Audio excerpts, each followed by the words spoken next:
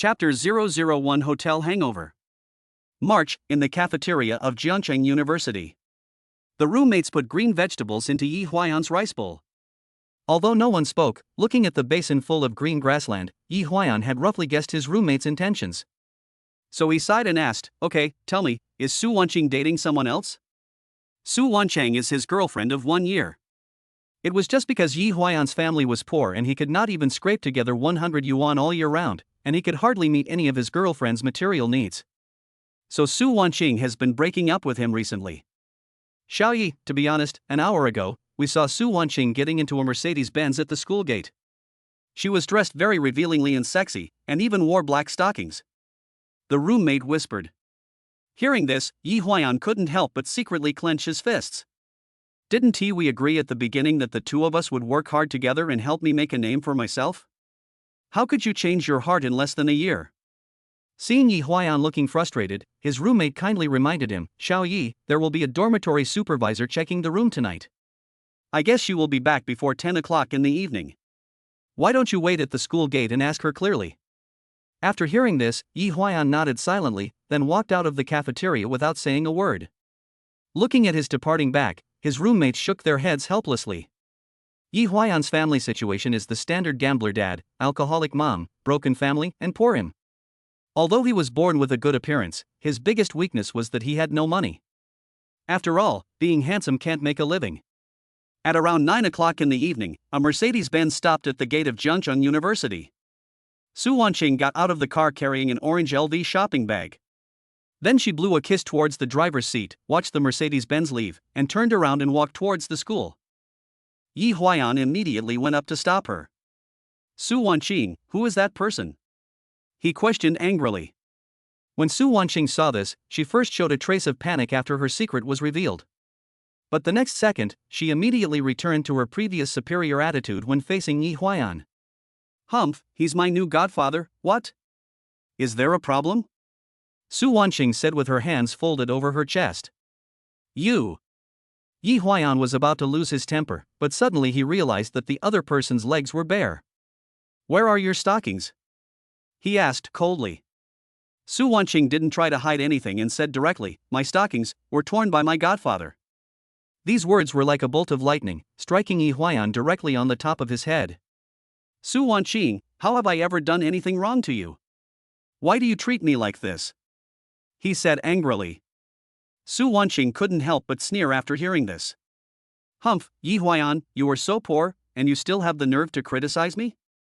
In the year we've been dating, have you ever given me anything nice? Can you afford a bag like this that costs tens of thousands of yuan?" As she spoke, she shook the LV shopping bag in her hand. "Face the reality. You can't satisfy me at all. Our relationship has come to an end. Please don't bother me anymore." After saying that, Su Wanqing pushed Yi Huayan away and walked towards the dormitory without looking back. He was left standing there in a daze for a long time, unable to recover. Suddenly, the ringing of the phone brought his wandering thoughts back to reality. He took out his cell phone and saw that it was his gambling father calling. "Hey, Huayan, aren't you working part-time recently? Do you have any money? First, give me 1,000. My water heater is broken and I need to replace it with a new one."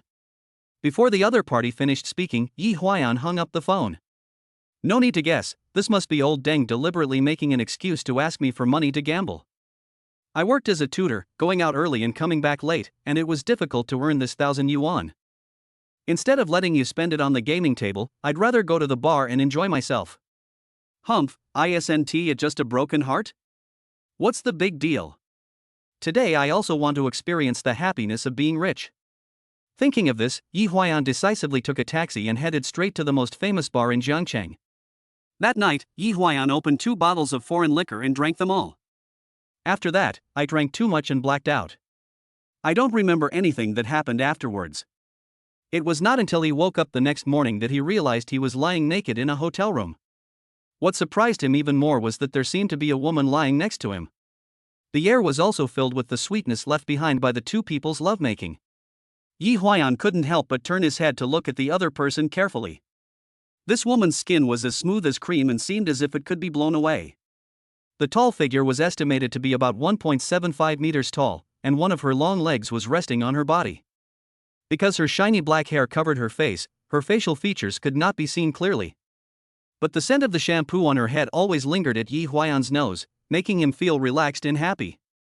In order to find out the woman's identity, Yi Huayan had to reach out and gently push aside her hair. But when he saw the woman's appearance clearly, he couldn't help but scream loudly. "Oh my God! Teacher Qin!" It turns out that this woman is Qin Shuyu, who is known as the most beautiful female teacher at Jiangqing University. Qin Shuyu studied dance in her early years and has always been a school beauty. Therefore, both her figure and appearance are at the ceiling level. In addition, his family background is definitely strong enough. Her father is the president of a listed group and her mother is a government official. Yi Huayan immediately felt guilty that such an excellent woman was slept with by a poor boy like him. Qin Shuyu, who was awakened by his shout, slowly opened her eyes. When she realized that her hands were around the waist of a strange man, she was startled. "Who are you?" She stood up suddenly and pulled the quilt tightly to her chest. Just with this pull, Yi Huayan instantly became visible.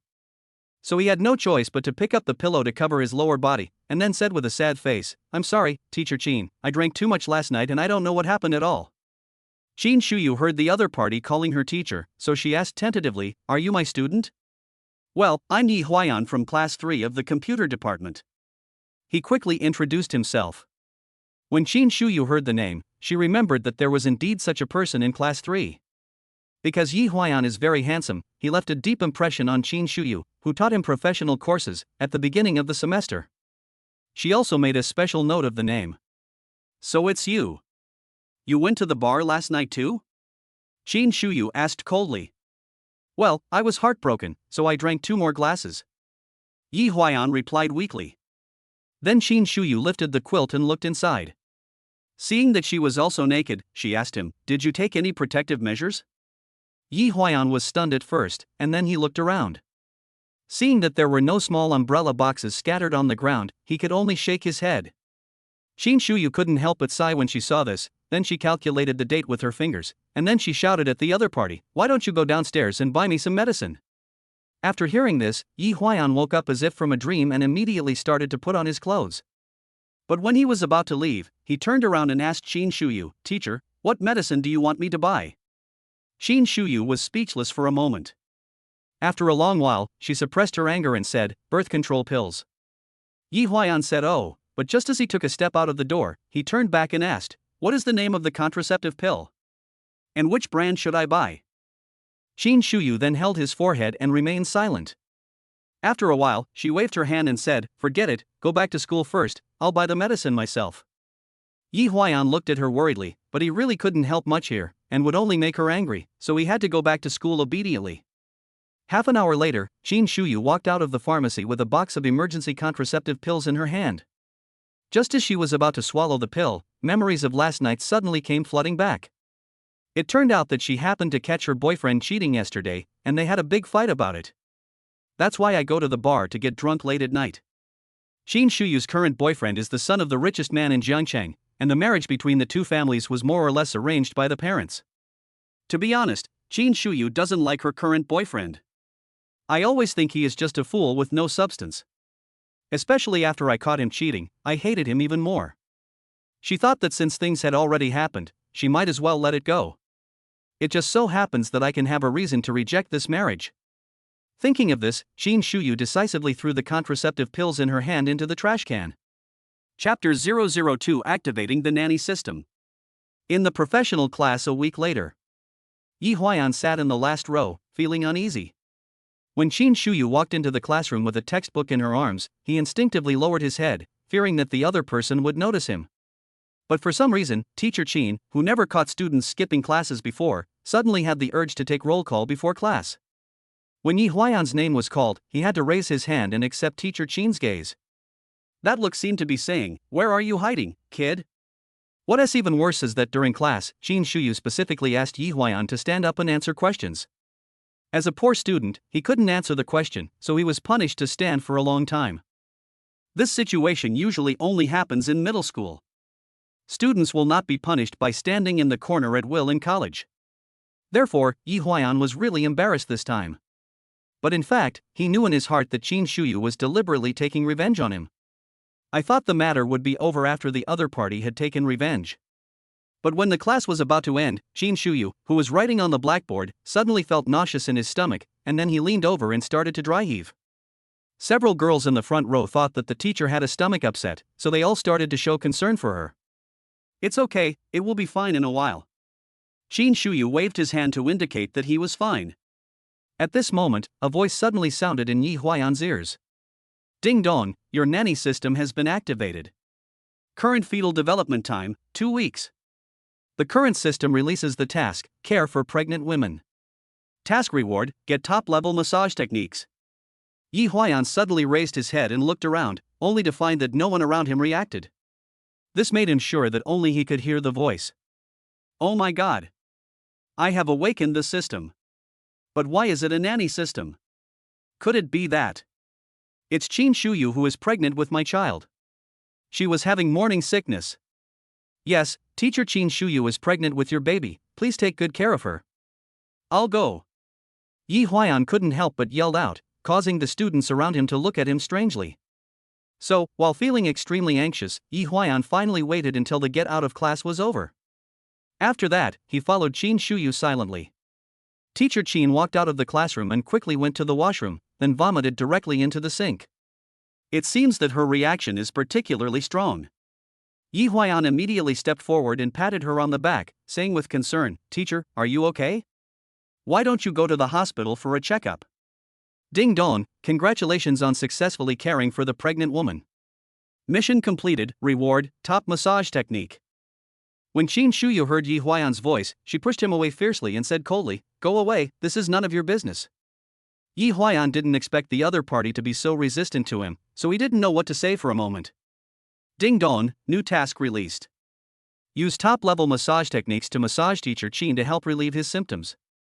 Task reward, intelligence improvement. So after receiving the system prompt, Yi Huayan suddenly grabbed Qin Shuyu's arm. "What are you doing? Let go." The other party then gave him a resentful look. But before Qin Shuyu could react, Yi Huayan stretched out 2 fingers and pressed her Neguan acupoint. After a while of kneading, her morning sickness was miraculously relieved by more than half. "Have you studied Chinese massage?" Qin Shuyu asked. "Ah, my grandfather is an old Chinese doctor." Yi Huayan made up a random lie and managed to get away with it. However, after a while of kneading, the system did not prompt that the task was completed, so Yi Huayan said to Qin Shuyu, "Teacher, how about I help you back to the office? There are 2 more acupuncture points that are even more effective." Qin Shuyu hesitated for a while after hearing this, but then she nodded in agreement. So Yi Huayan helped Qin Shuyu back to the office.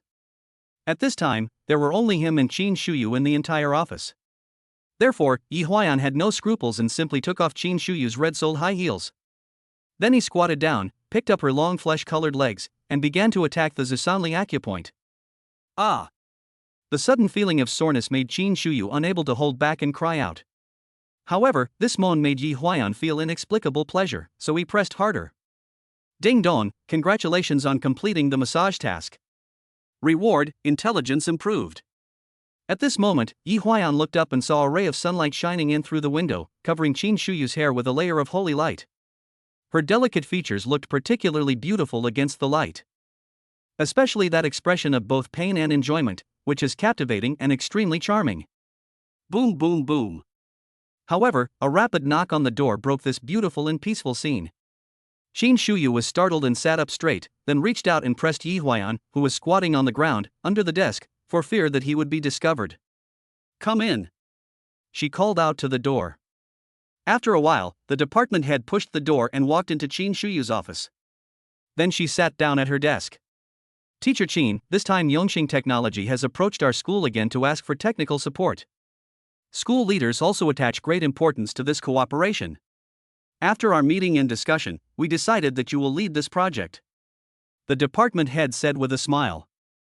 However, Qin Shuyu couldn't help but frown when he heard the words Yongxing Technology.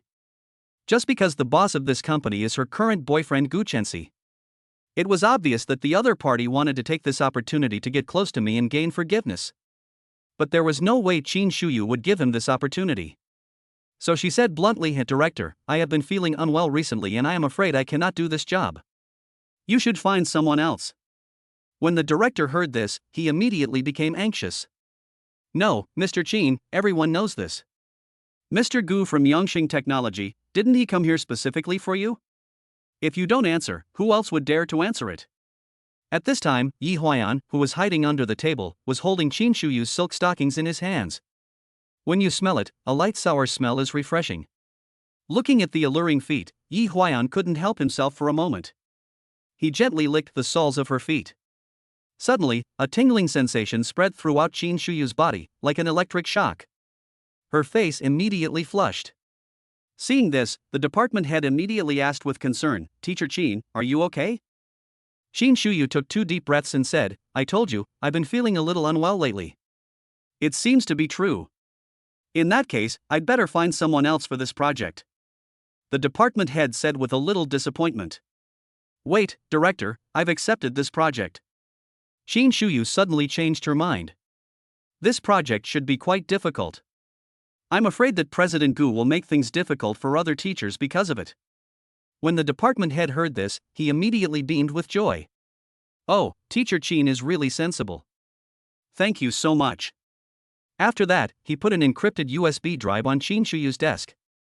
"The project is inside. When you are done, you can hand it over directly to Mr. Gu." After the department head walked out of the office, Qin Shuyu kicked Yi Huayan directly. "What were you doing just now, little brat? What if the director finds out?" She looked at Yi Huayan with resentment. "Hey, this wasn't discovered." Yi Huayan smiled as he held her flesh-colored jade feet and helped her put on her high heels. Looking at this young and handsome face, Qin Shuyu, who was originally full of anger, could no longer lose his temper. So she blushed and said, "Come out quickly and go back to class." After receiving the order, Yi Huayan quickly crawled out from under the table. Then he put his face close to Qin Shuyu's belly and pressed it gently. It's like saying hello to the baby inside. Qin Shuyu was shocked when she saw this, thinking, could it be that this guy knows that I am pregnant? Chapter 003, Fighting Against the Current Boyfriend. Just before Yi Huayan was about to leave the office, Qin Shuyu emphasized, "This child has nothing to do with you, do you understand?" Yi Huayan naturally understood why she said that. After all, getting pregnant with a student's child is not a glorious thing. If the matter were to leak out and be known by the school leaders, she would most likely not be able to be a teacher. So Yi Huayan could only say calmly, "I understand, teacher, but you still have to take care of yourself and don't tire yourself out." After saying that, he turned around and looked at the other person handsomely, with a look of tenderness and concern in his eyes. Qin Shuyu had never seen this kind of look in her boyfriend Gu Chenxi. For a moment, this glance back was like a finger touching the heartstrings, causing ripples in her originally calm state of mind like a calm lake.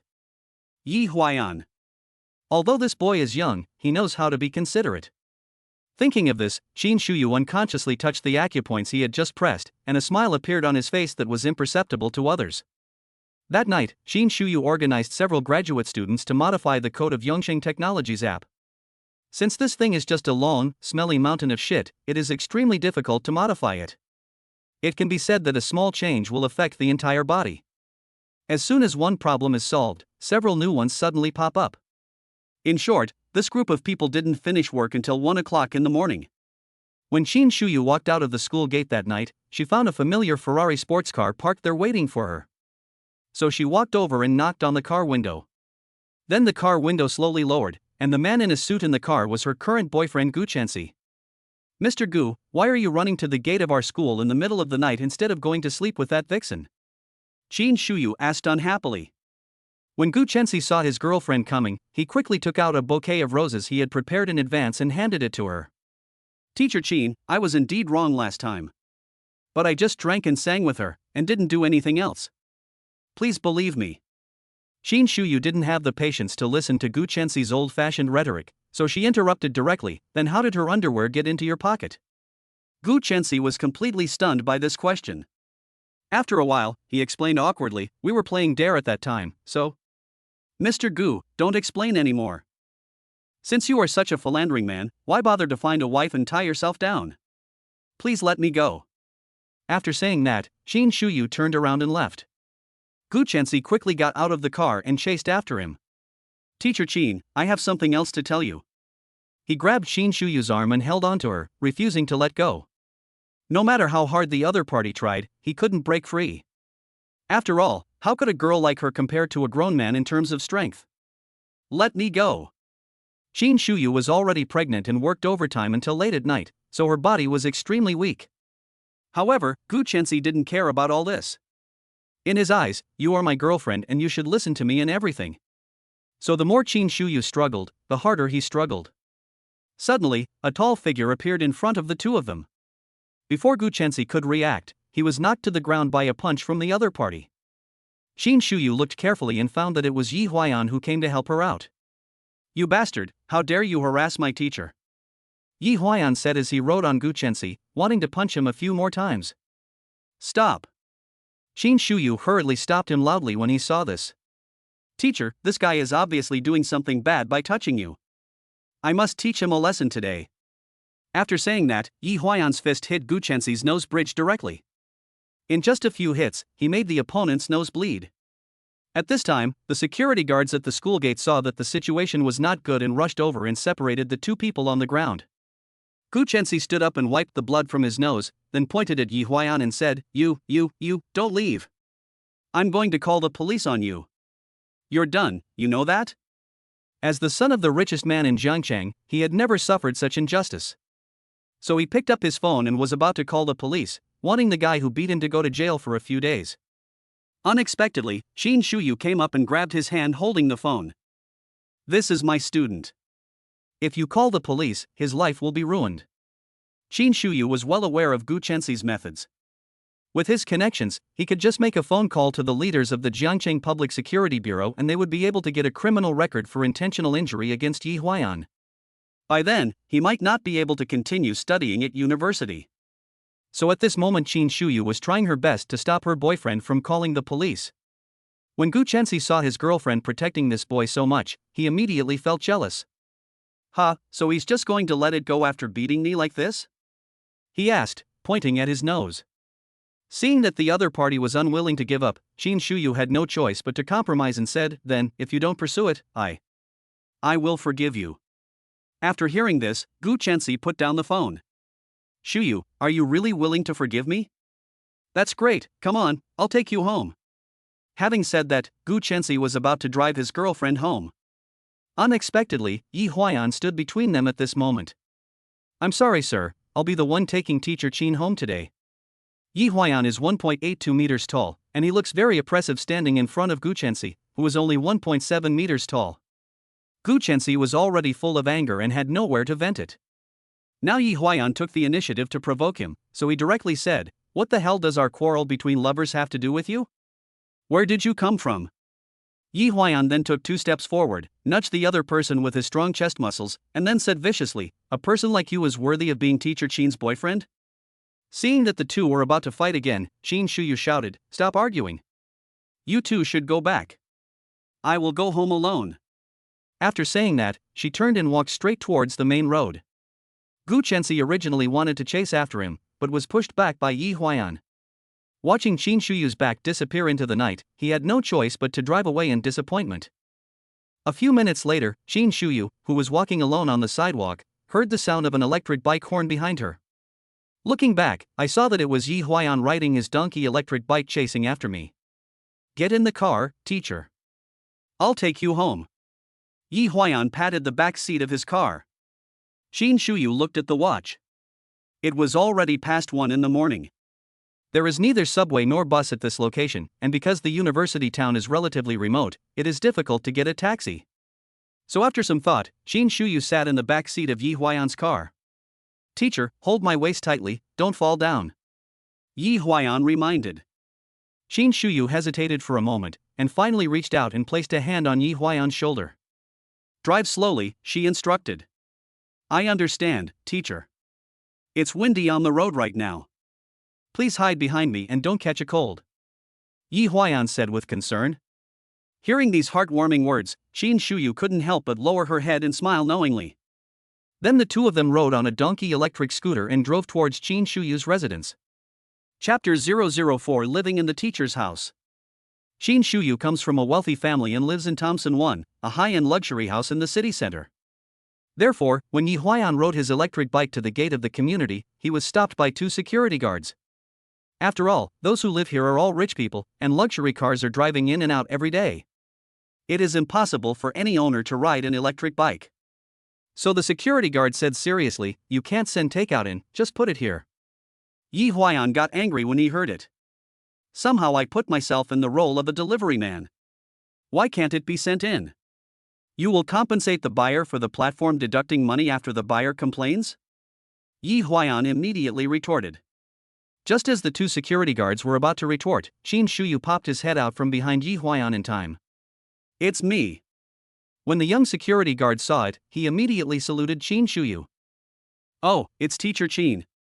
Hey, didn't you drive a Ferrari before? Why today?" The young security guard was about to ask why you came back on the electric bike today when he was poked by the elbow of another older security guard. "What I mean is, you kid should just shut up and stop saying anything." So in a slightly awkward atmosphere, Yi Huaiyan rode an electric bike and took Qin Shuyu into the community. Seeing that the person had gone far away, the old security guard said to the young security guard, "Idiot, can't you see this? Teacher Qin has changed her partner." After hearing this, the young security guard suddenly realized. But then he asked in confusion, "That's not right. Why would she fall for the guy riding an electric bike when she doesn't want the guy driving a Ferrari?" The old security guard chuckled and said, "What do you know? He is a rich man. So of course I have to choose the tall and handsome one. Look at that boy just now.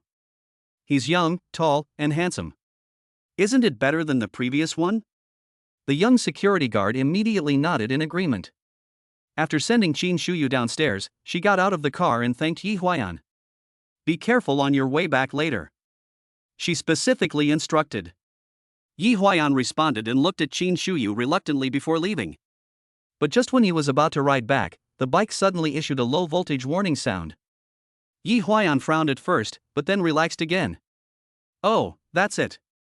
I forgot to charge the car before I left," he said in mock annoyance. "Yeah?"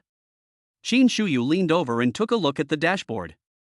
Sure enough, the battery level showed only 3% left, which was obviously not enough for him to ride back to school. After thinking for a while, Qin Shuyu said, "Then take the battery to my house to charge it." Yi Huaiyan was overjoyed after hearing this, but to be on the safe side, he still asked, "It takes a long time to charge my car.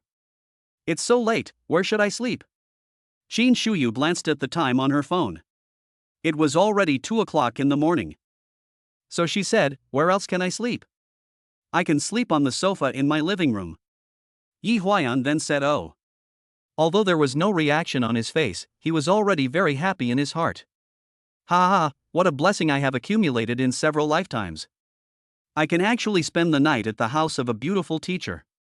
This is too exciting." Although he had spent a night of passion with Qin Shuyu before.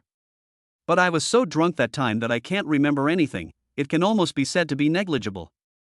But this time, I actually moved into the teacher's house while I was sober. Could it be the same?" So Yi Huaiyan quickly removed the battery and followed Qin Shuyu upstairs. After entering her house, Yi Huaiyan was immediately struck by the exquisite decoration inside. The whole house is nearly 400 square meters, which is very spacious and a typical luxury large flat. There is also a 10-meter-long panoramic balcony facing the south of the living room. Through the huge floor-to-ceiling windows, you can have a panoramic view of the entire Jiangqing city skyline. It is truly a mansion where rich people live. After plugging in the battery, Yi Huaiyan was led into the guest room by Qin Shuyu. "Teacher, didn't you let me sleep on the sofa in the living room?" he asked. "I was just kidding you. My house has so many rooms, can I really let you sleep on the sofa?" Qin Shuyu said as he took out a brand new quilt from the cupboard and put it on the bed. "You will sleep in this room tonight. I'm going to take a shower first. If you are hungry, you can go to the kitchen and make some instant noodles." After saying that, Qin Shuyu took off his coat and walked into the bathroom. At this moment, Yi Huaiyan felt an inexplicable excitement in his heart and had no intention of sleeping. So he walked outside and wandered around the living room, curious about every piece of furniture. It seems that by observing these objects, one can understand what kind of person Qin Shuyu is. The piano in the living room and the oil paintings on the wall showed that she was a woman with great artistic taste. And the career she is engaged in is pure science. Therefore, Teacher Qin can be said to be a versatile person with both liberal arts and sciences. Not long after, the sound of running water was heard in the bathroom. It seemed that Qin Shuyu started taking a shower. At this time, Yi Huaiyan touched his stomach and felt a little hungry, so he went to the kitchen and started cooking instant noodles. After I finished eating the instant noodles, the sound of running water in the shower next door also stopped abruptly. After a while, the bathroom door was opened a crack, and Qin Shuyu's voice came from inside. Yi Huaiyan. Yi Huaiyan, who was in the kitchen, heard this and immediately responded, "I'm here. Help the teacher take off her bathrobe. It's on the sofa in the living room." As soon as these words were spoken, Yi Huaiyan's heart began to beat faster for some reason.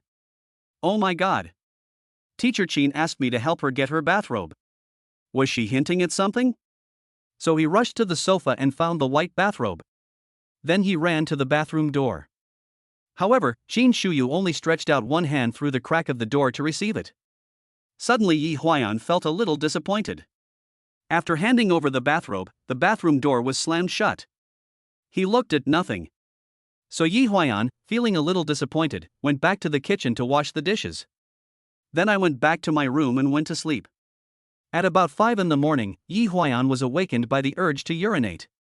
He went to the toilet to relieve himself while still sleepy. As a result, after he finished peeing, somehow the button on his jeans suddenly broke off. It happened to fall into the basket of dirty clothes nearby and disappeared completely. Yi Huaiyan saw that this was not a good idea. I only have this one pair of pants. If the button is gone, how am I going to go out tomorrow? So he quickly squatted down and kept searching in the basket. Just at this moment, Qin Shuyu happened to come out to go to the toilet. So when she opened the door, she saw this scene. Yi Huaiyan squatted on the ground with his pants open, holding the flesh-colored stockings she had taken off last night. Seeing this scene, Qin Shuyu couldn't help but reveal a look of disgust on her face. Yi Huaiyan, I didn't expect you to be such a person. You disappoint the teacher so much. After saying that, she closed the bathroom door. Yi Huaiyan then realized that the teacher must have misunderstood him and thought that I was doing something unspeakable to her stockings. So he quickly ran out holding up his pants and explained, "Teacher Qin, you misunderstood me. The button of my jeans broke and happened to fall into your pile of dirty clothes. I was just looking for the button."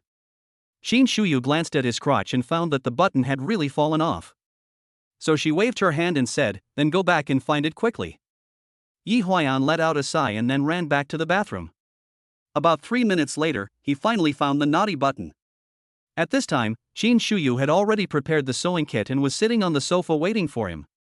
"Come here, let the teacher sew the buttons for you." Yi Huaiyan was immediately moved after hearing this. From childhood to adulthood, my alcoholic mother never sewed clothes for her. I never expected that Qin Shuyu would be the first woman to do needlework for me in my life. She is so virtuous. Chapter 005 Genius Programmer. Yi Huaiyan sat next to Qin Shuyu with his pants held up and asked her to help sew the buttons. At this time, the sky was turning pale on the eastern horizon. The first rays of sunlight in the early morning shine through the glass. Qin Shuyu, who was threading a needle, was photographed to be exceptionally beautiful.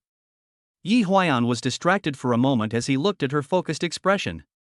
I even had the illusion that I was living a loving couple's life with my teacher. After sewing it, Qin Shuyu bent down, put her mouth to his crotch, and bit off the thread with her teeth. Of course, this posture seemed a bit ambiguous to Yi Huaiyan, so his hand unconsciously pressed on the teacher's head. Qin Shuyu then raised her head slightly and gave him a blank look. "What are you doing?" she asked, spitting out the thread in her mouth. "Oh, sorry, reflex." Yi Huaiyan quickly took his hand away. However, at this time he had already had a physiological reaction, and a small tent was erected below. It's quite obvious even through thick jeans. Qin Shuyu naturally also noticed his slightly bulging crotch. So she cursed in a low voice with a gloomy face, "You stinky hooligan." Then he poked Yi Huaiyan's temple with his finger, packed up his needlework, and left. After being scolded, Yi Huaiyan was not angry at all. Instead, he was immersed in a flirting atmosphere. "I'm sorry, teacher. I do this every morning," he explained quickly. Qin Shuyu didn't want to dwell on this matter anymore, so she changed the subject and said, "You don't have classes this morning, go catch up on your sleep. I'll wake you up for breakfast later." With that she went back to her room and started changing her clothes. Because the door was not closed tightly, Yi Huayan was able to see the huge floor-to-ceiling mirror in the room. Qin Shuyu in the mirror gently took off her nightgown, revealing her graceful body curves. She even turned around, revealing her entire body. The part where she puts on stockings is really exciting. I saw her slender hands putting the flesh-colored stockings on her jade feet, and then slowly pulling them up along her slender thighs. Yi Huayan couldn't stop watching. After a rustling sound of dressing, Qin Shuyu finally walked out of the room. However, at this moment, Yi Huayan was standing in the middle of the living room in a daze with 2 lines of blood from his nose. "What's wrong with you?" Qin Shuyu asked with concern. "Oh, nothing, just a little irritated." Yi Huayan quickly raised his head and walked towards his room.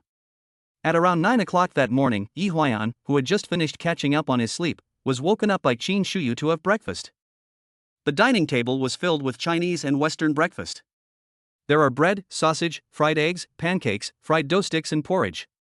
At this time, Qin Shuyu was drinking coffee and staring at his laptop, seemingly still busy working. Ding dong, new task released. Task goal, help teacher Qin complete the app code modification.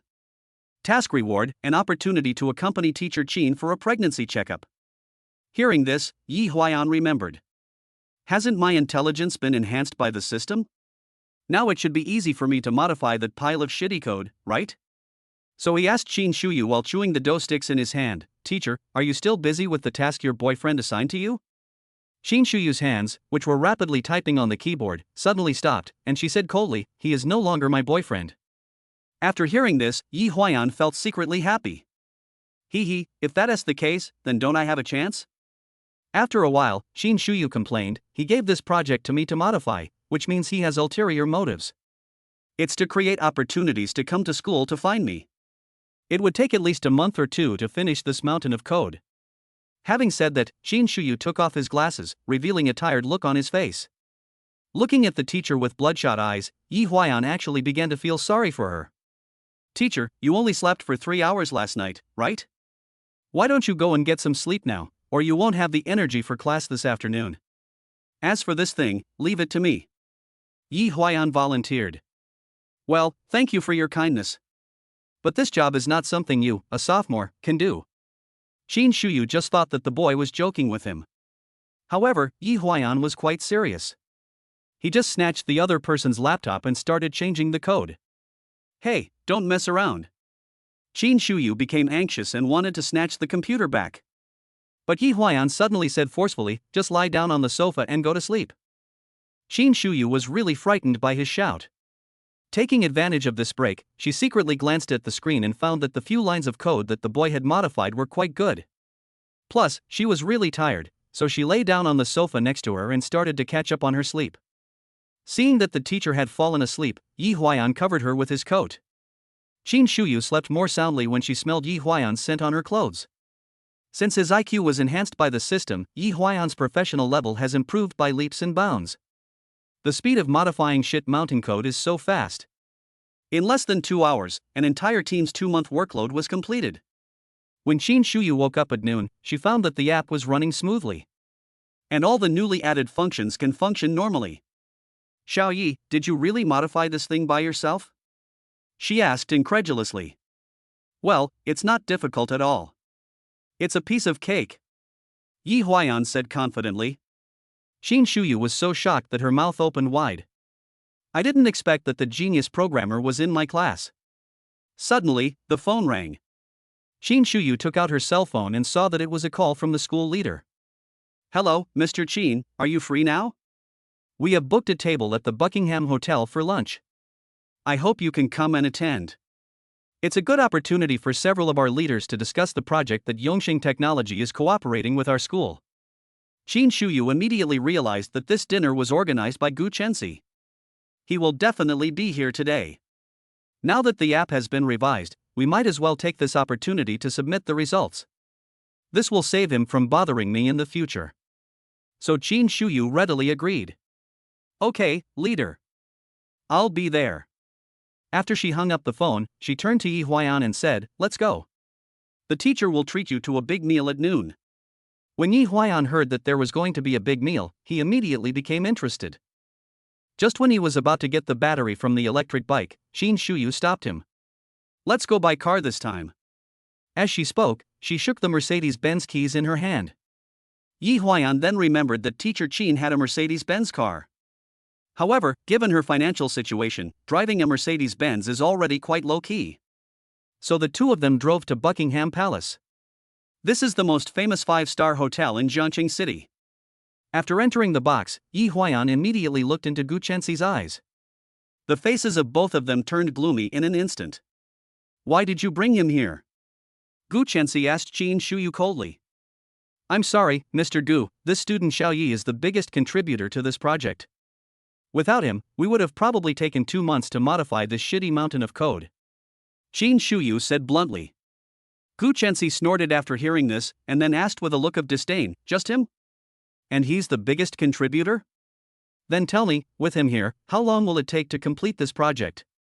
Qin Shuyu immediately slammed the USB drive on the table and said, with him, it will be done in 2 hours. When these words were spoken, everyone at the scene was stunned. Teacher Qin, are you saying that you have completed this project? The school leader asked in disbelief. Yes, if you don't believe it, you can check it on the spot.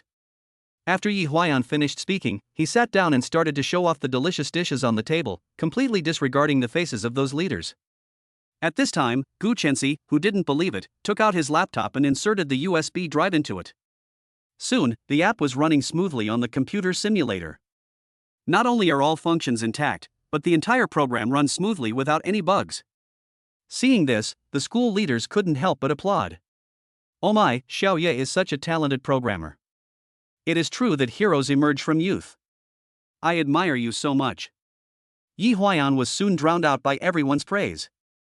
Gu Chenxi was the only one in the audience with a gloomy face and no words. Chapter 006 Open Your Heart. After Yi Huayan had his fill, Qin Shuyu wanted to take him away. After all, his work had been completed, and the drinking and chatting between the school leaders and Gu Chenxi had nothing to do with him. Seeing that Qin Shuyu was about to leave, Gu Chenxi picked up the wine glass and chased after her. Teacher Qin, you have done a great job on this project. I would like to toast you on behalf of the company. At this time, Yi Huayan stood in front of Qin Shuyu and said, I'm sorry, Teacher Qin's recent physical condition does not allow her to drink. Just as Gu Chenxi was about to ask Qin Shuyu what was wrong, the school leader came over and said, Mr. Gu, I'll drink this glass of wine for Teacher Qin. After saying that, the leader tilted his head back and drank it all in one gulp. Under the influence of alcohol, the leader put his hand on Gu Chenxi's shoulder and asked, Mr. Gu, since the project has been completed, your company will donate a batch of experimental equipment to our school. After hearing this, Gu Chenxi immediately said, Okay, I'll have my men implement this as soon as possible. When the leader heard this, he immediately smiled and pulled Gu Chenxi to continue drinking. Leader, I have classes in the afternoon, so I'm leaving now. After saying hello, Qin Shuyu took Yi Huayan and left the Buckingham Hotel. Ding dong, congratulations on completing the task. Successfully helped Teacher Qin modify the shit mountain code. Task reward, a chance to accompany a pregnancy checkup. After returning to school, as soon as the car stopped, Qin Shuyu started to have pregnancy reactions again. A feeling of nausea suddenly came over me. She couldn't help but cover her mouth. Seeing this, Yi Huayan quickly lowered the backrest of her driver's seat and tried to make her lie flat. Then he took off her red-soled high heels and began to massage the acupoints on the soles of her feet. A quarter of an hour later, Qin Shuyu's symptoms were relieved. After drinking some water, she said to Yi Huayan, I should go to the hospital for a pregnancy test next week. You must be accompanied by a man at that time. How about, you go with me? After Qin Shuyu finished speaking, she looked at Yi Huayan with expectant eyes, as if she was worried that the other party would refuse. After all, Yi Huayan is only 20 years old, and boys of his age rarely have the courage to take on this responsibility. Unexpectedly, Yi Huayan agreed immediately without any hesitation. This surprised Qin Shuyu a little. By the way, teacher, I have a question for you. Yi Huayan looked a little embarrassed, but in fact he was also struggling over whether he should ask. Are you asking me why I must give birth to this child? However, Qin Shuyu had already guessed what the other party wanted to ask. Seeing Yi Huayan nod slowly, she explained, at the beginning, it was purely because I didn't want to marry Gu Chenxi. I want to use pregnancy to dissuade him from doing this. There is no love between us at all. It's all my parents' orders. He pursued me relentlessly, simply because he was attracted by my beauty. Qin Shuyu said truthfully. What about now? Yi Huayan asked. Now, it's because the teacher thinks you're a nice person and handsome. If I have a baby with you, the baby will probably be very good looking. Qin Shuyu was honest and fair. Yi Huayan was amused by her reason. Is that why you want to give birth to the child? Have you ever thought about what would happen if I chose to escape? Yi Huayan continued to ask. If you choose to escape, then I will be a single mother. Anyway, with my ability, raising a child should be no problem. Qin Shuyu had already prepared himself mentally for this. Teacher, don't worry. I won't abandon you and the baby. I swear that I will protect you and your mother for the rest of my life. Yi Huayan swore solemnly. As a result, Qin Shuyu was not moved after hearing this, but laughed contemptuously. It's no use talking nicely. When the child cries in the middle of the night and asks you to get up to change its diaper, will you still remember what you said today? Qin Shuyu's soul-searching questioning really stumped Yi Huayan for a moment. If you think about that kind of scene carefully, it's really torturous.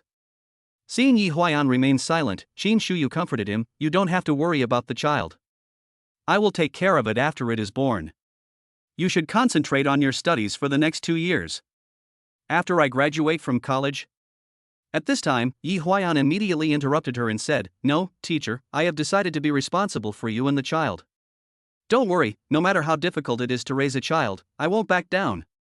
Looking at Yi Huayan's determined eyes, Qin Shuyu felt more relieved. However, she still rejected the other party's kindness.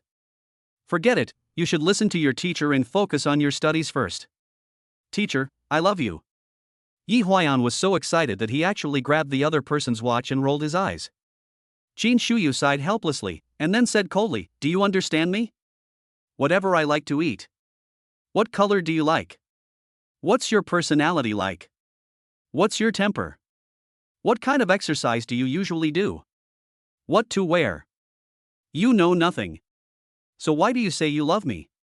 These words confused Yi Huayan. After a while, Qin Shuyu pulled her hand out of Yi Huayan's palm. Likewise, I know nothing about you. So there is nothing between us except a child. You don't have to make any promises just because you're impulsive.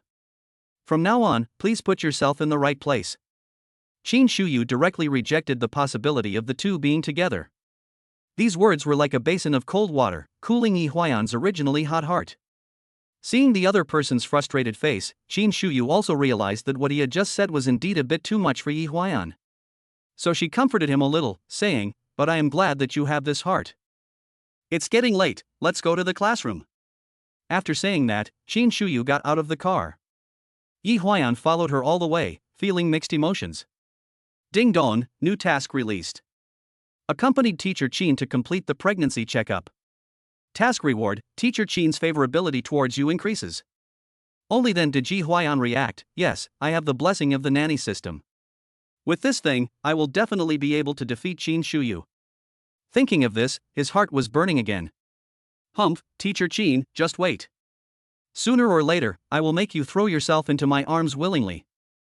During the class that day, Yi Huayan unexpectedly sat in the middle of the first row of the classroom. That was always the seat for good students.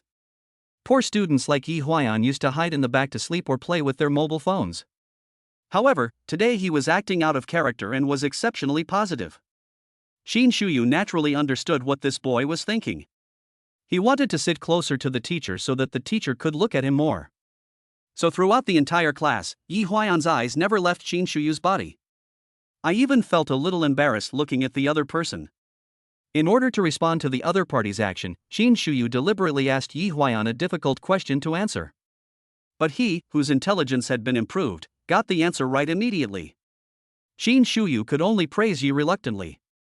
Chapter 007, Ex-Girlfriend's Best Friend Expresses Love. As the class was about to end, Qin Shuyu assigned homework to the students. Because the topic was more complicated and difficult to complete alone, Qin Shuyu asked the students to form teams freely and complete the work in groups of 4. Yi Huayan thought that since I am very intelligent now, I can do a good job even if I am alone, so he didn't care about forming a team at all. Who would have thought that after class, the class beauty Lu Yingqiao would come over and invite him to join the study group? You should know that Lu Yingqiao is recognized as the most beautiful girl in class 3. She has outstanding looks and a wealthy family, a typical beautiful and wealthy woman. She is also a good friend of her ex-girlfriend Su Wanqing, and the two are roommates living in the same dormitory. So there was no way she didn't know about their recent breakup. It was obvious that Lu Yingqiao came prepared this time. I'm sorry, Mr. Lu, my ability is limited, so I won't hold you back.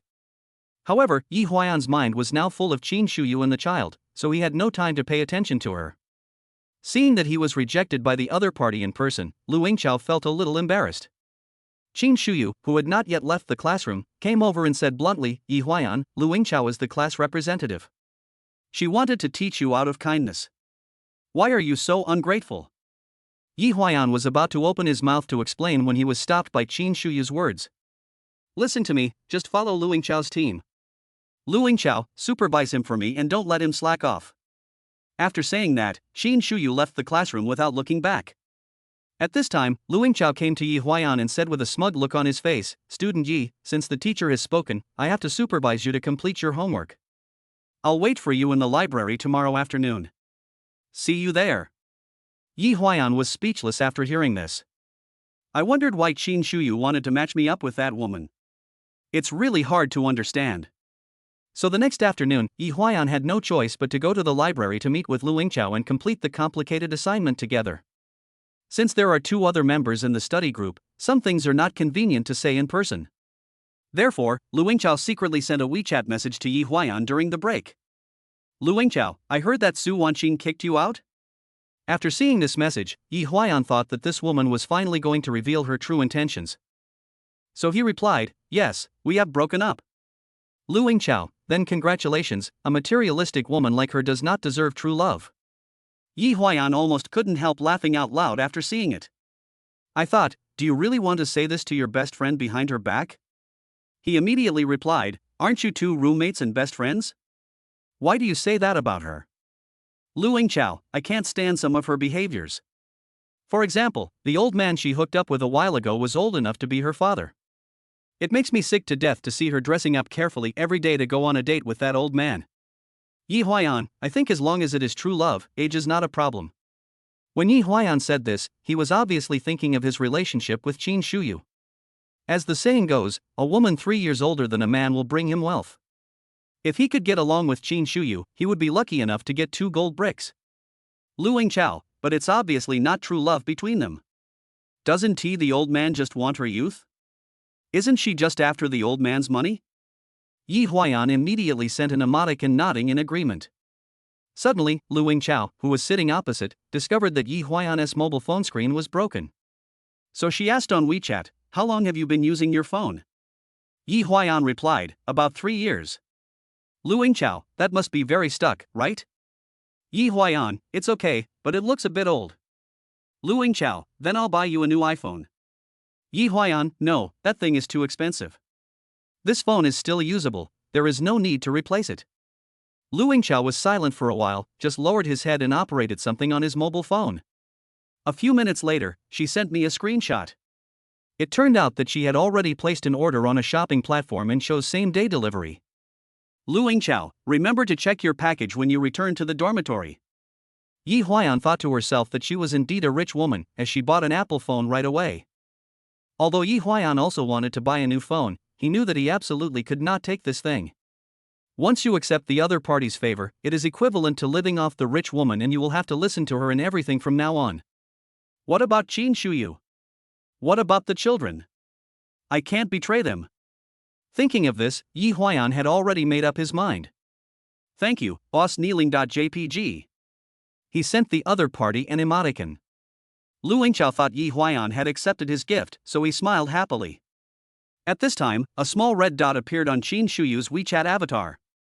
Yi Huayan quickly switched to her chat interface. The screenshot shows that she has already made an appointment for an outpatient consultation at the Municipal Maternal and Child Health Hospital. The specific time is 9 a.m. this Saturday. By the way, a few of us are planning to go boating at Yingshan Lake this Saturday. Do you want to come with us? Lu Yingqiao invited Yi Huayan for a date at the right time. Yi Huayan didn't feel comfortable refusing in person, so he nodded slightly. That's great, otherwise we girls would be afraid we wouldn't be able to row. With a big boy like you around, there's nothing to worry about. Lu Yingchao's face was full of excitement. After returning to the dormitory that day, Yi Huayan received an express delivery. A brand new Apple phone suddenly appeared before my eyes.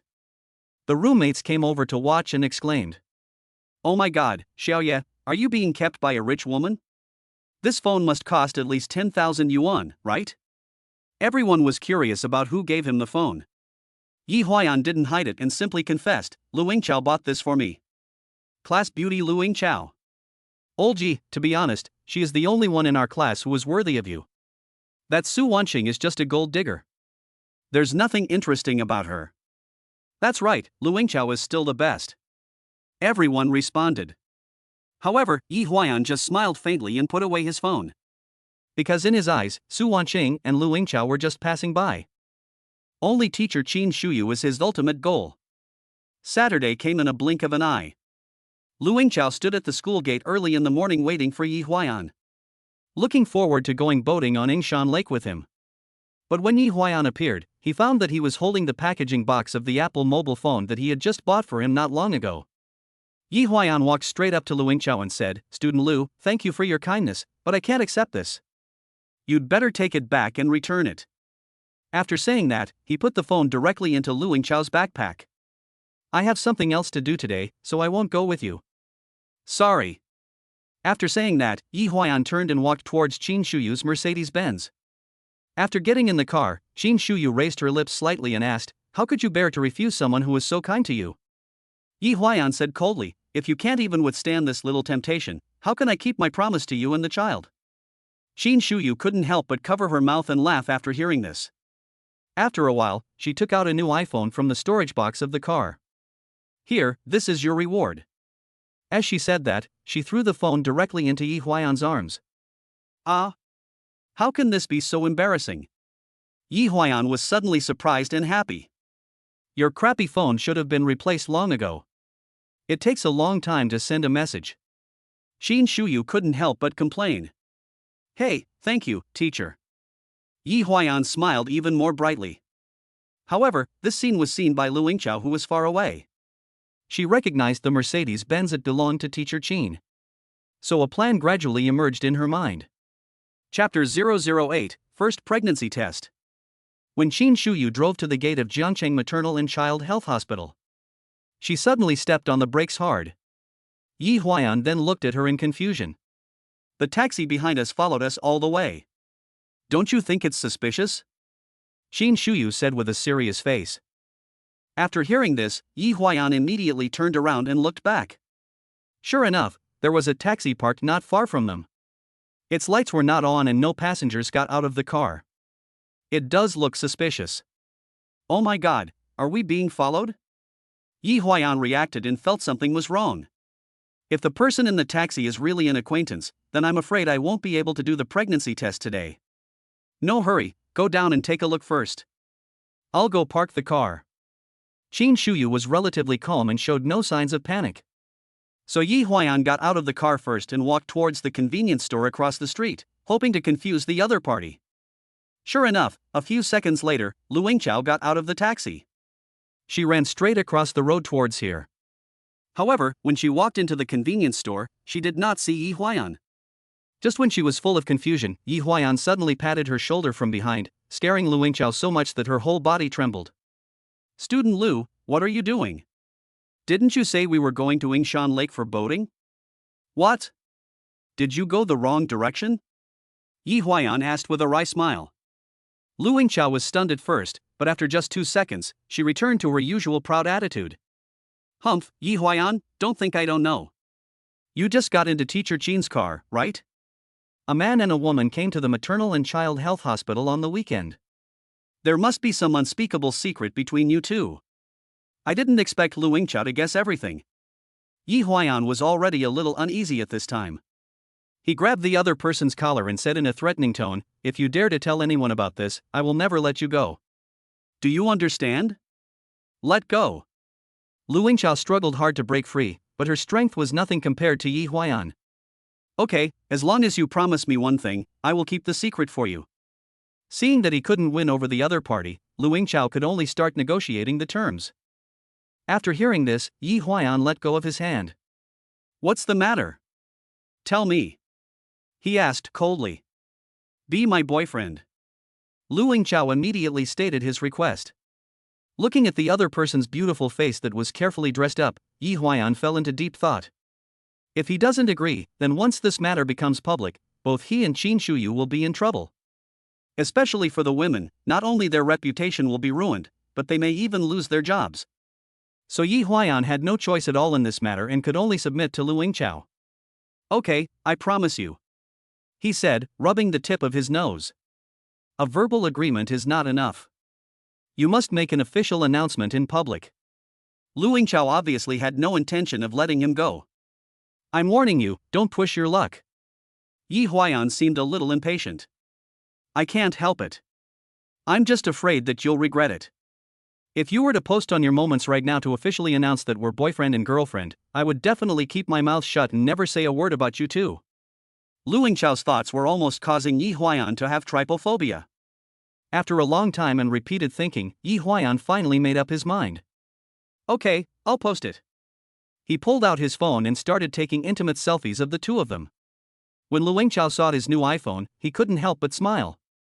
Huh, I was wondering why you didn't want the new phone I bought you. It turns out that someone has already bought it. Yi Huayan rolled his eyes at her and ignored her. After taking the photo, he added a text. Thank you for meeting the best you at the best age. Love.jpg. Is this okay? Yi Huayan asked as he put the phone in front of the other party. No, we must choose to make it visible to everyone. Lu Yingqiao seemed very tough. I just blocked Teacher Qin, but that doesn't work? Yi Huayan became anxious. No. Everyone must be able to see it. Lu Yingqiao refused to compromise. Okay, everyone can see it, okay? Yi Huayan pressed the send button helplessly. In less than 2 minutes, the number of likes and comments reached 99 plus. Congratulations! Congratulations! Golden Boy and Jade Girl, a perfect match. So envious. Looking at the lively message area, Lu Yingqiao finally felt satisfied. Ms. Lu, can you go back now? I have things to do. Yi Huayan asked in a humbly manner. Hey, tell me the truth, did you make Teacher Qin pregnant? Lu Yingqiao suddenly asked.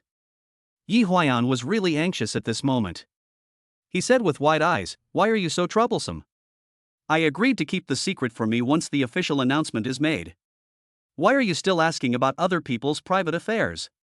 Believe it or not, I'm going to post a breakup update right now.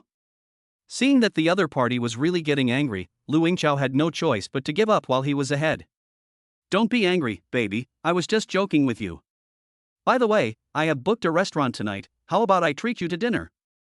In order to get rid of her as soon as possible, Yi Huayan had to agree temporarily. After seeing Lu Yingqiao off, Yi Huayan hurried into the hospital to find Qin Shuyu. At this time she was already filling out the information file. Xiao Yi, you're here just in time, fill out the form quickly. Qin Shuyu handed him the pen. After Yi Huayan took the pen, he filled in his name, age and other information in the information column of the child's father. When the nurse saw that the woman was 26 years old and the man was only 20 years old, she couldn't help but give him a meaningful look. After seeing the doctor, he prescribed a bunch of tests including blood tests and the ultrasound. So Yi Huayan accompanied Qin Shuyu for half a day to do the examination. The final examination results showed that the fetus was normal. Because Qin Shuyu has medical insurance, the doctor prescribed her a series of healthcare products including folic acid and calcium tablets. In the end, the two of them carried a large bag of medicine from the pharmacy back to the car. Qin Shuyu looked a little weak at this moment. Just the few steps she had just walked made her breathless. After a while, she suddenly said from the driver's seat, I saw the circle of friends you posted just now. When Yi Huayan heard this, he immediately became nervous. Teacher, please listen to my explanation. Just as he was about to explain, he was stopped by the other party. I know, she must have forced you, right? Yi Huayan nodded. But this is fine. Letting her be your girlfriend is also a cover for both of us, right? Qin Shuyu looked at Yi Huayan. Yi Huayan hesitated for a while, but finally did not express his opinion. She said she would treat me to dinner in the evening, but I didn't want to go. He said depressedly. Why not? Do you understand that you should do the whole act? If you don't go, people will start to doubt you later. What Qin Shuyu said makes sense. But I just want to be with you and the baby right now.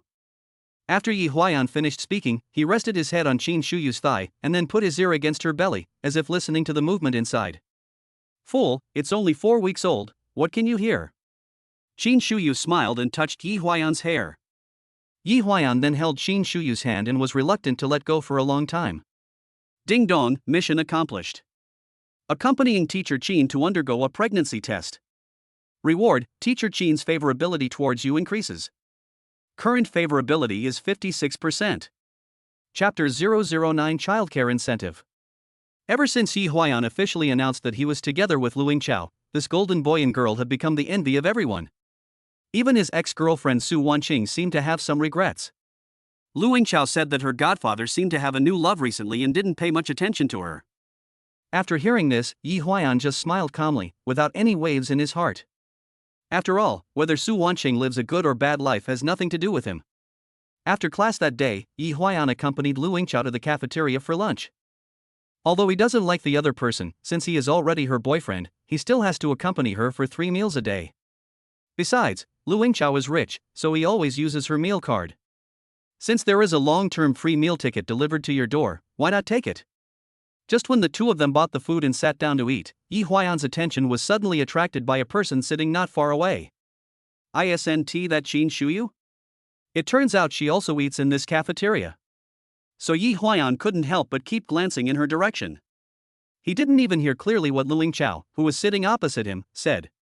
Hey, let me ask you a question. Do you like my new manicure? Lu Yingqiao looked a little angry. Yi Huayan, who had just woken up from a dream, could only keep praising it for its beauty. But the tone sounded obviously perfunctory. At this moment, Yi Huayan's phone vibrated. He glanced at it secretly and found that it was a message from Qin Shuyu. Why are you looking at me all the time? Your girlfriend is sitting opposite you. Yi Huayan then typed back with one hand. She and I are just going through the motions. You are the one I really care about, and the baby. Qin Shuyu couldn't help but raise the corners of her mouth slightly after seeing this. Yi Huayan, by the way, what did you eat today? Qin Shuyu, spicy hot pot. I don't know why, but I feel like eating something spicy today. Yi Huayan, it's good to eat spicy food, sour boys and spicy girls, I like daughters. The two were chatting animatedly, but Lu Yingqiao became unhappy. She said to Yi Huayan with a straight face, Hey, is the phone so pretty? Who are you chatting with? Seeing this, Yi Huayan quickly locked his phone and said, I'm replying to my roommate's message. He asked me to bring him some food. As he said this, he finished the last 2 mouthfuls of rice in the bowl, then took Lu Yingqiao's meal card to the window and pretended to buy food for his roommate. When he passed by Qin Shuyu, he deliberately touched the other's shoulder with his hand. Fortunately, this subtle movement was not noticed by Lu Yingqiao. Ding dong, the fetus's gestation period has reached 1 month. Congratulations on receiving the childcare bonus of 500,000 yuan provided by the daddy system. When Yi Huayan saw it, he couldn't help but gasp. Oh my god! How many zeros are there in this? He counted carefully and found it was 500,000 yuan. System, can I use this money freely? He asked in his heart. Sure. Wow! This is so awesome! Yi Huayan was so happy that he almost jumped up. So the next day, after shopping in the mall, he changed into clothes from a luxury brand. As the saying goes, clothes make the man. Yi Huayan is handsome to begin with, and with this outfit, he looks even more manly. However, this was not enough for him. After all, with hundreds of thousands of cash in hand, how can you justify yourself if you don't buy a car? So he went to the 4S store again and picked up a BMW 5 Series on the spot. It can be considered a perfect match with Qin Shuyu's Mercedes-Benz. Originally, he wanted to wear new clothes and drive the new car to show off in front of Qin Shuyu, but Lu Yingqiao called him first. Hey, baby. Can you drive an electric car over to pick up the package for me? I bought a lot of things in the past 2 days. After hearing this, Yi Huayan couldn't help but reveal an expression of disgust, thinking to himself, you have so many fucking things to do. But then he said in a doting tone, okay baby, then wait a moment, I'm outside now. Well, see you later, Mua. Lu Yingqiao did not forget to give her boyfriend a kiss on the phone, which made Yi Huayan feel so disgusted that he got goosebumps all over his body. So half an hour later, Yi Huayan, wearing all branded clothes, drove his new car to the downstairs of the girls' dormitory. After he got out of the car, he leaned against the door, took out his cell phone and sent a message to Lu Yingqiao. "I'm here, come down quickly." Lu Yingqiao immediately replied, "Okay." Then Yi Huayan continued to pose and act cool. During this period, many girls passed by him and cast admiring glances at him. Suddenly, a familiar figure appeared in front of him. "It's my ex-girlfriend Su Wanqing." When Su Wanqing saw Yi Huayan wearing all branded clothes and driving a BMW, she couldn't help but drop her jaw. "Yi Huayan, is this car yours?" She deliberately walked up to Yi Huayan and asked. "Yeah, I just mentioned it today." Yi Huayan said calmly. "Where did you get the money?" Su Wanqing was a little bit surprised. "My parents are actually wealthy, but they deliberately raised me in poverty. Stop pretending now and show me your cards." "So?" Yi Huayan made up a lie to get away with it. At this time, Su Wanqing had a complicated expression on her face. It seemed that he was surprised and a little annoyed. At this time, Lu Yingqiao just walked downstairs. When she saw Su Wanqing talking to her boyfriend, she took the initiative to go over and hold Yi Huayan's arm. "Come on, dear, where's your car?" she asked. "Isn't the car here?" Yi Huayan pointed to the black BMW next to him and said. "Wow, this car is yours?" Lu Yingqiao was also a little bit unbelieving. "Because my impression is that Yi Huayan is a poor boy, how could he afford such an expensive car?" Seeing Lu Yingqiao's excited look, Su Wanqing on the side was a little upset.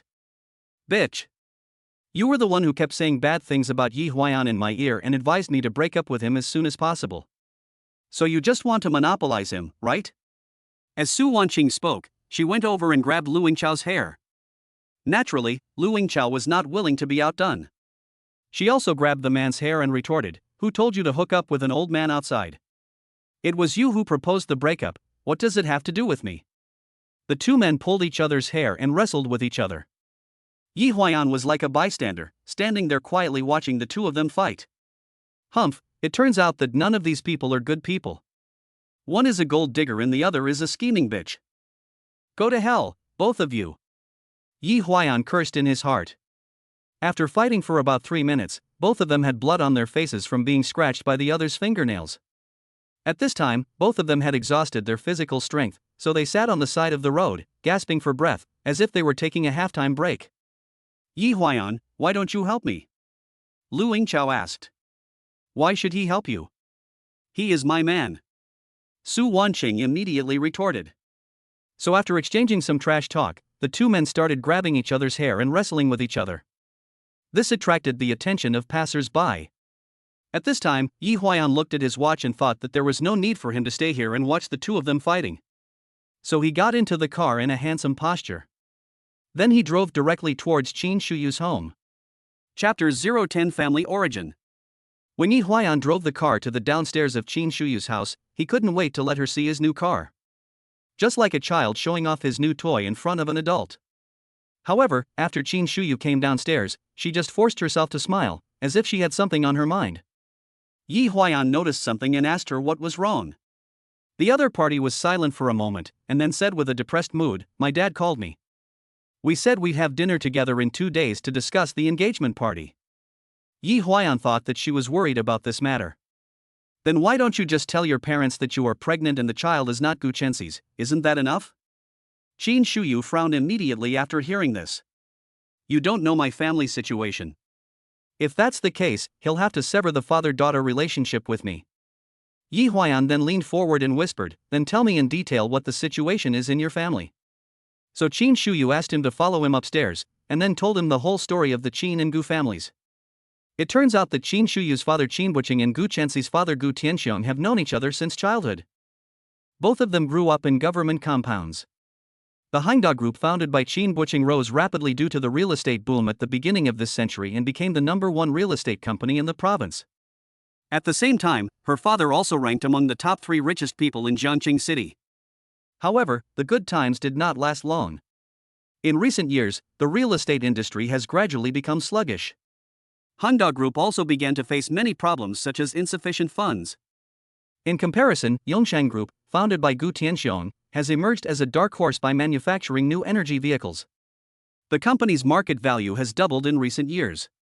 He also became the richest man in Jiangcheng City, leaving Qin Buqing far behind.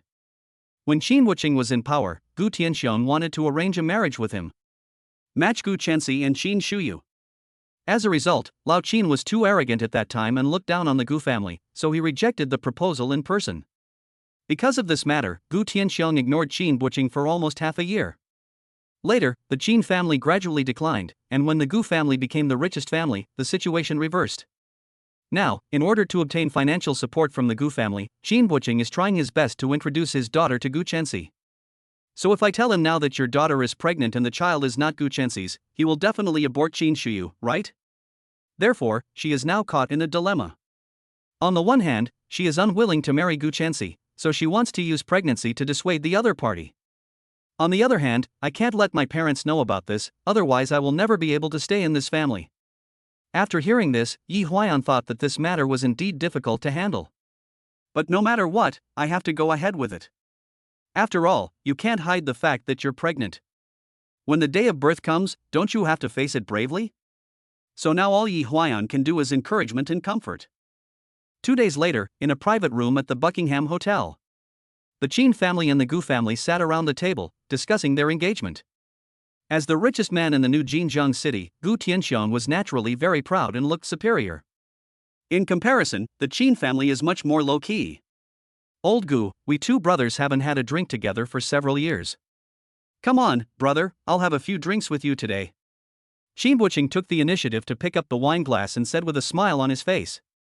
However, Gu Tianxiong ignored Qin Buqing's toast and continued to sit there, holding his pipe in one hand and playing with a walnut in the other.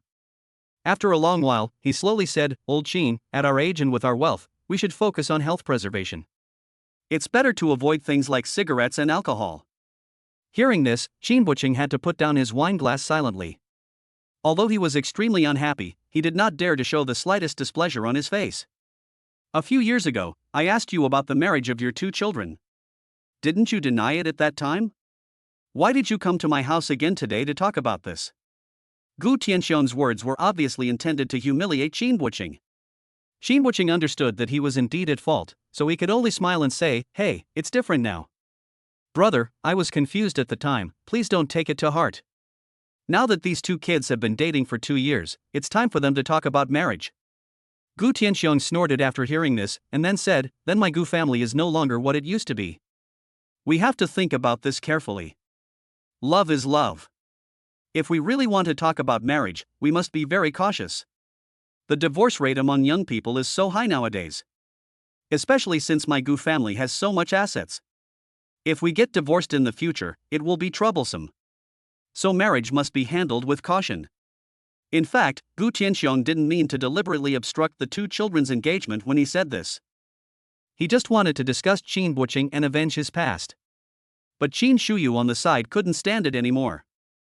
I was thinking, isn't it because your Gu family has become prosperous in the past 2 years? What's so great about that? So in a rage, she slammed the ultrasound examination form on the table. Then I announced publicly that I was pregnant. When these words were spoken, everyone at the scene was stunned. Qin Buqing, who was the first to react, changed his previous timid attitude and immediately became strong. Old Gu, now your Gu family must be responsible for my daughter, right? We already have a child, so my daughter can't be without a name, right? Gu Tianxiong never expected that Qin Shuyu was actually pregnant and he would soon become a grandfather. So, in addition to being pleasantly surprised, he could only smile and say, Okay, I came here today just to talk to you about this, didn't I? However, at this moment, there was only one person in the audience with a sullen face and silent, and that was Gu Chenxi. Because he clearly remembered that he hadn't touched Qin Shuyu in the past 3 months. So this child is not his at all. After the dinner, Gu Chenxi blocked Qin Shuyu in the corridor. He asked gloomily, Whose bastard is that? Qin Shuyu replied coldly, It's none of your business. It's not yours anyway. Bang! Gu Chenxi raised his hand and slapped him. Bitch! Slut! Shame on you! He cursed viciously. Qin Shuyu covered her face, trying to hold back the pain, and said with tears in her eyes, Yes, I am a bitch, what about you? Did you ever consider my feelings when you were messing around with that vixen? Now that you know everything, let it go. You take the initiative to cancel the engagement, and we will keep our distance from each other from now on. After saying that, Qin Shuyu pushed him away and walked straight out the door. At this time, Yi Huayan, who was waiting outside the hotel, started his BMW. As soon as Qin Shuyu sat in the passenger seat, Yi Huayan saw the bright red slap mark on her face. Did he hit you? Let's go quickly and stop asking. Qin Shuyu didn't want to bring up this matter anymore. Damn it, I'm going to destroy him today. After saying that, Yi Huayan got out of the car and rushed in to settle the score with Gu Chenxi. Fortunately, Qin Shuyu grabbed him in time. Xiao Yi, this matter ends here. Don't go in and cause trouble again. She begged almost in tears. Seeing this, Yi Huayan hugged her in his arms and secretly swore in his heart that he would protect teacher Qin in the future and not let her suffer any grievances again. Chapter 011 Engagement Banquet. In a blink of an eye, it was time for the engagement party. What surprised Qin Shuyu was that Gu Chenxi did not formally propose a breakup in the past week. He also booked a hotel and arranged the engagement banquet as usual. Could he accept a child who was not his own? When did he become so generous? So Qin Shuyu came to the engagement party with a nervous mood. Because the Gu family and the Qin family are the two most influential families in Jiangqing's business community. So many celebrities came to the scene that day. After all, everyone wants to take this opportunity to consolidate and maintain their own network of contacts. Especially this time, the marriage between the Qin and Gu families will completely overturn the business landscape of Jiangqing. A future super business empire seems to be rising. After the ceremony began, the host asked Gu Tianxiong to go on stage and give a speech. I saw that the old man was wearing a Zhongshan suit today, and he looked very energetic. He walked onto the stage with a smile on his face and said to the crowd, "Thank you all for coming to my son's engagement party today. Gu has worked hard in Jiangqing for many years and has gone through many hardships. So far, he has achieved some success. But to be frank, I have reached the age where I should retire at the right time. So I hereby announce that once my son successfully gets married, I will give him the position of chairman of Yongqing Automobile. From now on, the entire group will be handed over to my son and daughter-in-law to manage." Old man Gu was unaware of this at the time and was still immersed in the fantasy of enjoying family happiness after retirement. Next, it is time for the girl's parents to speak. After Qin Buqing came on stage, he was naturally in high spirits.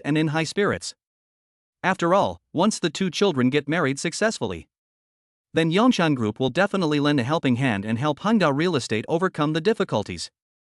Nothing could make him happier than this. After both parents have finished speaking, it is time for the bride and groom to appear. However, what is puzzling is that the expressions on the faces of both the man and the woman do not seem very happy. Gu Chenxi had a serious expression on his face, with the corners of his mouth drooping the whole time. Looking at his appearance, he doesn't look like he's here to attend a wedding. As for Qin Shuyu, he kept his head down, as if he was afraid to make eye contact with anyone at the scene. Just like that, the two of them went up to the stage together. Amidst warm applause, Gu Chenxi walked to the microphone. He cleared his throat and said, "I have some news to tell you all. My fiancée Qin Shuyu is pregnant recently." As soon as these words were spoken, the audience immediately cheered. Double happiness. Congratulations! Congratulations! However, in the face of everyone's blessings, Gu Chenxi still maintained a serious expression. Then he said slowly, "But this child is not mine." As soon as he finished speaking, the cheers of the crowd stopped abruptly. The whole hall suddenly became eerily quiet. Qin Shuyu could even clearly hear the sound of her heart pounding in her chest. Facing everyone's surprised looks, Gu Chenxi continued, "In the past week, I have collected enough evidence to prove that Miss Qin Shuyu was cheating on me with other people while we were in love." After saying that, he stretched out his hand and snapped his fingers. Then the surveillance video of Qin Shuyu's home began to play on the big screen behind him. In the picture, Yi Huayan was sitting on the sofa, while Qin Shuyu was sitting next to him, bending down and putting her head close to his crotch. Then Yi Huayan held her head with his hand. Although that was just the scene when Qin Shuyu was helping him sew his pants. But to an outsider who doesn't know the situation, it looks like biting. These few seconds of surveillance footage are enough to explain everything. So the people in the audience sighed. Shame on you. How disgusting. I didn't expect this girl to be such a person. What a bitch. Suddenly, all kinds of insults came like a tide, instantly drowning Qin Shuyu on the stage. At this moment, she took a deep breath, closed her eyes slightly, and thought that this moment had finally come. When Gu Tianxiang saw the scene, his face suddenly turned pale. He glared at Qin Buqing fiercely, and without saying a word, he turned away. Qin Buqing was so angry that he ran away on the spot. He rushed onto the stage and slapped his daughter several times in front of everyone. "You stinking bitch, you have no shame. What's the point of giving birth to you? You only bring shame to our Qin family." He beat and scolded her, and in the end he used both his hands and feet, and even started to kill her. It seemed that Qin Buqing was about to kick Qin Shuyu in the stomach, killing both her and him. Fortunately, Yi Huayan arrived in time and rescued her. So amid a chorus of cursing, the two men fled the scene in embarrassment. "Get out of here. From today on, you will no longer be my daughter in the Qin family." Listening to his father's manic voice behind him, Qin Shuyu's heart was completely broken. Ding dong, new task released. Help teacher Qin get out of the haze. Task reward, obtain top-level cooking skills. Although he received a new task, Yi Huayan did not have the extra time to pay attention to any system rewards at this time. He now wanted to find a place to comfort Qin Shuyu. So after the two got in the car, Yi Huayan said he would take her back to Thompson Peen. Unexpectedly, Qin Shuyu wiped her tears and decisively refused. "My father bought that house. I won't go back." In her mind, she has now been kicked out by her father. Then anything related to the Qin family must not be touched. "Where are you staying tonight?" Yi Huayan asked. "Stay in a hotel," Qin Shuyu replied. Yi Huayan then navigated to the nearest five-star hotel and drove there. As a result, when checking in, the receptionist said that Qin Shuyu's several bank cards had been suspended. Obviously, this must have been done intentionally by Qin Buqing. The purpose was to cut off Qin Shuyu's main source of income, making it impossible for her to survive outside, and forcing her to return home and admit her mistakes as soon as possible.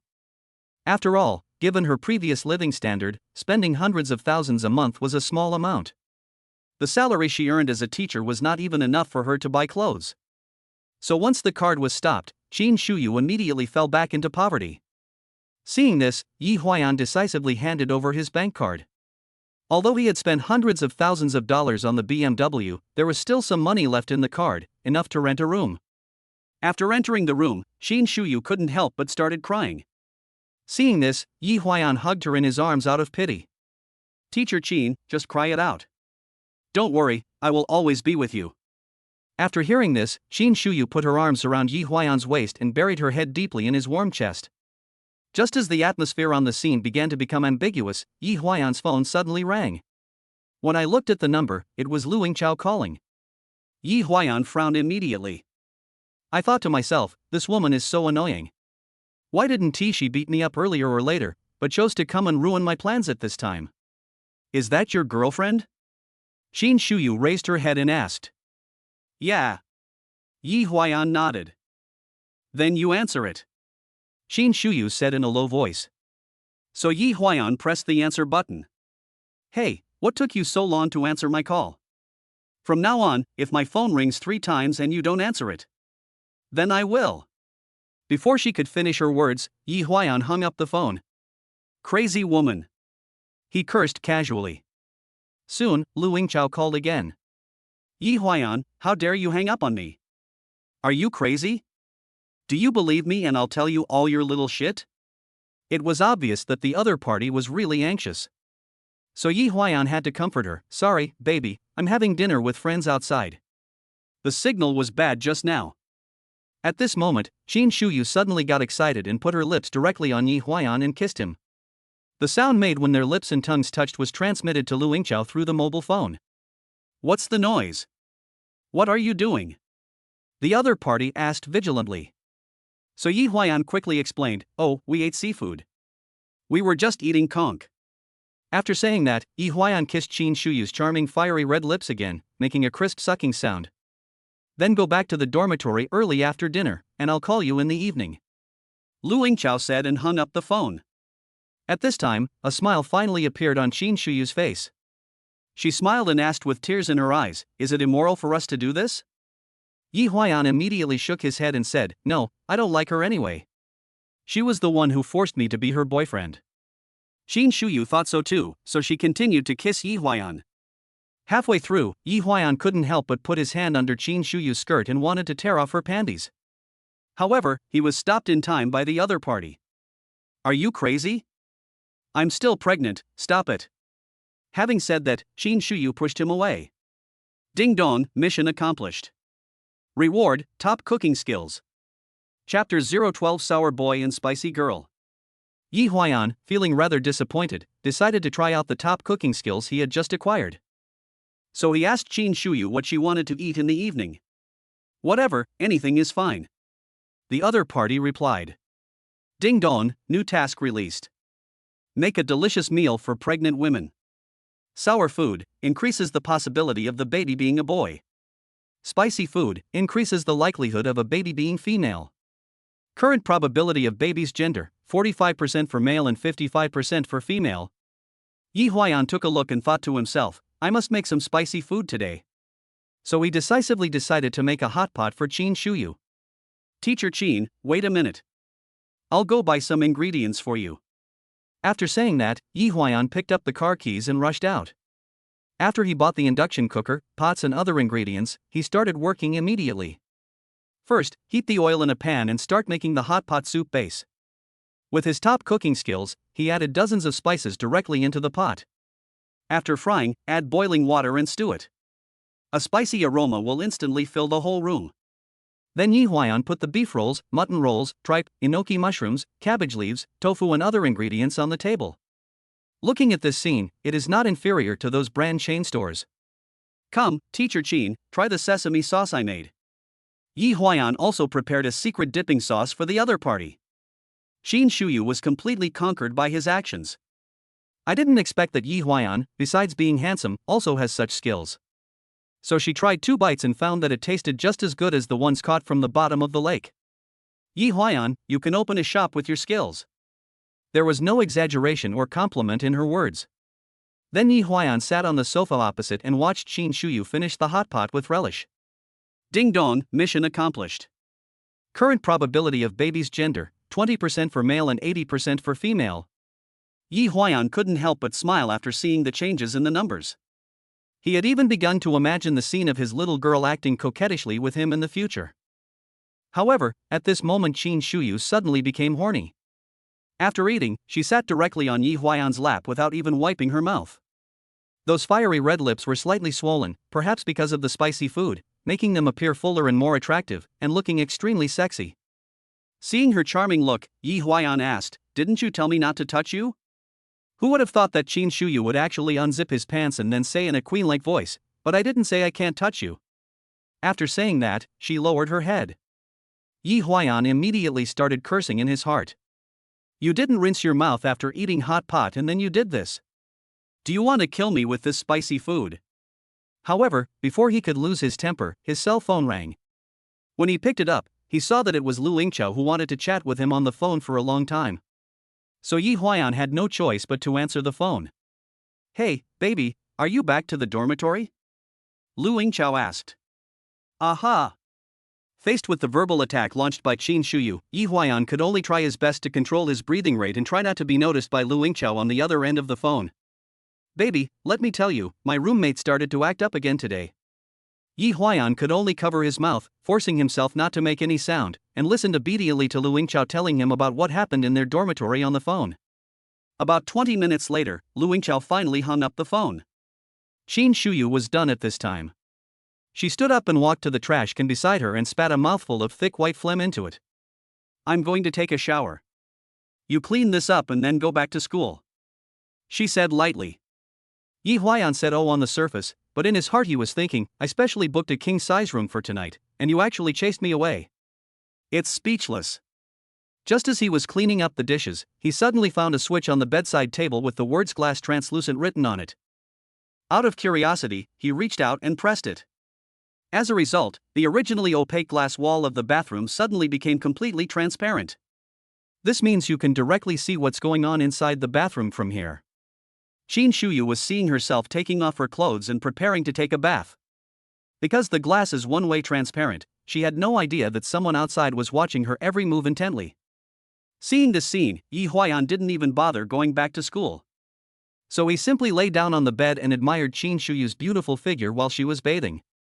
When the other person finished taking a shower and walked out of the bathroom, Yi Huayan turned off the switch reluctantly. With a snap, the glass became completely opaque again. At this moment, Yi Huayan admired the designer of this thing from the bottom of his heart. He understands human nature. Qin Shuyu, who was wearing a bathrobe, saw that Yi Huayan had not left yet, so she asked him what was wrong and whether he had anything else to say. Yi Huayan said awkwardly, "This room is 3,800 per night. I want to experience it, too. Teacher, can you please not chase me away?" After saying this, Yi Huayan stared at Qin Shuyu's face, waiting for her response. Qin Shuyu smiled slightly and said, "Then you can sleep here tonight. But we have an agreement. Each of us has our own bed. You are not allowed to cross the line. Got it?" After saying that, she drew a 38th parallel right in the middle of the bed. Yi Huayan thought to himself, "What's the point of drawing this thing? What can you do to me after I turn off the lights and go to bed?" So he pretended to agree, then went to the bathroom to take a shower and prepare to go to bed. But when he finished his shower and walked out of the bathroom, he found Qin Shuyu anxiously looking for the switch on the bedside table. Then with a snap, the glass wall was restored to its light-proof state. Qin Shuyu's face was flushed at this time, as if she had just seen something incredible. Yi Huayan naturally understood what was going on. It was obvious that the other party was also secretly looking at him just now. So he pretended he knew nothing and just lay down on the bed. After turning off the lights, Yi Huayan really started to act naughty. He went straight into Qin Shuyu's bed and hugged her waist and chest from behind. But Qin Shuyu did not show any resistance and seemed to enjoy the other party's caress. So Yi Huayan became even bolder.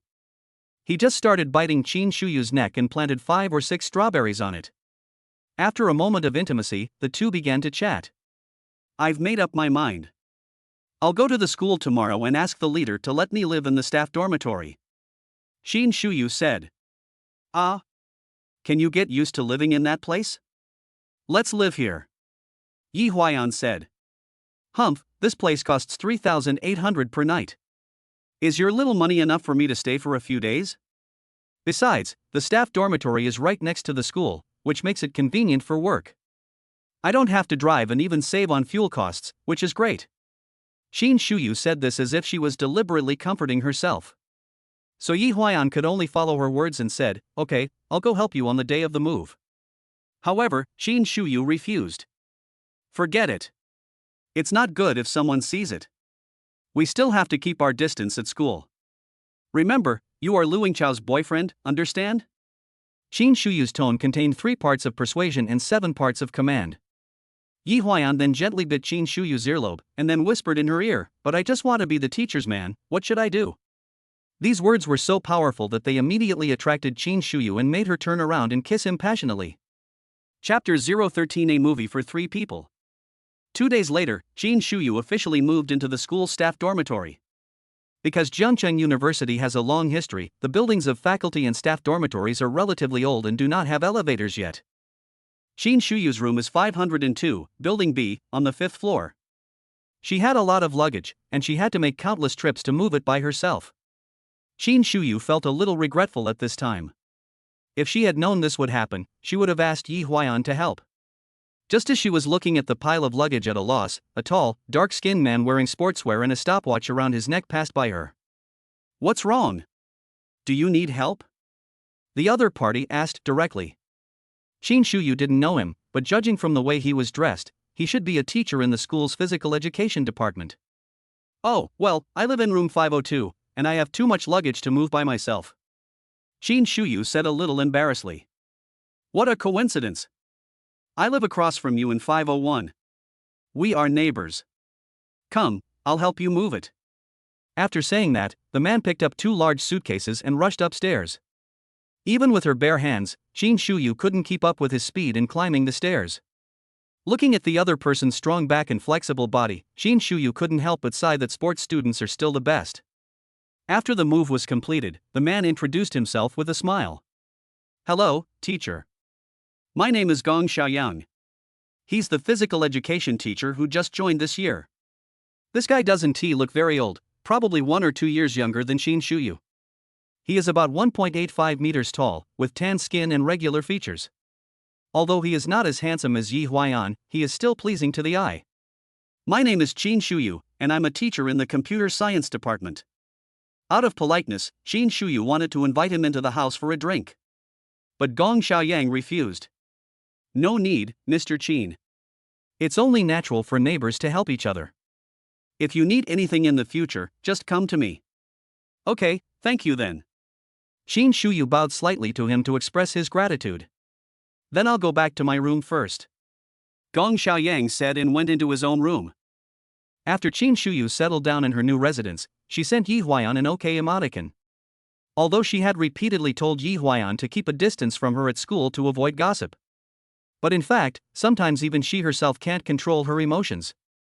I really want to meet the other person. This feeling is strange to talk about, but she is sure that it is definitely not so-called love. Maybe it's more like some kind of bond between the two because of the child. So Qin Shuyu bought some ingredients that day and cooked a large table of dishes in the dormitory. I thought of asking Yi Huayan to come over and have dinner with me at night when there are fewer people on the road. But Yi Huayan said that he had already promised Lu Yingqiao to go to the movies together, so he couldn't go tonight. Qin Shuyu thought, forget it. After all, they are a serious couple. It was just a pity for the food on the table. She couldn't eat so much by herself, so in the end she had to throw it away, which was such a waste. So Qin Shuyu thought of inviting teacher Gong from next door to come and eat together. It can be regarded as a way of thanking him for helping me today. Thinking of this, Qin Shuyu knocked on Gong Xiaoyang's door. At this time, Gong Xiaoyang had just finished exercising in the house. His muscles were engorged with blood, his veins were bulging, and his whole body exuded the smell of hormones. Teacher Qin, what's wrong? He asked, breathing heavily. Oh, well. I made dinner and accidentally made too much. Do you want to eat together? Qin Shuyu's tongue got tied when she spoke. Okay, then wait for me to take a shower and change my clothes and come over. Gong Xiaoyang showed a sunny and charming smile on his face. Qin Shuyu nodded, then went back and placed 2 chairs at the dining table. 10 minutes later, Gong Xiaoyang entered Qin Shuyu's room wearing casual clothes. When he saw the dishes on the table, he couldn't help but praise Qin Shuyu's cooking skills. Teacher Qin, this dish looks delicious. Let me have a taste. As he said that, he sat down, picked up his chopsticks and started eating. I'll serve you a bowl of rice. Qin Shuyu went to the kitchen and served him a big bowl of rice. After all, he was a sports student and his appetite should be much larger than that of ordinary people. Just then, the door suddenly opened. I'll open it. Gong Xiaoyang took the initiative to walk to the door and opened it. When Yi Huayan outside the door saw a dark-skinned athlete standing inside, he unconsciously took a step back and looked up at the door plate. Yes, this is 502. He scratched his head in confusion. Yi Huayan, didn't you say you couldn't come? At this time, Qin Shuyu's voice came from the room. It was not until this moment that Yi Huayan finally realized that he had not walked into the wrong door. Maybe it's just the wrong time. Come in quickly, we have just started eating. Qin Shuyu seemed a little embarrassed at this moment. After all, she didn't expect Yi Huayan to appear suddenly. Who is this? Gong Xiaoyang asked. Oh, he is a student in my class, and also my distant cousin. In order to avoid unnecessary trouble, Qin Shuyu directly said that Yi Huayan was his cousin. In that case, you can sit here with me. Gong Xiaoyang directly pushed Yi Huayan back to his original seat. With just this one move, Yi Huayan could clearly feel the opponent's arm strength. If I really fight with him, I'm afraid I'll be beaten to pieces. So the 3 of them finished the meal in an awkward atmosphere. After seeing Gong Xiaoyang off, Qin Shuyu quickly closed the door. At this time, Yi Huayan put on a sour face and said, I originally wanted to come here to give you a surprise, but I didn't expect it to be a shock. Qin Shuyu rolled her eyes at him after hearing this. What are you talking about? What do you mean by fright? I was just thanking them for helping me carry my luggage during the day. Besides, you were the first one to say you couldn't come. I thought it would be a waste if I couldn't finish all the food on the table by myself, so I called him. Why are you so petty? Qin Shuyu couldn't help but complain. Oh, that's good to be a sports student. If you want height, you have height. If you want muscles, you have muscles. Good physique, good physical strength. Unlike me, who is as weak as a chicken. Yi Huayan started to act sarcastic. Can you speak properly? If you keep doing this, I'll kick you out. Qin Shuyu warned him. However, Yi Huayan was really jealous this time. After hearing what the other party said, he said directly, "You don't have to drive me away. I can leave by myself. I won't come here again." After saying that, he rushed out the door. Qin Shuyu was left standing there at a loss. In the next few days, Yi Huayan really never went to Qin Shuyu's dormitory again, and even didn't reply to her WeChat messages. This made Qin Shuyu angry. So she thought of a way to make Yi Huayan follow her to the staff dormitory obediently. Chapter 014 Promoted to Class Representative. There will be a track and field performance test in the physical education class today. If it weren't for that precious credit, Yi Huayan wouldn't have wanted to attend this kind of class at all. If it's playing basketball, that's better, at least you can look cool in front of girls. But the physical education courses have to change every semester, and basketball cannot be chosen all the time, so Yi Huayan was assigned to the track and field group this semester. As luck would have it, their original physical education teacher was absent today due to some matters, and the substitute teacher was the Gong Xiaoyang whom they met not long ago. Gong Xiaoyang smiled at Yi Huayan when he saw him. However, Yi Huayan responded to him with a sour face. "Humph, let you, a dark-skinned gym student, seduce my Qin Shuyu. Go to hell." Yi Huayan cursed secretly in his heart. Today's test event is 800 meters. With Yi Huayan's physical fitness, it should be no problem for him to pass the test. So after the starting gun sounded, he followed the main group and ran slowly, not in a hurry at all. Seeing this, Gong Xiaoyang yelled at Yi Huayan, "What are you doing? Didn't you eat? Don't let go, speed up. Move your legs." Yi Huayan was annoyed at that time. I thought to myself, I'm not the last one, why are you yelling at me? In addition, he had a rebellious mentality, so in the next lap, Yi Huayan not only did not speed up seriously, but he was even worse, and in the end he just took a stroll. When the results came out, he failed by 0.5 seconds. Gong Xiaoyang also took the opportunity to have a chat with this kid. "Yi Huayan, what happened to you? Didn't you hear me speed up?" He reprimanded harshly. However, Yi Huayan ignored him and said directly, "I can't run today. I don't have the strength." "Humph, this isn't a problem of ability, it's a problem of attitude. If your attitude is not right, I will find your parents." Gong Xiaoyang said this, and it seemed like there was something else behind his words. Yi Huayan naturally heard it, so he walked up to Gong Xiaoyang and whispered, "Teacher Gong, should I give you my cousin's WeChat so that you can go and complain?" After hearing this, Gong Xiaoyang smiled slightly but did not express his opinion. Seeing this, Yi Huayan said bluntly, "If you want her WeChat, just go knock on her door and ask for it in person. Don't you live next door to her? Don't do these unnecessary things." After saying that, Yi Huayan left the playground without looking back. "Remember to take the makeup exam next week." Gong Xiaoyang shouted at him. That night, Gong Xiaoyang actually went to knock on Qin Shuyu's door. He told her what happened in class today, emphasizing it. Qin Shuyu understood Yi Huayan's temper and knew he would do this, so she apologized to Gong Xiaoyang on his behalf. "I'm sorry, Mr. Gong, my brother has had this bad habit since he was a kid. No one can do anything to him. Please bear with me." In order to do Qin Shuyu a favor, Gong Xiaoyang said, "Then I will give him a pass this time. So that this kid won't get any credits." After hearing this, Qin Shuyu immediately bowed to thank him.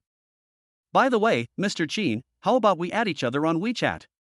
It will be convenient to contact you if you have any questions in the future." At this time, Gong Xiaoyang's true colors were finally revealed. Although Qin Shuyu generally doesn't add men's WeChat casually. But she just owed the other person a big favor, and she felt embarrassed to refuse him at this moment. "So I could only add him as a friend with great reluctance." After seeing the other person off, Qin Shuyu opened his circle of friends out of curiosity. All it contained were photos of him showing off his muscles. And they are all accompanied by some whining text. It highlights the image of a lonely and empty muscular man. It's obvious at first glance that it's designed specifically to hook up with young girls. Qin Shuyu almost vomited. So she sent a message to Yi Huayan. "Could you please stop provoking Gong Xiaoyang? He came to your house today to complain about you." After a while, Yi Huayan replied, "Isn't that perfect? I created the opportunity for you two to meet, and you have to thank me. Qin Shuyu, get out." She was so angry that she threw her phone away. I thought Yi Huayan was too much. It had been several days and he was still angry. It seems that I have to give him a good beating tomorrow. So in the professional class on the next day, Qin Shuyu announced something in front of the whole class. Based on the completion of the last assignment, Yi Huayan's professional level should be the highest in our class. So I declare that from today on, Yi Huayan will be our new class representative. Everyone applaud and encourage. After he finished speaking, there was applause from the audience. However, Yi Huayan was still in a daze. What? Let me be the class representative? Do you collect and distribute homework every day? I don't fucking want to be one. So annoying. He was heartbroken at this moment. Ding dong, new task released. Be a good teaching assistant for pregnant women. Perform the duties of a class representative. Task reward, physical fitness is greatly improved. When Yi Huayan saw that there was a system task, he was no longer so resistant. But it is obvious that Qin Shuyu did it on purpose this time. She must have some conspiracy. As expected, as soon as the get out of class was over, Qin Shuyu ordered, "Class representative, come with me to get today's homework handouts." So Yi Huayan had no choice but to follow her obediently without saying a word along the way. I thought Qin Shuyu would take me to the office. Who would have thought that as he walked, he found that this road seemed to lead to the teacher's dormitory. So Yi Huayan couldn't help but ask, "Hey, teacher, where are you taking me?" Qin Shuyu ignored him and just kept walking forward. After a while, the two arrived downstairs of the staff dormitory. "Come on, follow me upstairs to get the homework," Qin Shuyu said lightly. Yi Huayan had no choice but to follow him upstairs obediently. As soon as the two entered the room, Qin Shuyu closed the door and locked it. Today she deliberately wore a tight skirt, paired with black stockings and red-soled high heels. "Do you like it?" She pushed Yi Huayan to sit on the sofa, and then rubbed her long black silk legs against him. Yi Huayan was originally still jealous of Gong Xiaoyan, but when he saw Qin Shuyu dressed so sexily, he temporarily put the matter behind him. "I like it." He reached out and touched Qin Shuyu's black stockings, a look of joy on his face. Seeing that he had taken the bait, Qin Shuyu immediately became indifferent and slapped the other person's hand away. "No touching allowed. These stockings are expensive. More than 2,000 a pair. If I touch the wire, you'll pay for it?" After saying that, Qin Shuyu turned around and walked towards the desk. At this moment, Yi Huayan, who was burning with desire, could no longer suppress his hot heart. So he followed her directly, wanting to take advantage of Qin Shuyu from behind. As a result, he was pushed away by the other party. "What are you doing? I asked you to come get your homework. What are you thinking about?" She glared at Yi Huayan. "Shuyu, I was wrong. I shouldn't be jealous of you. I was wrong before. I'm too petty." Yi Huayan finally said a few soft words. Seeing that the other party had surrendered, Qin Shuyu's mouth corners slightly raised. "Humph, little Yi Huayan, you dare to be angry with me? Didn't I easily defeat you in the end?" Chapter 015 The Man Below. "Okay, since you realize you are wrong, the teacher will give you another chance. As long as you do a good job as the class representative.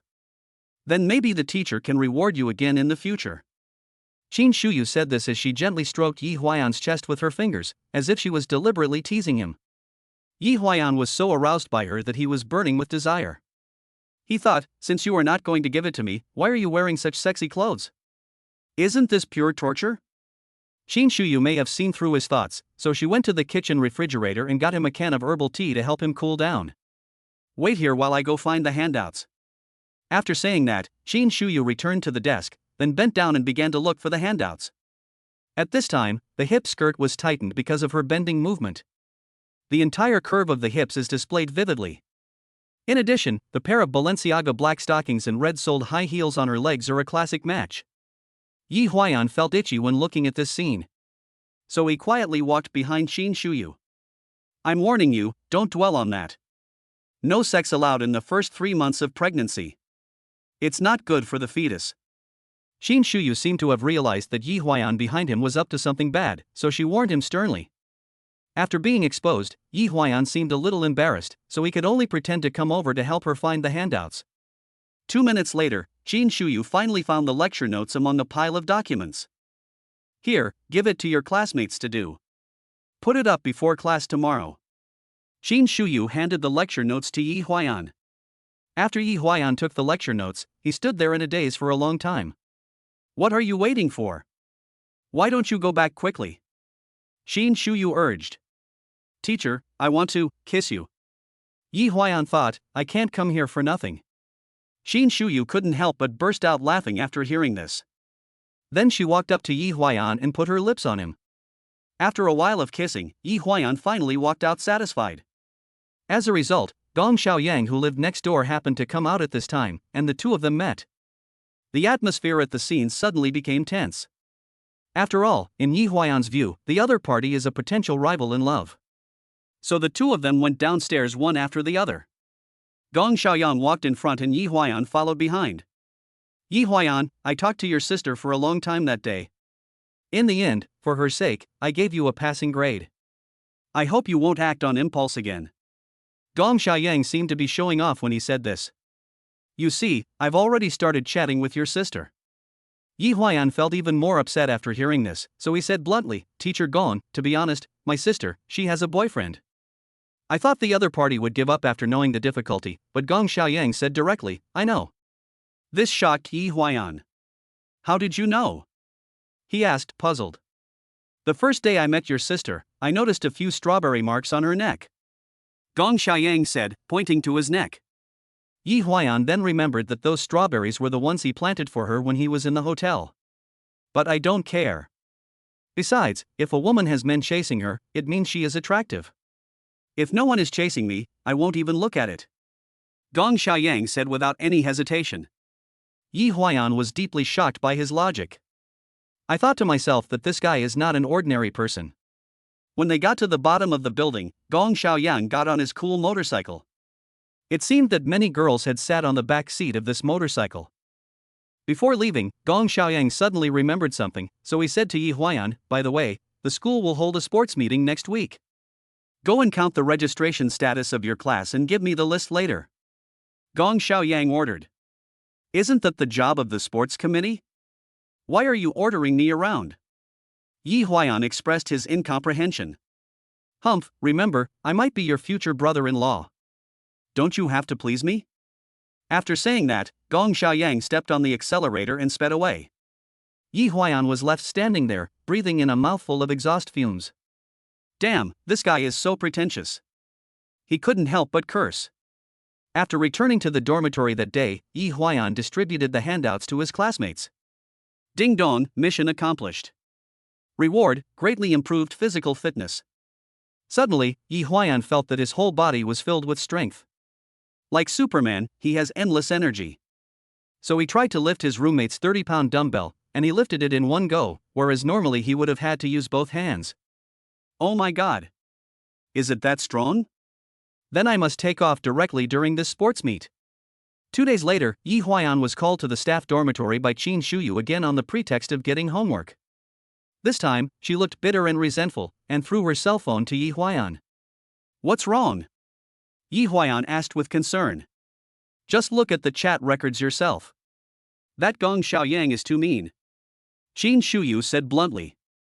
So Yi Huayan found out the WeChat chat records between Qin Shuyu and Gong Xiaoyang. It was found that there were 999 of them. He rode for a long time and started climbing the stairs from the first row. At first, what Gong Xiaoyang said was normal. They always talked about things in school, such as what happened to a certain leader, and complained about it. Qin Shuyu also liked to listen to these things. But then the conversation gradually turned sour. Gong Xiaoyang started talking only about himself, and occasionally sent Qin Shuyu some of his selfies. The camera is always focused directly on his muscles, and there are even photos of him wearing only a triangular bra. This inevitably made Qin Shuyu feel that he was a little bit arrogant. I thought we weren't in that kind of relationship yet, right? Can you just send me your triangular basket? Moreover, through the chat records, Yi Huayan could clearly feel that Gong Xiaoyang was an extremely narcissistic person. This kind of person always thinks he is the best in the world. No one can compare to him. So what are you going to do? Yi Huayan asked Qin Shuyu. Go and tell him that I have a boyfriend. Qin Shuyu said after thinking for a while. When Yi Huayan heard this, he laughed. Then he repeated to Qin Shuyu what Gong Xiaoyang had said last time. Don't worry, he likes girls who have boyfriends. That is exciting enough. It shows that he can do it. Yi Huayan understood Gong Xiaoyang's inner thoughts. Qin Shuyu held her forehead and said, "Then tell him that I'm already 2 months pregnant." He can't continue to pester me now, can he? Yi Huayan was stunned for a moment, and then he said weakly, This may not be a good idea, right? Qin Shuyu waved her hand and said, "It doesn't matter. I'm going to show my pregnancy soon anyway. I can't hide it anymore. It will be discovered sooner or later." Yi Huayan thought about it carefully and agreed. Anyway, it will be known sooner or later, so it is better to let Gong Xiaoyang give up this idea completely. So, taking the opportunity to hand in the sports meet registration form to Gong Xiaoyang, Yi Huayan told him that Qin Shuyu was already 2 months pregnant. After hearing this, Gong Xiaoyang indeed no longer had any thoughts about her. However, what happened next made Yi Huayan and Qin Shuyu hate this lowly man to death. Chapter 016 Negative Public Opinion. That day, all the teachers in the school gathered in the auditorium for a regular general meeting. Qin Shuyu naturally wanted to participate as well. But as soon as she stepped into the auditorium, she realized that everyone around her seemed to be looking at her with strange eyes. At first she thought there was something dirty on her clothes. But after hiding in the bathroom to check, I found nothing. So Qin Shuyu could only ask a female teacher who she had a good relationship with on WeChat what was going on. The female teacher immediately replied, "Teacher Qin, don't you know yet? The news of your pregnancy has spread among the teachers. Now everyone is saying that you cheated on me with other men and got pregnant with their child." After being exposed by Gu Chensi at the engagement party, he was kicked out of the Qin family. Seeing this, Qin Shuyu collapsed. After a while, she asked, "Who started spreading this story first?" After a while, the female teacher replied, "It seems to be the physical education teacher surnamed Gong." Qin Shuyu then realized that it was Gong Xiaoyang who was behind all this.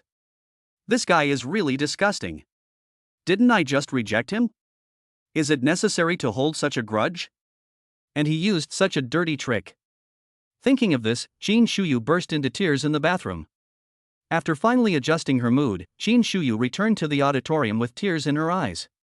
At this time, the school leader was giving a speech on the stage. When he got to the end of the speech, the leader suddenly said, "Recently, the indecent behavior of a teacher in our school has caused a very bad influence. I hope our teachers can lead by example. Try to be clean. Don't bring shame to our school." Obviously, the leader's words were directed at Qin Shuyu. Many teachers even turned around and looked at her. She blushed and her face became hot from looking at it. At this moment, a burst of discussion floated into Qin Shuyu's ears. "I heard that she is pregnant with one of her students." "Ah? Really? This is too much. Is he a student in her class?" "I don't know, probably. Oh my, young people nowadays are really messy. If all teachers are like this, how can the social atmosphere be improved?" Several female teachers in their 50s have already started gossiping there. Finally, Qin Shuyu couldn't stand it anymore. She stood up and left the auditorium in full view of everyone. After returning to the staff dormitory, Qin Shuyu lay down on the bed and started crying. After a while, Yi Huayan knocked on her door. He came over to hand in his homework. However, Qin Shuyu never opened the door for her. So Yi Huayan put his ear to the door and vaguely heard someone crying inside. Only then did he realize that Qin Shuyu might have encountered something sad. At this time, Gong Xiaoyang, who had just finished a meeting, was walking upstairs. When he saw Yi Huayan, he said smugly, "Let her be alone for a while. Your sister needs someone to have a good cry right now." Yi Huayan felt something was wrong when he heard this. "What do you mean?" he asked coldly. "Huh, what do I mean? I don't mean anything. You have to ask your sister about this. She knows best." After saying that, Gong Xiaoyang went straight into his room. About half an hour later, Qin Shuyu finally opened the door for Yi Huayan. At this time, her eyes were swollen from crying and she looked very depressed. "Shuyu, what's wrong? Why are you crying?" Yi Huayan felt very distressed when he saw her like this. So Qin Shuyu told Yi Huayan what happened today. When Yi Huayan heard that it was Gong Xiaoyang who first spread the news, he instantly became angry. Damn, this man is really mean. If you get it, it will be completely destroyed, right? Okay, let me show you how I deal with you. After saying that, Yi Huayan went out directly to find Gong Xiaoyang next door to argue. Qin Shuyu did not stop him, because she also wanted to question the man in person. Why spread negative public opinion about yourself? After Gong Xiaoyang opened the door, he saw the brother and sister with resentful faces and naturally understood what was going on. What's wrong? What do you two want from me? He asked confidently. You were the one who spread the news of my sister's pregnancy, right? Yi Huayan went straight to the point. Humph, she dares to do it. Is she afraid of what others will say? Thank goodness your sister is a role model for others, but she actually did such a dirty thing. If it were me, I would have resigned and gone home long ago. I would not be ashamed to stay in the company any longer. Gong Xiaoyang deliberately spoke very loudly, as if he wanted to lure all the teachers upstairs and downstairs out to watch the fun. Your mother. Yi Huayan couldn't bear it anymore and wanted to go up and beat her. But he was stopped by Qin Shuyu behind him. Don't do it. Don't do it. Qin Shuyu was still very rational. On the one hand, whoever starts a fight first is not at fault. On the other hand, Yi Huayan's physique alone was no match for Gong Xiaoyang. If a fight really breaks out, Yi Huayan will be the one who suffers. Seeing this, Gong Xiaoyang just laughed contemptuously. Hey, young man, you still want to fight me? Come on, I'll let you punch me 3 times. He moved his face closer with an arrogant look on his face. Gong Xiaoyang. I didn't expect you to be that kind of person. I have no grudge against you, why are you doing this? Qin Shuyu questioned loudly. Gong Xiaoyang still looked like a sinister villain and said with a mean look on his face, TSK, I didn't do anything immoral. I just went out to find out a little bit about your affair video being exposed in public by your fiancé. Then I just forwarded it in the group. If you want to blame someone, blame the fact that information spreads too quickly in modern society. If you don't want others to know, then don't do it yourself. Teacher Qin, you still have to cherish your reputation in the future. Don't just seek instant gratification. Gong Xiaoyang's words completely angered Yi Huayan. He broke free from Qin Shuyu's obstruction and punched Gong Xiaoyang directly in the face. Because his body functions have been greatly enhanced by the nanny system. So this punch was packed with both speed and power. Gong Xiaoyang had no time to dodge and was directly hit by the heavy punch. After a dull sound of flesh touching flesh, Gong Xiaoyang suddenly froze on the spot and lay unconscious on the ground. Yi Huayan was also shocked by the punch he just threw. Oh my god, have I become so strong now? He looked at his fists with bulging veins, his face full of disbelief. At this time, the teachers upstairs and downstairs heard the noise and came over to watch. What happened to Teacher Gong? Why is your nose bleeding? A question that everyone is concerned about. Oh, he accidentally hit the doorframe just now. Qin Shuyu explained quickly. So under everyone's suspicious eyes, everyone sent Gong Xiaoyang to the hospital. When Gong Xiaoyang woke up that night, he found that his nose was broken and 2 of his front teeth were knocked out. But when the school leaders came to ask him what was going on, he insisted that he just bumped into the doorframe accidentally. Because if he admitted that he was beaten into this state by Yi Huayan's punch, it would be too damn embarrassing. How am I going to survive in Jiangcheng University in the future? Chapter 017 School Sports Day. The most important event in school before May Day is the school sports meeting. Yi Huayan had no interest in this at all. He didn't apply for any of the projects. But now that Gong Xiaoyang has offended him and Qin Shuyu, this revenge must be avenged. Aren't you a dark-skinned gym student? Don't you love attracting girls' attention on the sports field? Well, this time I will let you lose your humanity. Ding dong, new task released. Let Gong Xiaoyang kneel down and apologize to the pregnant woman. Task reward, gain 10 baby attribute points. Yi Huayan took a look and thought, I can actually add attribute points to the baby? Is this a game? But if that's the case, I have to take action. Gong Xiaoyang, please make the sacrifice for my baby's all-round development in morality, intelligence, physical fitness, aesthetics and labor in the future. So on the day of the sports meet, Yi Huayan waited on the sidelines. Finally, the men's 400-meter race for teachers is about to begin. The favorite to win this competition is the young physical education teacher Gong Xiaoyang.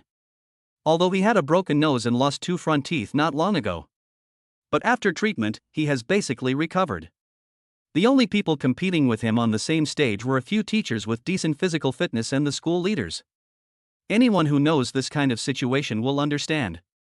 Generally, the strongest ones will let go at the end and let the leader cross the finish line first. Gong Xiaoyang thought so too. He took the lead in the first half of the lap to show his strength. In the second half, I let go and let my leader take first place while I get into the top 3, and it would be fine as long as I could get a medal. However, after all the contestants stood on the starting line, Yi Huayan suddenly stepped onto the track. So the referee hurried over to chase the player away. I'm sorry, classmate. This is a competition for teachers. Please leave the runway immediately. When Gong Xiaoyang saw that it was Yi Huayan, he shouted to the referee, "It's okay, let him run with us." He thought to himself that last time, Yi Huayan's victory was a surprise attack, and it was not glorious. If we really get on the track and compete in hard skills, how can you be a match for my national first-class athlete? Because Gong Xiaoyang had run 400 meters in less than 50 seconds before and had a national first-class athlete certificate. So he was confident that he could completely beat Yi Huayan, an ordinary college student, on the track. Seeing Gong Xiaoyang's confident look, Yi Huayan snorted and asked, "Teacher Gong, what if you lose to me this time?" After hearing this, Gong Xiaoyang smiled disdainfully. "Humph, if I lose to you, I will kneel down and admit my mistake to your sister in front of everyone." After hearing this, Yi Huayan nodded with satisfaction. I thought to myself, you said that yourself? What if I win? Gong Xiaoyang asked. Then I will compensate you for your medical expenses, including the 20,000 yuan for your dental implants. Yi Huayan said. Gong Xiaoyang has been feeling bad about the money he spent on dental implants these days. When he heard that someone was willing to compensate him, he immediately became interested. I'm sorry, leader, I can't care about your face this time. Let me show you all the strength of my national first-class athlete. Bang! The starting gun sounded.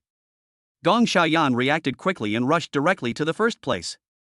Yi Huayan followed closely behind. The leaders and other teachers fell behind, and some even fell down. The scene was a little chaotic for a while. After all, Gong Xiaoyang is a professional athlete, and his running posture and techniques are very comprehensive. You can tell at a glance that he has practiced. In comparison, Yi Huayan's running posture looked more amateurish. The only reason he can keep up now is because he is young. Gong Xiaoyang glanced at Yi Huayan behind him out of the corner of his eye and thought, with the way you run, you will definitely not have the energy to run another 100 meters. Then you can just wait to be beaten to death by me. So he didn't rush and just ran steadily at his own pace. However, after halfway, Yi Huayan at the back not only did not become exhausted, but instead increased his pace. The way he's doing it, it looks like he's about to sprint. This shocked Gong Xiaoyang. Oh my god, is he a monster? How come I'm suddenly running at the pace of a 100-meter sprint? So at the corner, Yi Huayan directly overtook on the outside. He ate Gong Xiaoyang alive with great speed. At this time, the girls on the sidelines burst into cheers. Wow, Yi Huayan is so handsome. He actually runs faster than the PE teacher. This is so handsome. In addition to Lu Yingqiao, who was shouting Yi Huayan's name loudly, there was also Qin Shuyu in the crowd. At this moment, she was also watching the game on the sidelines. After being surpassed, Gong Xiaoyang became obviously anxious and his mentality began to become unbalanced. At this moment, he didn't care about adjusting his breathing rhythm at all, he just wanted to overtake Yi Huayan. So he quickened his pace, but that only drained his energy faster. Therefore, at the last bend, Gong Xiaoyang could no longer run and his speed dropped significantly. On the other hand, Yi Huayan, he rushed forward from the 200-meter mark with the momentum of a 100-meter run, and he ran faster and faster. When he finally crossed the finish line, the big screen showed his time was 46.01 seconds. Has reached the national master level. This result also broke the school record. For a time, Yi Huayan became the object of everyone's pursuit. Gong Xiaoyan's rhythm was disrupted by Yi Huayan, and he only ran a time of 52 seconds. Therefore, no one cared about it after the game. Yi Huayan, who got first place, ran towards Qin Shuyu excitedly, wanting to hug her. But he was intercepted by Lu Yingqiao on the way. Baby, you're amazing. Lu Yingqiao hugged him directly and kissed him on the face. When Qin Shuyu saw this scene, the smile on her face suddenly disappeared. Yi Huayan saw all of this. There was no way. They really couldn't act too close in public. After the game, Yi Huayan found Gong Xiaoyang and asked him to fulfill his promise. Gong Xiaoyang said with a frustrated look on his face, "Can you find a place where no one is around to kneel down and apologize? Give me some face." Yi Huayan thought about it, then said, "That's fine, but you are not allowed to spread teacher Qin's privacy anymore. If I find out that you're doing something behind my back again, it won't be as simple as just losing 2 teeth. Yi Huayan's cold tone gave people a strong sense of oppression. After hearing this, Gong Xiaoyang nodded repeatedly in agreement. So that night, Gong Xiaoyang went to Qin Shuyu's room and knelt down to apologize. Although the reputation cannot be restored for the time being, this is a relief. Ding dong, mission accomplished. Gain 10 baby attribute points. Current baby attributes: intelligence, 0. Appearance, 0. Body, 0. Emotional quotient, 0. Morality, 0. Filial piety, 0. When Yi Huayan saw it, he decisively gave all 10 points to appearance. After all, this is a society where appearance matters. Good-looking people have natural advantages. So my daughter must be a great beauty. Ding dong, the addition is complete. Get childcare bonus, 500,000 yuan. Suddenly, another 500,000 was deposited into Yi Huayan's bank account. Looking at the extra string of numbers in his account, he felt ecstatic. With this money, Qin Shuyu won't have to suffer anymore in the near future. I can support her. Chapter 018: Renting a House. Ever since Qin Shuyu's father cut off her bank card, she has been able to live on her salary of more than 10,000 yuan. In theory, a monthly income of over 10,000 yuan is already quite good in Jiangqing City. But Qin Shuyu was once the daughter of a top wealthy family, and her living standard was quite high in the past. 10,000 yuan might not even be enough to buy one of her bags. As the saying goes, it is difficult to go from extravagance to frugality. So it is not easy for her to adapt to the life of an ordinary person. Many lifestyle habits need to be changed. But she has indeed made some progress during this period. For example, I learned how to download and use Pink 6e. These days, Yi Huayan often receives Kanito links from Qin Shuyu. Qin Shuyu, the daughter of the Hangda group, actually posted on her moments asking for likes just for a few coupons. This was simply unimaginable in the past. Yi Huayan saw all of this. To be honest, he felt a little sorry for Qin Shuyu. The reason why she has fallen to this point today. I have a great responsibility. Or rather, I was the one who made her like this. So, I must work hard to earn money to support her. Try to let her live the life of a rich woman again. It just so happens that I have 500,000 yuan of spare money on me now.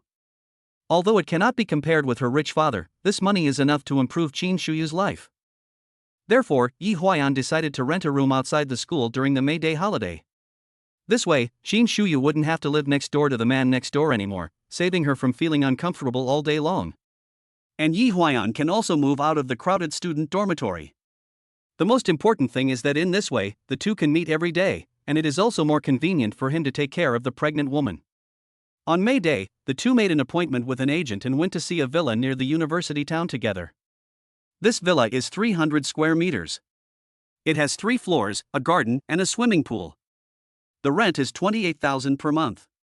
Qin Shuyu thought it was too expensive and said that it would be fine to rent an ordinary apartment and there was no need to rent a villa. But Yi Huayan has money in his pocket.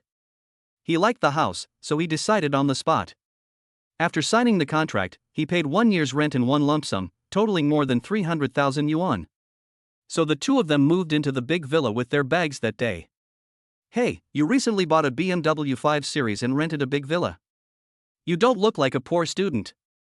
Tell me the truth, where did you get the money? Qin Shuyu asked. Indeed, Yi Huayan used to be notoriously poor. At the end of every month, even eating becomes a problem. I often go to the cafeteria and only buy a bowl of white rice for $1, and then make do with the free seaweed egg drop soup. And now he is so generous, spending hundreds of thousands at every turn. There must be something fishy behind this. Yi Huayan naturally understood the other party's skepticism. But he couldn't directly say which system gave him the bonus. Otherwise, people will definitely think I'm crazy. So he had to make up a lie to get away with it. Teacher, actually I have been secretly working outside to earn money for some time. Maybe I'm lucky. I made so much money by accident. But obviously such words could not fool Qin Shuyu at all. Hee hee, what kind of job are you doing? Drug trafficking or cyber fraud? You can earn hundreds of thousands in 2 months? Yi Huayan quickly replied, no, I don't have the courage to do those things. Suddenly, Qin Shuyu seemed to have thought of something bad, so he said in surprise, "Oh my god, you are not going to the nightclub to be a hostess, are you? Then you were picked by a 200-pound rich woman and slept with her for one night, and that's how much money you got?" To be honest, this was the only reasonable explanation she could think of. Yi Huayan was speechless after hearing this. He covered his forehead and said, "Teacher Qin, it would be a pity if you don't use your imagination to write novels. To tell you the truth, I am currently working as a technical consultant for a technology company. They are working on the latest and most cutting-edge autonomous driving technology. This thing currently has a wide range of application prospects. They just signed a contract with an automaker last month and earned hundreds of millions in revenue. I only got a small share of the profits. There's this money." This time Yi Huayan made up a carefully crafted lie. Credibility is greatly improved. So Qin Shuyu stopped asking any more questions.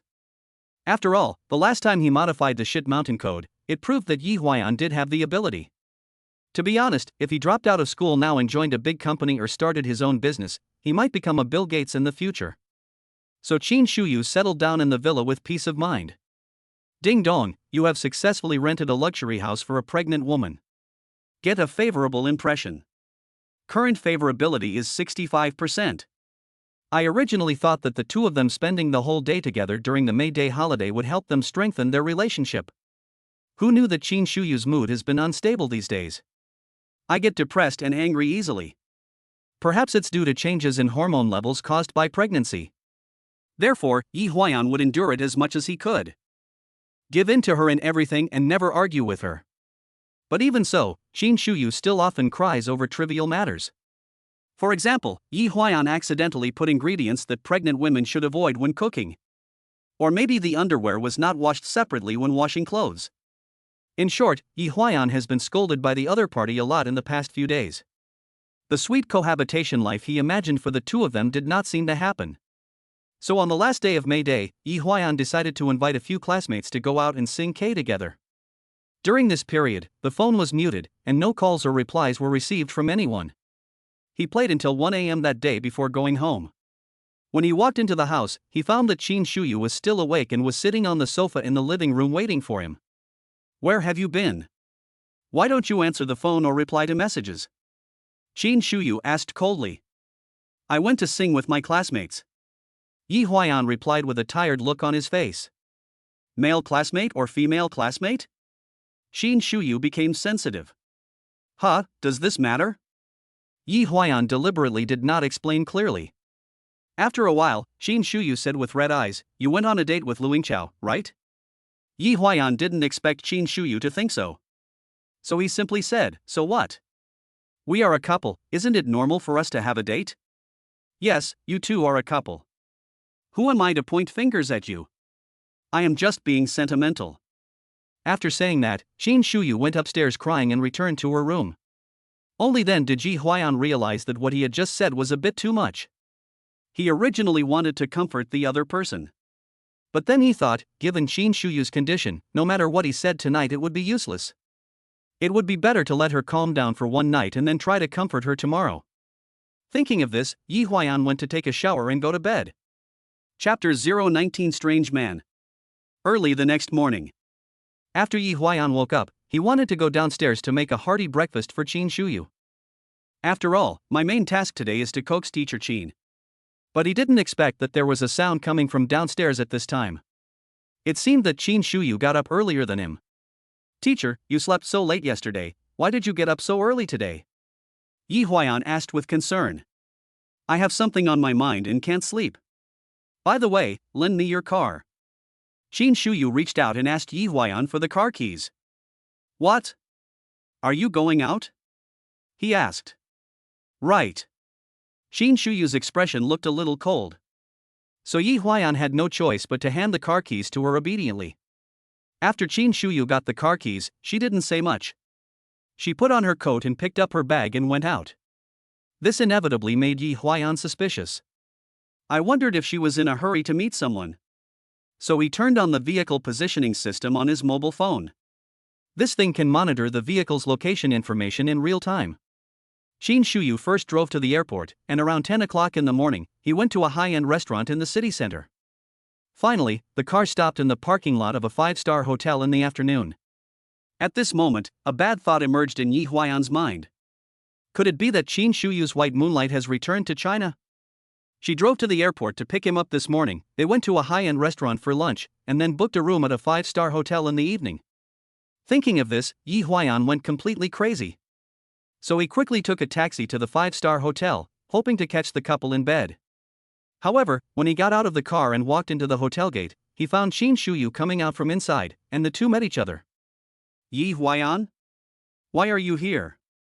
Qin Shuyu found it a little unbelievable.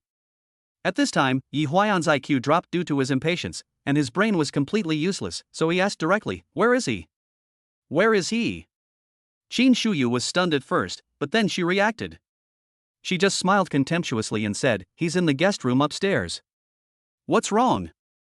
Okay, now you're not cheating on me anymore, right? Yi Huayan was completely furious. Qin Shuyu immediately retorted after hearing this, "Hey, don't spit blood on me. What does it mean to steal someone? Are we a couple? Isn't your girlfriend Luing Chao? Who do you care who I am with?" After saying that, Qin Shuyu pushed Yi Huayan away and walked towards the parking lot alone. Yi Huayan thought to himself that you are stealing someone and you still think you are right. So he hurriedly chased after him. "Tell me. Who is that man? Did you two sleep together today?" He kept asking questions. Qin Shuyu wasn't angry after hearing this. She seemed to enjoy seeing Yi Huayan getting angry. She replied casually, "He is an old acquaintance of mine. We have known each other since we were young. We slept together a lot before." These words were like a sharp sword, piercing Yi Huayan's heart. He almost cried after hearing that. However, Qin Shuyu did not care about his feelings at all and continued to do as she pleased. After getting in the car, Qin Shuyu rolled down the window and asked, "Are you going home?" Yi Huayan hesitated for a few seconds, but finally sat in the passenger seat. After returning home, Qin Shuyu started to open the express delivery. She seemed to be in a good mood at the moment. It's probably because all the unhappiness has been transferred to Yi Huayan. "So do you plan to be with him in the future? And he knows you're pregnant?" Yi Huayan asked with a frustrated look on his face. "I know, but he doesn't care. He even encourages me to be a good mother." Qin Shuyu replied calmly. When Yi Huayan heard this, his heart sank even more. So he returned to his room in despair, lay on the bed and stared at the ceiling in a daze. After a while, Qin Shuyu knocked on his door. Yi Huayan didn't get up, and asked through the door, "What? The weather is getting hot soon. I bought you a few short-sleeved shirts for you to try." Qin Shuyu replied. Yi Huayan thought to himself, "You are going to be with another man, why are you buying clothes for me?" So he just shouted, "Don't try." Then he buried his head in the quilt. No longer pay attention to the other person. The next morning, as Yi Huayan just walked out of the room, he heard someone talking in the living room downstairs. And judging from the voice, it's a man. So he quickly leaned over the stair railing and looked down, only to see Qin Shuyu sitting on the sofa and chatting with a strange man. Seeing the scene, Yi Huayan immediately got furious. "I thought to myself, Qin Shuyu, you actually brought someone home. Do you still take me seriously?" So he rushed downstairs quickly, staring at the strange man with a stern face. The man had delicate features and was elegant and easygoing. He is well dressed, has excellent taste, and exudes an aristocratic air. He must be a young man from a wealthy family. Qin Shuyu saw Yi Huayan coming out in a vest and shorts, and immediately scolded him, "Xiaoyi, why are you meeting guests in your pajamas? Do you know how to be polite?" Yi Huayan then chuckled and said, "Humph, he is indeed a pretty boy, and he is quite handsome. Okay, Mr. Qin, you have a good eye. It seems that his family is quite rich. That's even better. At least my child won't be hungry or cold in the future."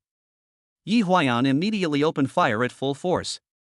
The man couldn't help but smile after hearing that, then adjusted the gold-rimmed glasses on his nose. "Hello Mr. Yi, my name is Qin Feng, and I'm Qin Shuyu's cousin." After saying that, Qin Feng reached out to shake hands with Yi Huayan. At first Yi Huayan didn't react and didn't want to pay attention to the other party. But 2 seconds later, he gradually came to his senses. "What? You're her cousin?" Yi Huayan confirmed again and again. "Yes, I studied in England before. I haven't been back to my country for many years. I came back this time mainly because of my uncle's invitation to join Hangda Group to take up an important position. Xin Fang said. Oh, so that's how it is. That must be a misunderstanding. I'm sorry. I'm sorry. Yi Huayan quickly apologized to him and Qin Shuyu. At this moment, Qin Shuyu looked at Yi Huayan wearing a vest and shorts, and couldn't help but want to cover her mouth and laugh. What's wrong, Mr. Yi? You didn't think that we were? Qin Fang asked slightly embarrassedly. Oh, it's okay, don't mention it, don't mention it. I'm not that petty. Yi Huayan quickly denied. At this time, Qin Shuyu added, Humph, he started to be jealous yesterday. I thought I was going to the airport to pick up Bai Yueguang back home. He followed me all the way to the hotel. You still throw tantrums after you get home at night. Is that true? Yi Huayan couldn't help but blush after hearing this. Hey, yes. He scratched his head embarrassedly. Chapter 020 Sense of Crisis. Okay, I'll go cook, you two can sit down and chat for a while. After Qin Shuyu finished speaking, she put on an apron and went into the kitchen. Qin Fang looked at his sister's back as she was busy working inside, and couldn't help but marvel at it. Xiao Yi, you are really capable. You have trained my sister to be able to handle both housework and cooking. I remember she couldn't do any housework before, but now she can actually cook on her own initiative. It's really rare. He said with a hint of joking. No, I didn't deliberately ask her to work. Yi Huayan explained quickly. It's okay. My sister is fine now. She looks a bit like a wife. I feel like she's very happy with you. You two are a perfect match. It was unclear whether Qin Fang was complimenting him intentionally or was sincere when he said this. So Yi Huayan had no choice but to nod and smile.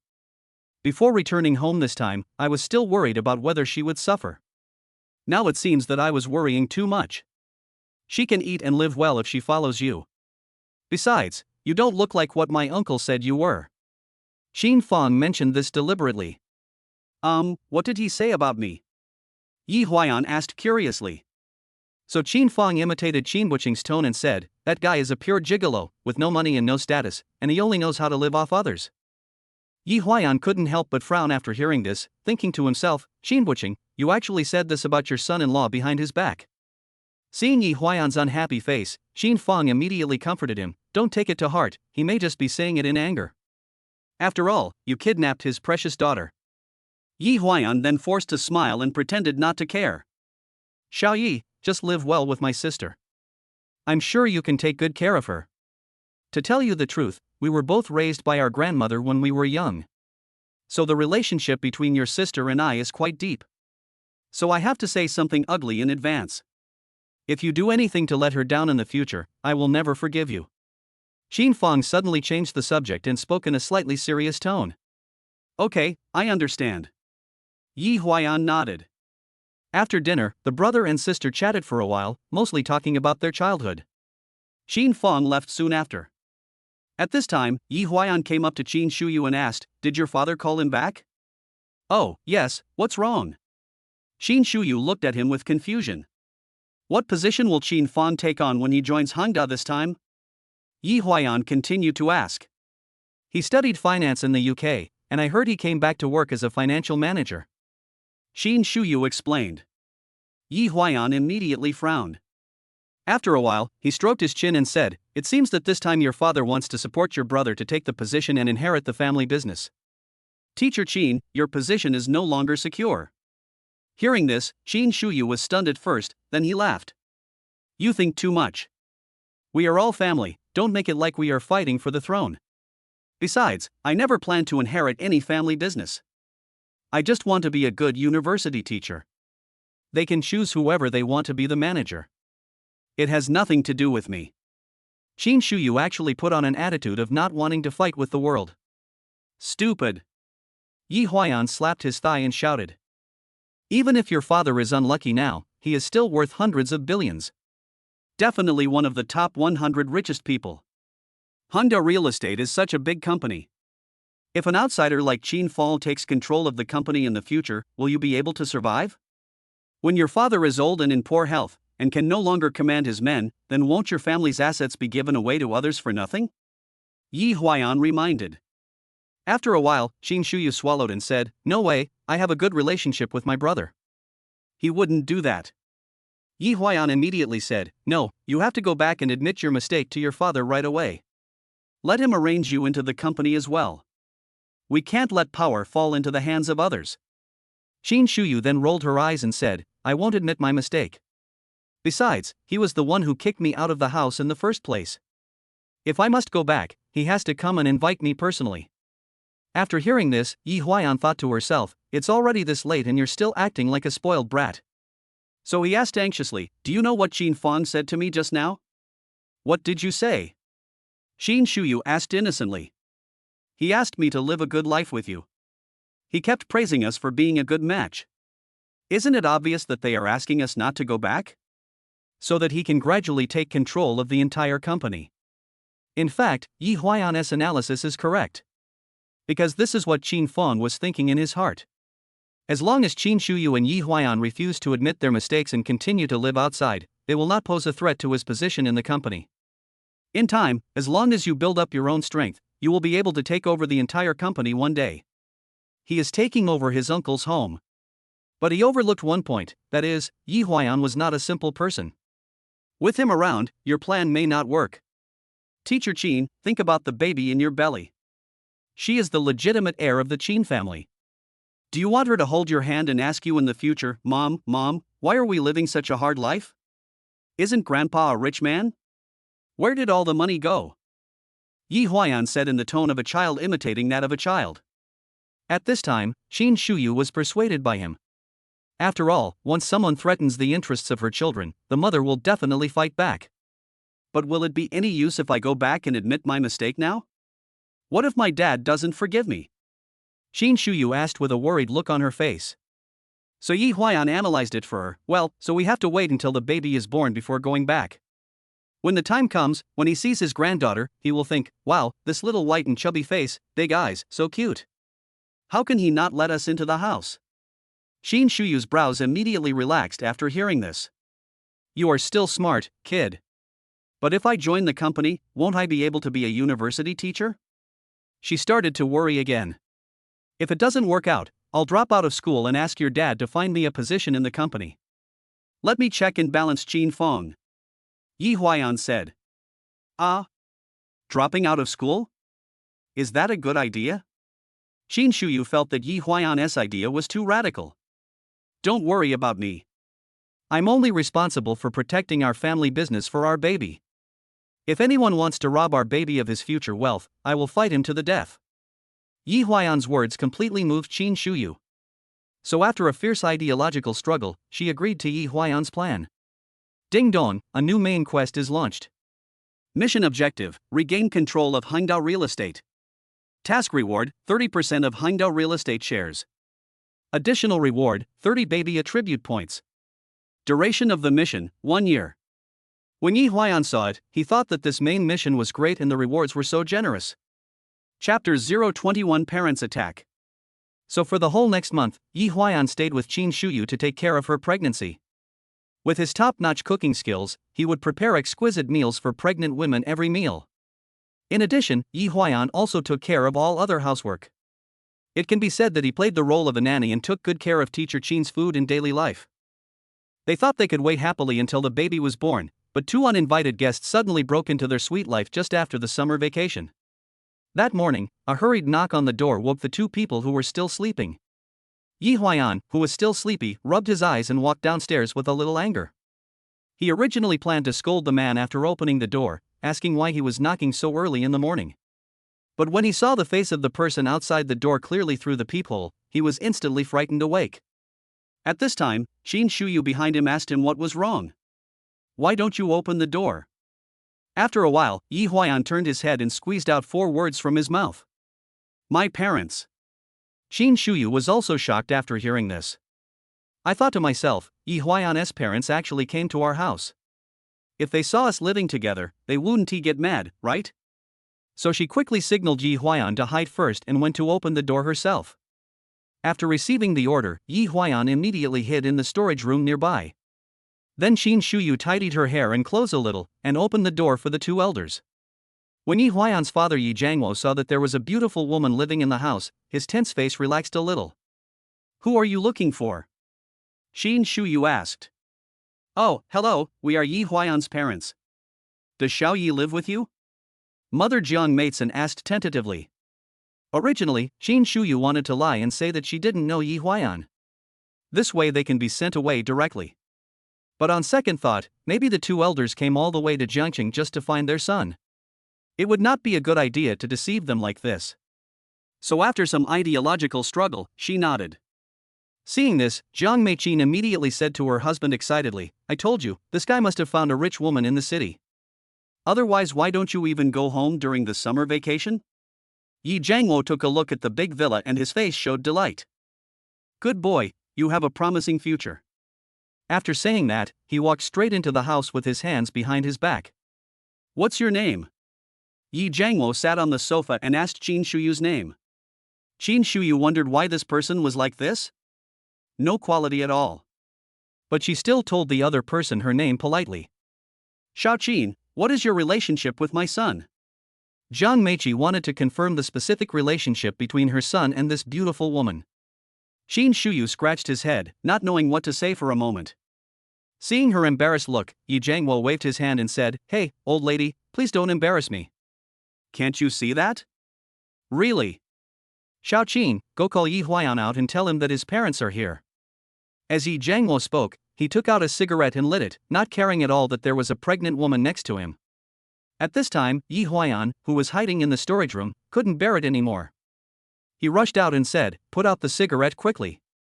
Don't you see a pregnant woman here?" At this time, Qin Shuyu covered her nose and hid behind Yi Huayan. "What, pregnant woman? She is pregnant?" Jiang Meiqin widened her eyes. Then she reached out and hit her husband, cursing, "You damn old man, hurry up and pinch him. Will you die if you don't pinch him?" Only then did Yi Jiangwo reluctantly put out the cigarette he had just lit. Looking at Qin Shuyu's slightly bulging belly, Jiang Meiqi hurried over, held her hand and asked about her well-being. "Xiao Qin, how many months? My Huayan didn't bully you, did he? I was wondering why this kid hasn't called home for several months. So he's been hiding here secretly becoming a father." At this time, Yi Jiangwo walked up to his son and said seriously, "You're addicted to playing missing, right? Are you afraid that I'll ask you for money or something? It's a good thing I asked your classmates this time to find this place. Otherwise, we'd run our legs off but still not be able to find you, little bastard." It was obvious that Yi Jiangwo was very dissatisfied with his son. "Oh, that's enough, please stop talking to him. Now that we are here, let's take good care of the pregnant woman together. Xiao Qin, go and have a rest. Auntie will cook for you at noon today." Jiang Meiqi said this and asked Yi Jiangwo to move the luggage in. Yi Huayan saw that they were planning to stay here for a long time. So he immediately asked, "Mom and Dad, what are you doing? Are you going to live with me?" While moving the suitcases, Yi Jiangwo said, "Nonsense, your house is so big, if we don't live here, do we have to stay in a hotel outside? Wouldn't it be nice to save you $2? I can also help you take care of your wife." Yi Huayan was about to collapse after hearing this. He had gone to great lengths to escape from his original family, but now he was falling back into the devil's den. "Wait, don't be in a hurry. Listen to me. First of all, this house is not mine. Secondly, Miss Qin and I are not husband and wife. We are just ordinary friends. You guys are breaking into someone's house like this. It's illegal, don't you understand?" Yi Huayan said loudly. "TSK, what's illegal or not illegal? Then let me ask you, is the baby in her belly yours?" Yi Jiangwo asked directly, pointing at Qin Shuyu's belly. At this time Yi Huayan was silent. Seeing his son bowing his head and keeping silent, Yi Jiangwo said with a smug look on his face, "Humph, since she is pregnant with our Yi family's seed, then my old couple has the responsibility to take care of our daughter-in-law. Stop talking nonsense, kid. Take us to the room." At this time, Qin Shuyu gave Yi Huayan a look, meaning forget it, don't bother with your parents. Let's settle them down first. So Yi Huayan had to take Yi Jiangwo upstairs reluctantly. During lunch that day, Yi Jiangwo and Jiang Meiqin kept talking about how difficult it was for them to raise Yi Huayan. It was a story of snot and tears. But Yi Huaiyan knew in his heart that what they were doing was nothing more than deliberately playing the victim in order to gain some benefits from his daughter-in-law. But right now Qin Shuyu only makes more than 10,000 yuan a month. She had no more food left. So it's really unnecessary for them to do this. After talking for a long time and seeing that Qin Shuyu had not expressed anything, Yi Jiangwo asked, "By the way, Xiao Qin, what do you do for a living?" Qin Shuyu hesitated for a moment, then lowered her head and whispered, "I am a teacher." "Teacher? Hello, teacher. There are winter and summer vacations. Do you teach in elementary school or kindergarten?" Jiang Meiqi asked. I am. I am a university teacher." Qin Shuyu's voice became even lower. At this time, everyone at the table fell into a brief silence. After a while, Jiang Meiqi asked in astonishment, "Could it be that you are Yi Huaiyan's teacher?" Qin Shuyu nodded. "Okay." Yi Jiangwo suddenly slammed the table. Yi Huaiyan and Qin Shuyu were shocked. "Good boy, you are worthy of being my son. You have the same demeanor as your father and I did back then.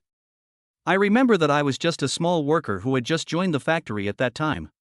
And your mother was the line leader at the time, and she was also the recognized beauty in the factory.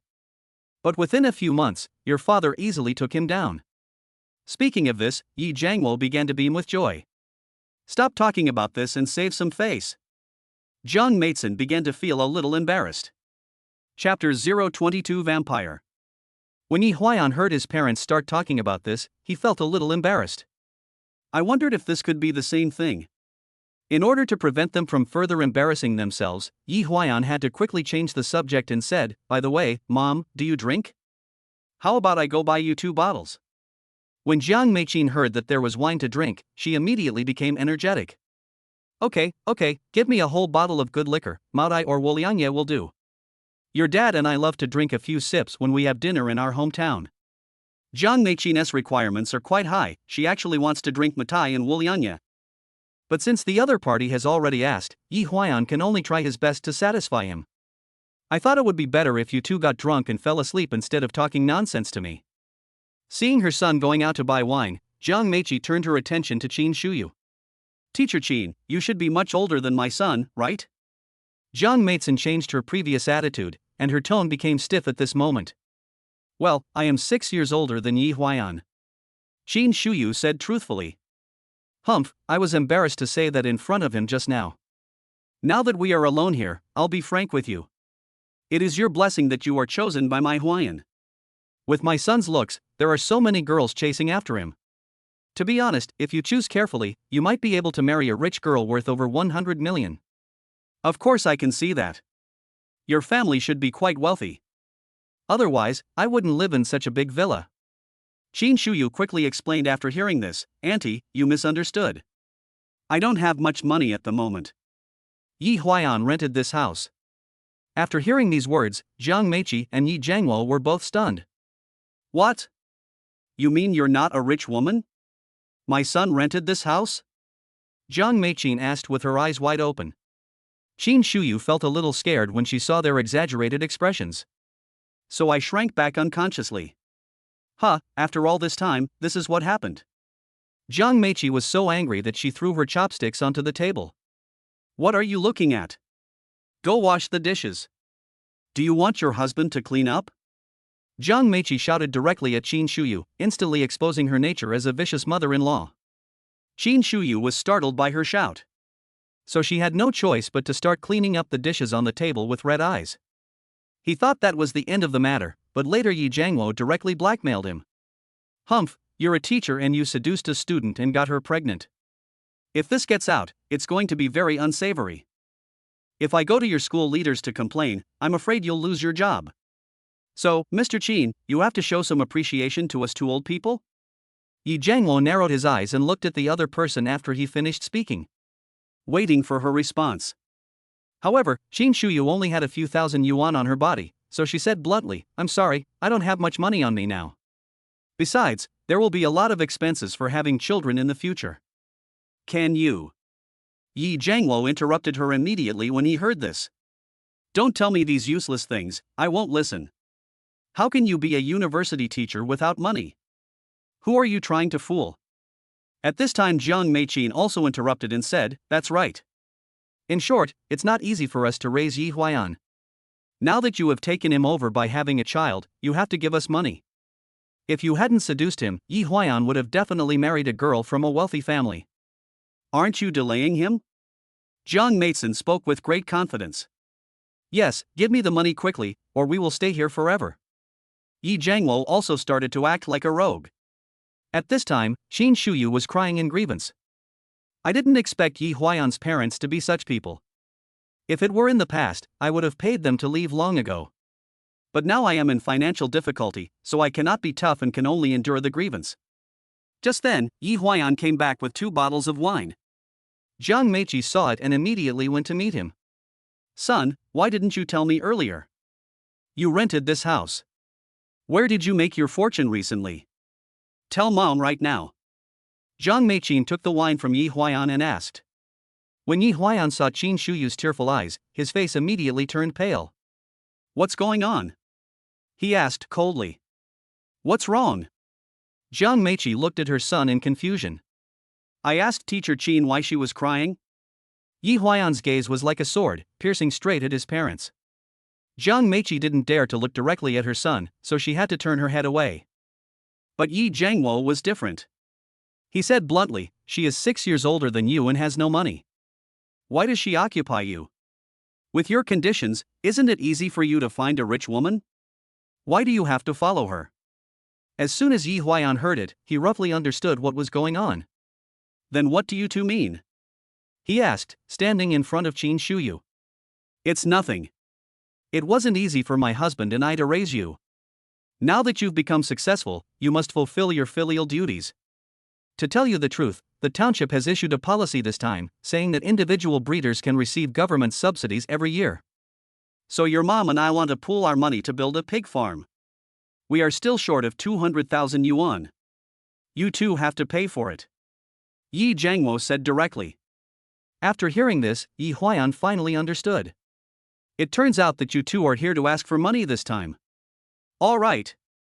I'll give it to you." So Yi Huayan took out 50,000 yuan in cash and put it on the table without saying a word. "No more, that's all. You two can take the money and go back tomorrow. Don't stay in this big city anymore." When Yi Jiangwo saw it, he immediately turned hostile. "Hey, little brat, where are you sending away the beggar? You want us to go back for 50,000 yuan? No way. You live in such a big villa now, you must have made a fortune. We won't leave unless we get 200,000 this time. I eat and drink here every day." After saying that, Yi Jiangwo lit up another cigarette. Qin Shuyu choked and coughed repeatedly. Yi Huayan had no choice but to let her go upstairs first. "That's really all I have. How about you two take the 50,000 and go back first, and I'll transfer the remaining 150,000 to you next month. How about that?" Yi Huayan put forward negotiation conditions. Jiang Meichin and her husband Yi Jiangwo looked at each other. The two seemed to have reached a consensus. So Yi Jiangwo kept the 50,000 yuan. Then he said, "Once the pig farm is open, we will have to buy piglets. You will have to pay for that money then, don't you understand?" Yi Huayan was thinking, what about raising pigs and ducks? How could I not know what you are going to do with the money? I'm sure I'll lose it all in 2 days. You are still buying piglets, but you yourself are a pig waiting to be slaughtered. After cursing in his heart, he suddenly felt refreshed. However, at this moment Qin Shuyu burst into tears in the house. After hearing the sound, Yi Huayan rushed into the room, hugged her and began to comfort her. Chapter 023, Borrowing Flowers to Offer to Buddha. "Teacher, stop crying. I'm here." Yi Huayan lent his broad shoulders to Qin Shuyu for support. However, the other party did not stop crying. "Yi Huayan, I am now beginning to doubt my original decision. Maybe I should have taken that emergency contraceptive pill and not had this baby. Now, not only have my biological parents kicked me out of the house, but I am also being bullied by your parents. I'm so sad." Speaking of this, Qin Shuyu's tears fell like raindrops. Yi Huayan felt so distressed when he saw this. He hated to see his beloved girl cry. So he hugged Qin Shuyu even tighter. "Don't think like that, teacher. Don't you still have me? Believe me, as long as I'm here, I won't let you and the baby suffer any injustice. I have already negotiated with them. I will give them 50,000 yuan first and let them go back to their hometown tomorrow. I will never bother you again. Qin Shuyu stopped crying a little after hearing this. Didn't they ask for 200,000? Why only 50,000? Qin Shuyu asked. Having said that, Yi Huayan could only sigh helplessly. You don't know, my dad is really a living dad. He has been a gambler for many years. He has lost all his family property in the past few years. This 50,000 yuan will only last him a month at most.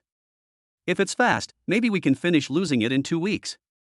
When he comes back to ask for it, we'll just give him 10,000 or 20,000 yuan to send him off. In this way, 200,000 can last for half a year.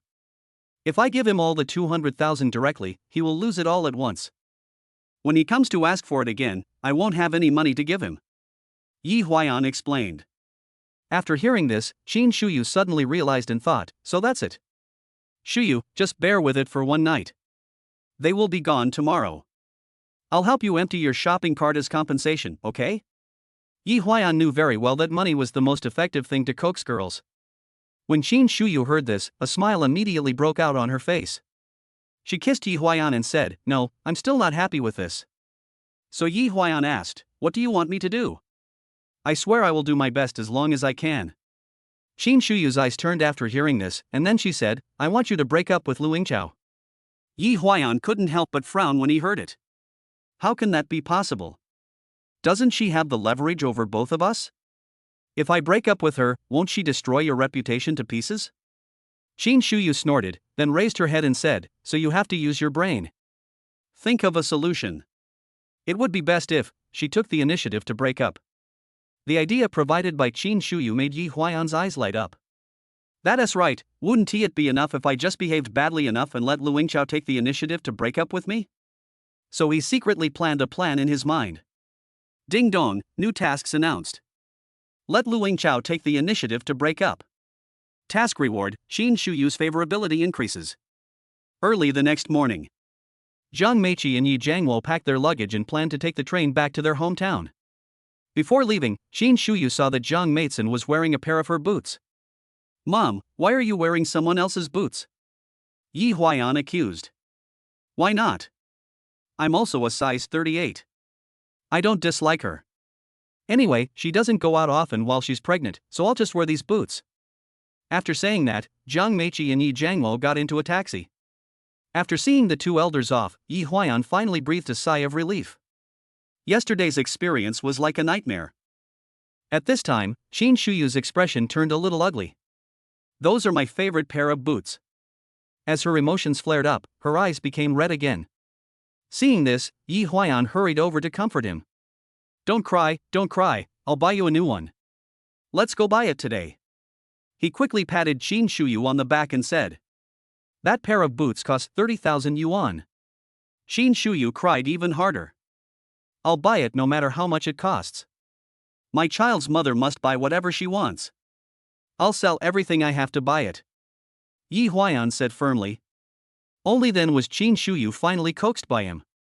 Then let's go this afternoon. I want to buy the exact same one. Qin Shuyu wiped away her tears and said. Okay, I promise. Yi Huayan held the other person in his arms with a doting look on his face. In the afternoon, the two went to the department store in the city center together. Yi Huayan planned to let Qin Shuyu spend a lot of money to please her. As a result, just as they started shopping, Lu Yingqiao called. Yi Huayan's brows immediately frowned, and his face was full of disgust. Is it her? Qin Shuyu asked. Yeah. Yi Huayan nodded. You answer it, don't ignore her. Qin Shuyu said with a pout.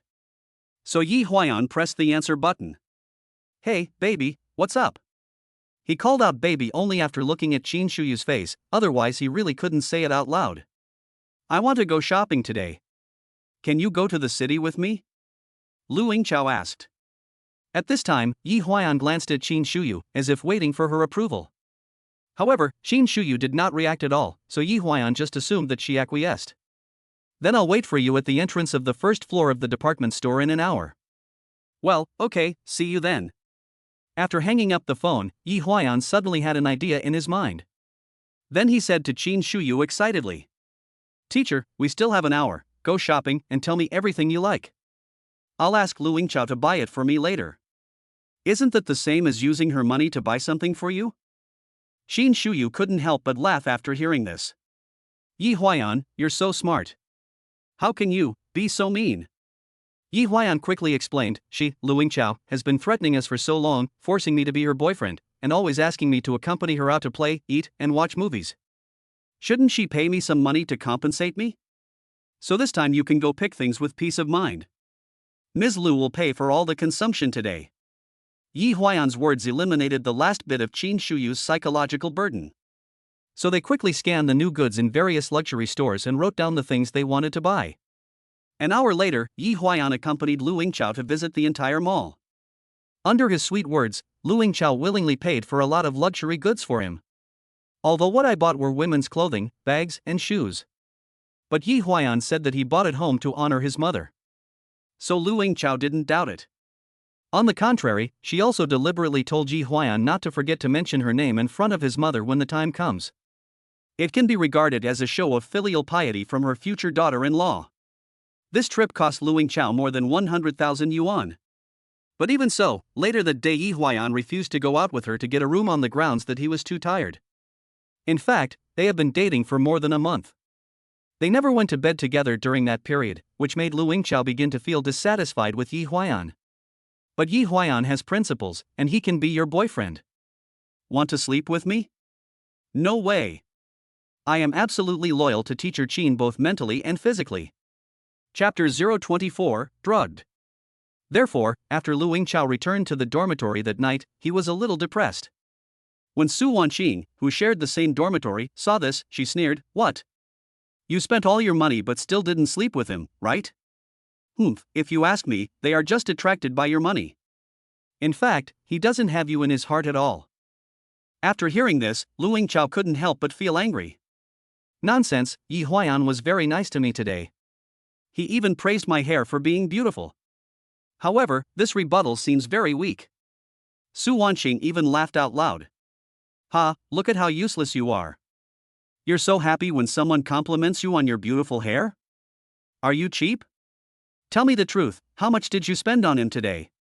How much did you buy? Su Wanqing questioned. When Lu Yingqiao heard the other party ask this question, he fell completely silent. I spent hundreds of thousands of dollars just to get someone to say, your hair is so beautiful. It's really frustrating when I think about it. After a while, she stammered, I spent about 100,000 yuan in total and bought him a bunch of women's bags and shoes. He said they were for his mother. Su Wanqing slapped her thigh as soon as she heard it and said, Oh, you've been cheated, you know that? I understand his family situation. It's his alcoholic mother who has ignored him since he was a child.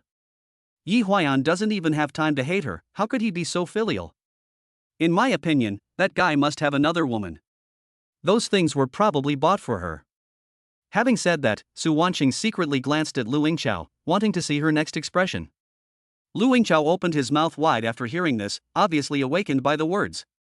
So you, Yi Huayan, bought those things specifically for Teacher Qin? So she immediately lost her composure. How dare you, Yi Huayan, lie to me like this? I must make public the fact that Qin Shuyu is pregnant with your child. You will both be ruined. She roared. Su Wanqing was also surprised when she heard this. She quickly asked, What did you say? Teacher Qin is pregnant with Yi Huayan's child? Lu Yingqiao nodded and said, Yes, one weekend I ran into Yi Huayan accompanying Qin Shuyu to the maternal and child health hospital. Think about it, why else could a man and a woman go to a place like that? Su Wanqing was overjoyed when she heard the news. I see. I was wondering why he has no interest in me at all. So he hooked up with Teacher Qin. Have you figured out how to take revenge on them? Su Wanqing asked. Of course, we should make public the fact that Teacher Qin is pregnant with Yi Huayan's child. It's best to let the whole school know. Lu Yingqiao said viciously. However, Su Wanqing smiled and shook her head. Old Lu, don't you know? In fact, the news of Qin Shuyu's pregnancy has already spread among the teachers. Some people also suspected that the child was a male classmate's. So what you're doing won't have any effect. On the contrary, it will only make them face pressure and difficulties together and deepen their relationship.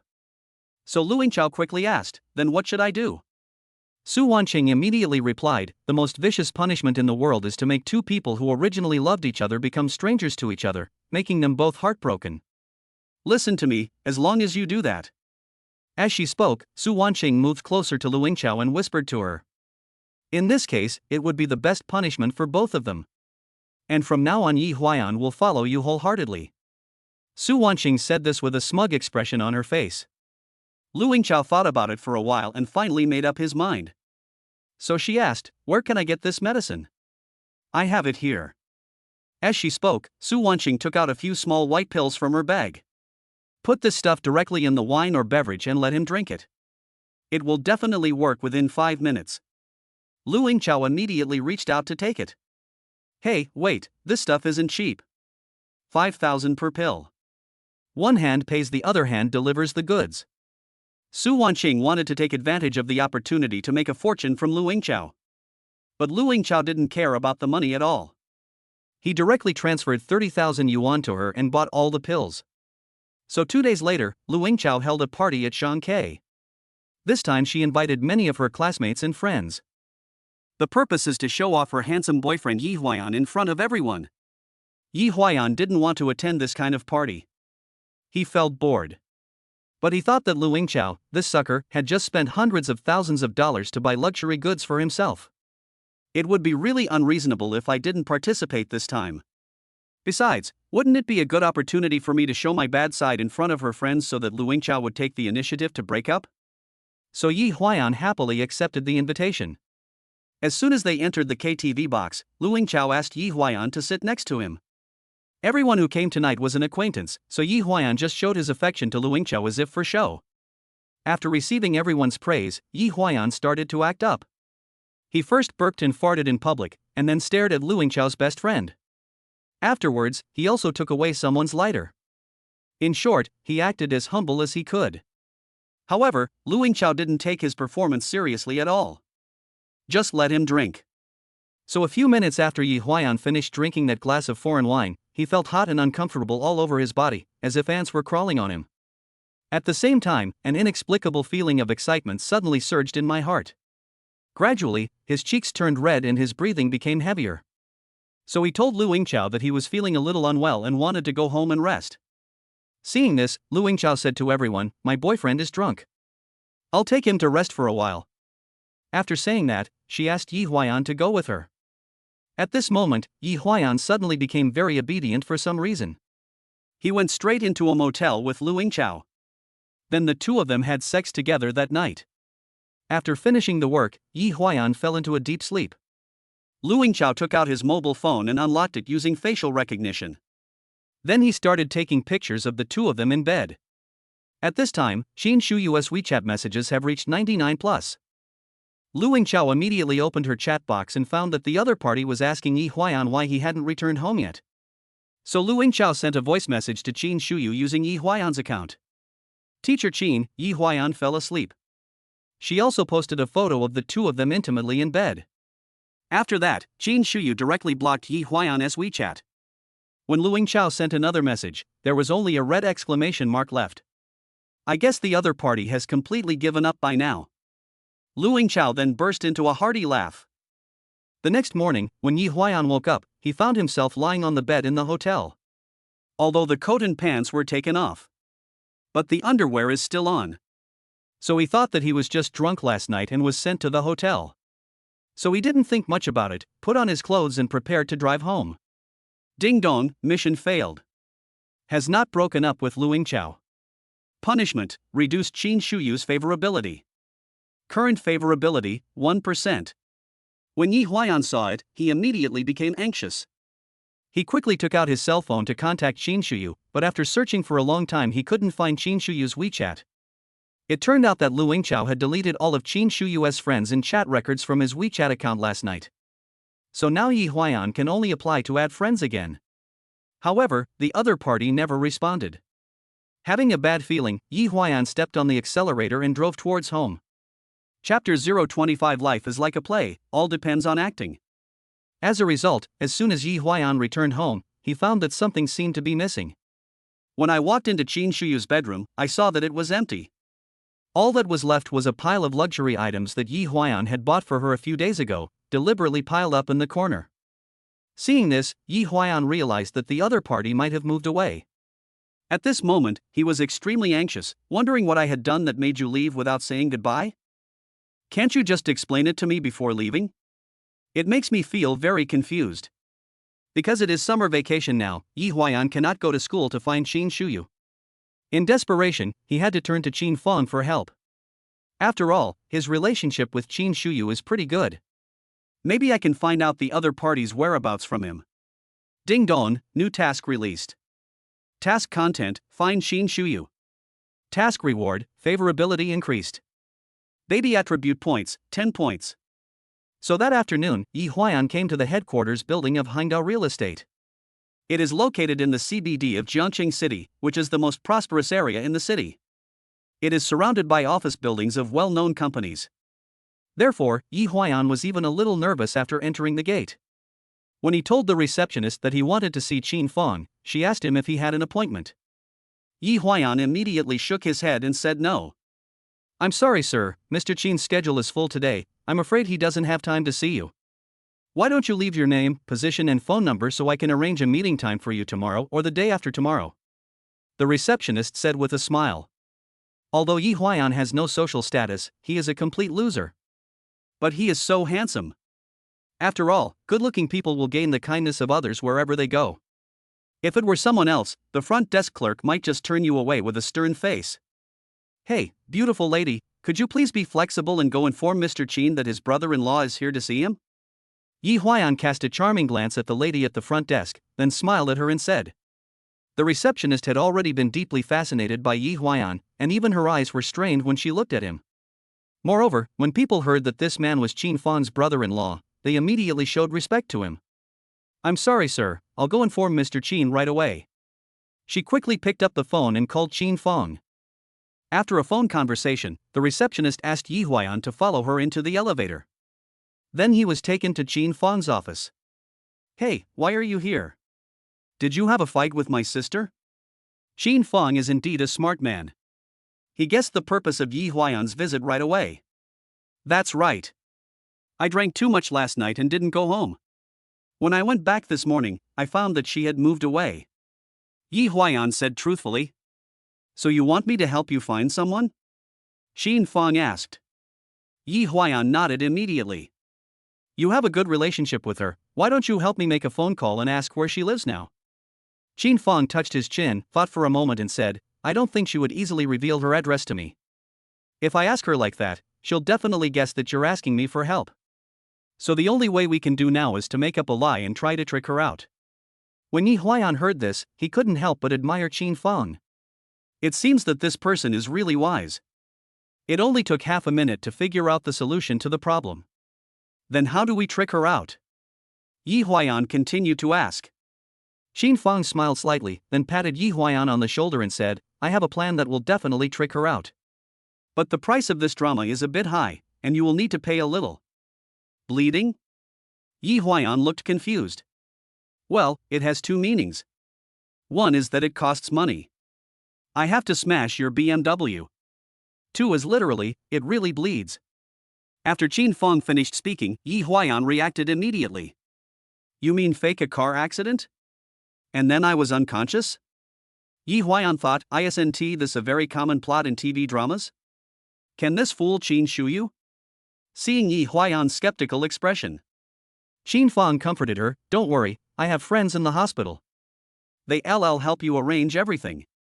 As the saying goes, life is a play, and it all depends on your acting skills. When the time comes, you just need to lie quietly on the hospital bed, pretending to be an unconscious vegetable, and then wait for my sister to take care of you. Qin Feng said with confidence. After hearing this, Yi Huayan gradually smiled. I thought that seeing Qin Feng's positive attitude, he really didn't want me to break up with Qin Shuyu. After all, once we separate, his sister will most likely return to the Qin family. In this way, Qin's position in the company will be threatened. Humph, little bastard, sometimes being smart doesn't mean you can always take advantage. I'll keep this account for you first. We'll calculate it slowly later. So Yi Huayan gladly accepted Qin Feng's proposal. 2 days later, Shin Shuyu, who lived in a rental house, was looking at an advertisement for abortion in a hospital. Suddenly, Shin Fong called her. "Hey, what's wrong? Is there something wrong?" she asked calmly. "Sister, please come to the Municipal People's Hospital as soon as possible," Shin Fong said anxiously. "What's wrong? Who's in trouble?" Shin Shuyu asked with a hint of anxiety. "It's Yi Huayan. He drove to look for you for 2 days. It was raining and the roads were slippery last night, and he lost control of his car and collided head-on with a semi-trailer. We are currently rescuing them." Shin Fong briefly recounted what had happened. Shin Shuyu's mind went blank after hearing this. After a while, she asked in a trembling voice, "How is he? Is his life in danger?" Shin Fonsui replied, "I don't know either. The doctor is trying to save him. Please come here quickly." So Shin Shuyu hung up the phone and immediately took a taxi to the hospital. At this time, Yi Huayan had already made preparations in the ward. This time he booked a luxurious single room. The doctor also put him on a monitor. In addition, his head was wrapped in gauze and his face was covered with blood, looking exactly like a victim of a car accident. In order to make it more realistic, Shin Fong also specially invited 2 company employees to play the role of semi-trailer drivers. Prepare to discuss compensation with the patient's family later. After Shin Shuyu arrived at the hospital, she went straight to Yi Huayan's ward. When she saw Yi Huayan lying unconscious on the hospital bed, tears suddenly welled up in her eyes. "Ding dong, mission accomplished. You have successfully found Teacher Chin. Current favorability of the other party, 20%. Gain 10 baby attribute points. How is he? Can he wake up?" Shin Shuyu quickly asked Shin Fong, who was standing beside her. Shin Fong just shook his head with a sad look on his face. The doctor said he had a blow to the head. The situation is not very optimistic at the moment. The probability of waking up is very small. After saying this, Shin Fong lowered his head silently. Shin Shuyu didn't have any special reaction after hearing this. After all, Yi Huayan had hurt her deeply before. She sat down at the head of the bed and yelled at Yi Huayan, "You bastard, I wanted to go get an abortion with you. You're so good, you just passed out. Wake up now. Do you know?" Chapter 026 True Feelings Revealed.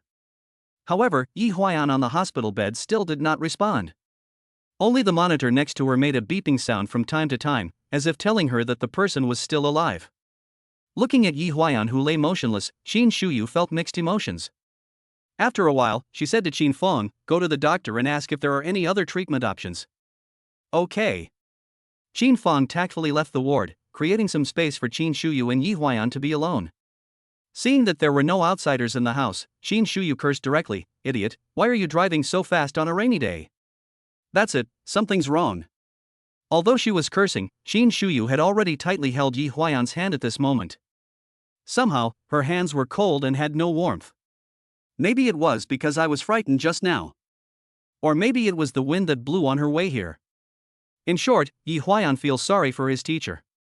I kept repeating to myself in my heart that I didn't mean to lie to you. After a while, Shin Shuyu finally began to confide in Yi Huayan. "I sent you hundreds of messages that night and you didn't reply. That has never happened before. I felt something was wrong at the time.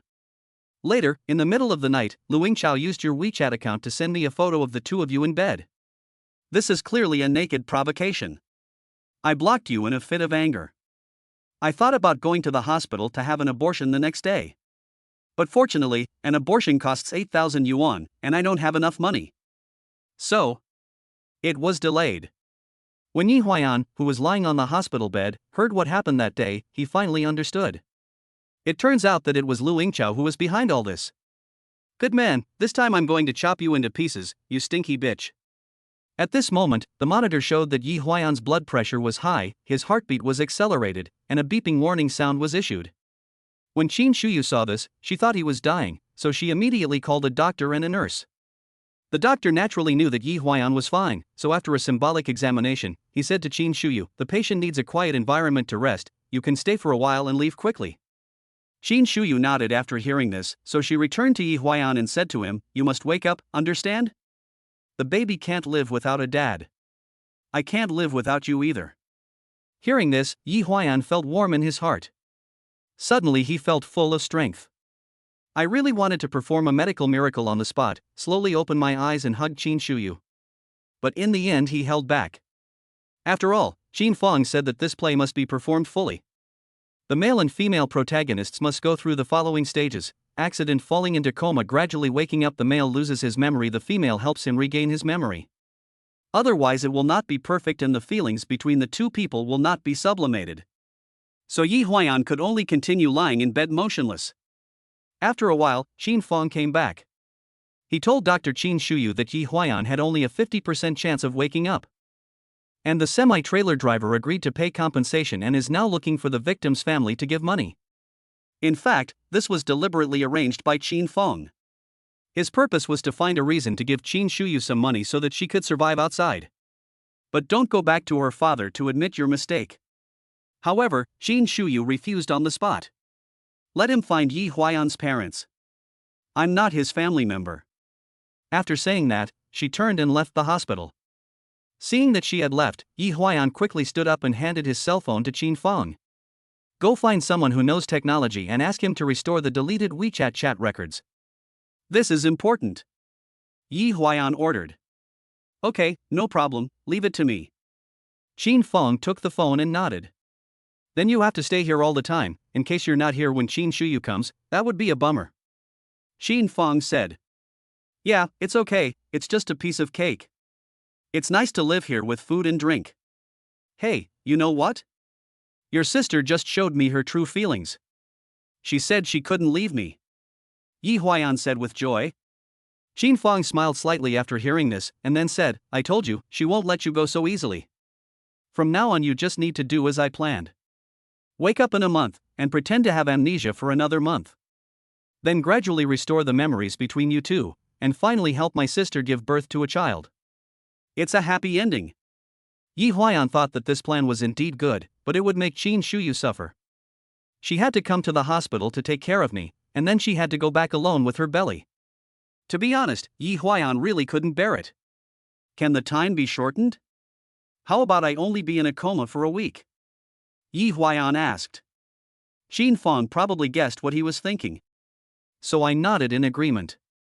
After Qin Fong left, Yi Huayan lay on the bed in a daze, bored.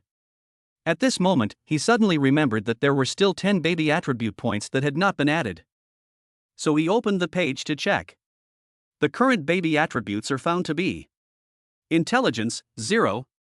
Appearance, 10. Body, 0. Emotional quotient, 0. Morality, 0. Filial piety, 0. He thought that the baby's appearance must be maximized, so he decisively added 10 points to the appearance. Ding dong, the current baby attributes are intelligence, 0. Appearance, 20. Body, 0. Emotional quotient, 0. Morality, 0. Filial piety, 0. 2 days later, Qin Fong returned to the ward with his cell phone. He placed the deleted chat history in front of Yi Huayan. The photo showed Lu Yingqiao and herself lying naked on the bed. Yi Huayan simply couldn't bear to look at it. One can imagine what Qin Shuyu's mentality was when he saw this. Fuck you, Lu Yingqiao, I'm going to find someone to kill you right now. Yi Huayan was furious. I'm going to settle the score with her right away. At this time, Qin Fong stopped him and said, Don't be impulsive. Listen to me, you better lie here obediently and don't show your true colors. Leave this woman to me. I have a way to teach her a lesson.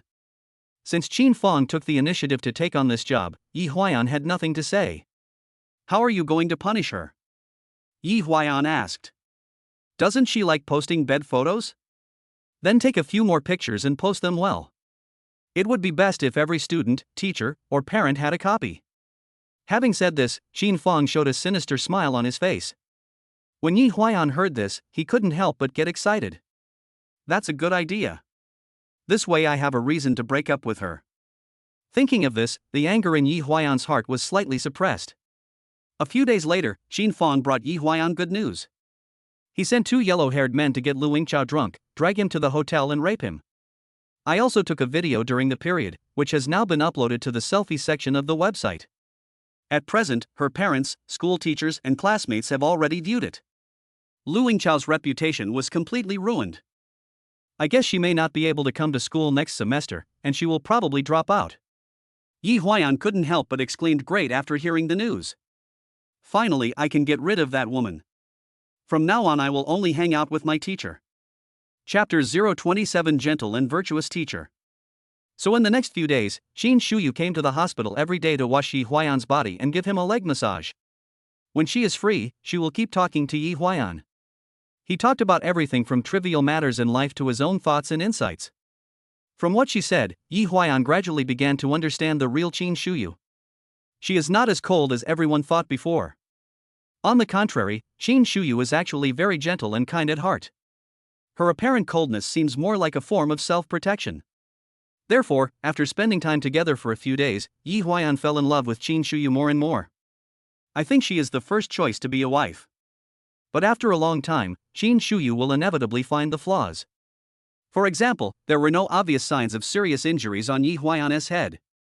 In addition, the doctor did not give him any treatment during the days he was in a coma. This inevitably made her suspicious. In order to dispel her doubts, Qin Feng arranged for Qin Shuyu to go to the traffic police team to handle the subsequent determination of responsibility and compensation for the accident. Therefore, when Qin Shuyu saw Yi Huayan's smashed BMW, she completely believed that the accident had really happened. Afterwards, Yi Huayan received 1 million yuan in compensation, which was collected by Qin Shuyu on his behalf. Of course, this money was actually paid out of Qin Feng's own pocket and given to Qin Shuyu as a resettlement fee through the driver of a semi-trailer truck. However, after Qin Shuyu got the money, she went to the hospital to pay Yi Huayan's medical expenses first. Seeing this, Qin Feng quickly explained, the medical expenses will be paid by insurance. This 1 million is simply compensation for the family members. You can spend it however you want. Qin Shuyu thought for a moment and said, then this money should be left to Yi Huayan's parents. I heard they are planning to build a pig farm. Perhaps the money will be useful. Qin Feng became anxious when he heard this. No, sister, you have to think about the baby in your belly. This money was earned by its father at the cost of half his life. How can you give it all to outsiders? Qin Shuyu immediately retorted, those are Yi Huayan's parents, how can they be outsiders? Although I hate them both. But no more talking. I'll keep the money for them first, and I'll give it to them when they get here. Qin Shuyu made the final decision. When Qin Feng talked about this incident with Yi Huayan afterwards, Yi Huayan was almost moved to tears. Even though he fell into such a situation, teacher Qin still adhered to his principles and did not covet money. She is indeed a rare good woman. It's almost time. I should wake up. Otherwise, it would be the end if she really gave the money to those two terrible parents of mine. Yi Huayan decided to wake up immediately. So the next day, Qin Shuyu received a call from Qin Feng in the rental house. Said Yi Huayan has woken up. Qin Shuyu rushed to the hospital immediately after receiving the good news. At this time, Yi Huayan was able to sit on the bed and eat. He ate with great relish and looked no different from a normal person. Yi Huayan, how are you? Qin Shuyu hurried over and asked with concern. However, Yi Huayan showed a surprised expression at this time. Teacher Qin, why are you here? Seeing this, Qin Feng on the side quickly explained. The doctor said that because Yi Huayan's head was severely injured, he showed symptoms of amnesia. I have lost all my memories of the last 6 months. Qin Shuyu couldn't help but be surprised after hearing this. Doesn't that mean that the relationship between Yi Huayan and I has returned to square one? He doesn't remember anything, including the night we got drunk, the pregnancy, and everything that happened afterwards. Thinking of this, Qin Shuyu felt a little broken in her heart. But facing Yi Huayan, who had just woken up, she still pretended to be calm and said, Teacher came to visit you today. You were in a car accident before and were injured. This is compensation, you must keep it well. Having said that, Qin Shuyu handed the bank card with 1 million yuan to the other party. At this moment, Yi Huayan was particularly moved. I thought it was my blessing to meet such a woman. But he couldn't show it, so he can only simply say thank you. The doctor discharged Yi Huayan from the hospital 2 days after he woke up. The doctor said that I just need to rest at home, but he couldn't say when the lost 6 months of memory would be restored. Maybe it will recover tomorrow, or it may never recover in your lifetime. So Qin Shuyu took Yi Huayan to the villa he had rented before. Oh my god, did I live here before? After seeing the big villa, Yi Huayan deliberately showed a surprised expression. Well, you lost your memory after you were injured. I can't remember a lot of things. Actually, this villa isn't anything particularly important. Qin Shuyu seemed to have something else in her words. Yi Huayan naturally understood what she meant. She must have wanted to tell me about her pregnancy. But due to the teacher-student relationship between them, she was too embarrassed to speak directly, so she acted a little shy at the moment. So Yi Huayan took the initiative to change the topic. Teacher, I see you have gained weight. Look at your belly, it's like you are pregnant. When Qin Shuyu heard this, her face immediately turned red.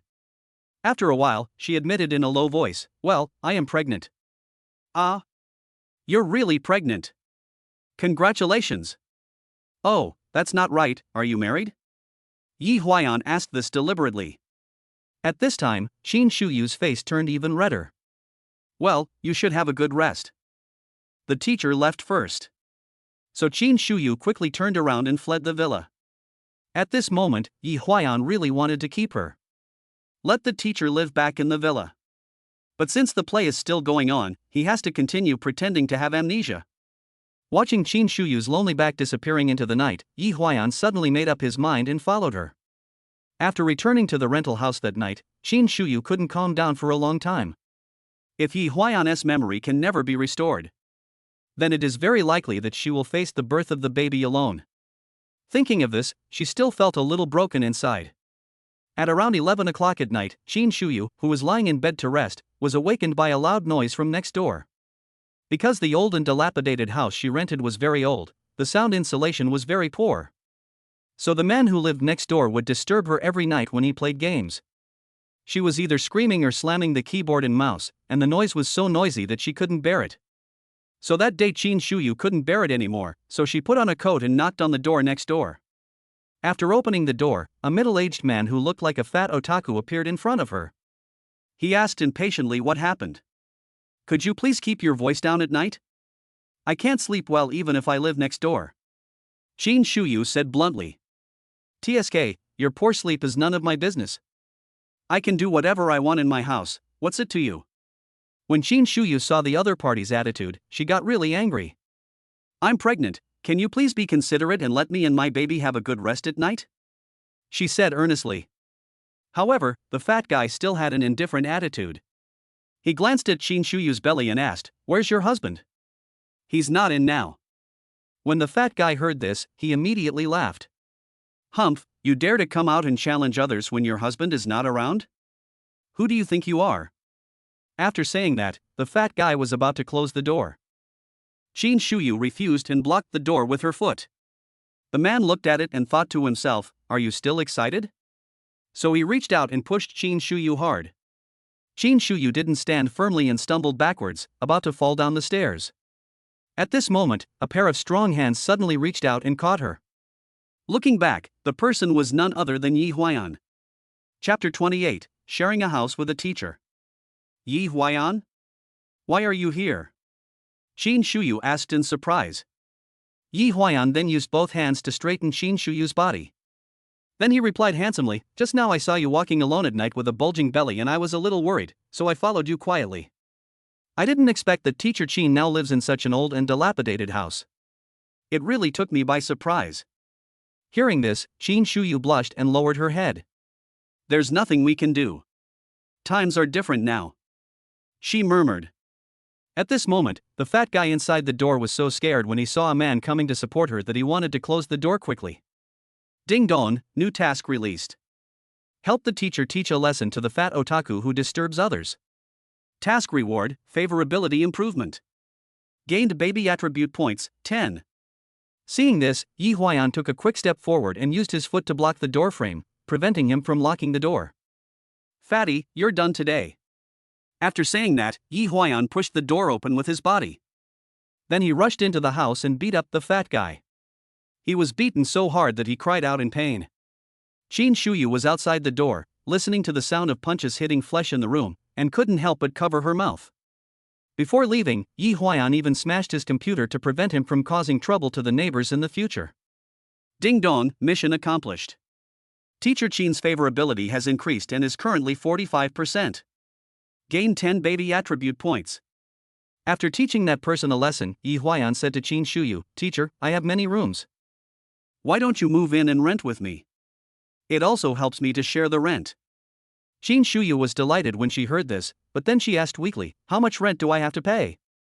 Yi Huayan knew that she didn't have much money on her, so after thinking about it, he said, "Then give me 500 yuan a month."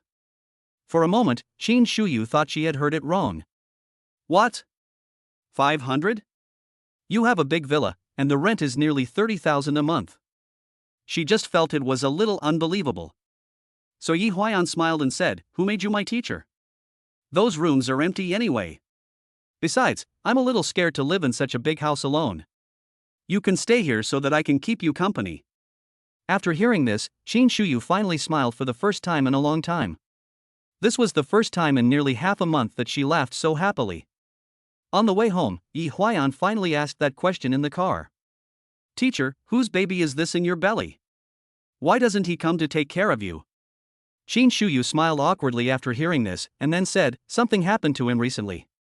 So, it's not convenient for you to come and meet me and the baby." Speaking of this, Qin Shuyu showed a look of loss on her face. Yi Huayan was secretly laughing at this moment. "Was he nice to you before?" Yi Huayan continued to ask. Qin Shuyu nodded without hesitation. "Well, he is the most handsome, responsible, and nicest boy I have ever met." Qin Shuyu's words praised Yi Huayan to the sky, making him very happy. "I didn't expect Teacher Qin to think so highly of me."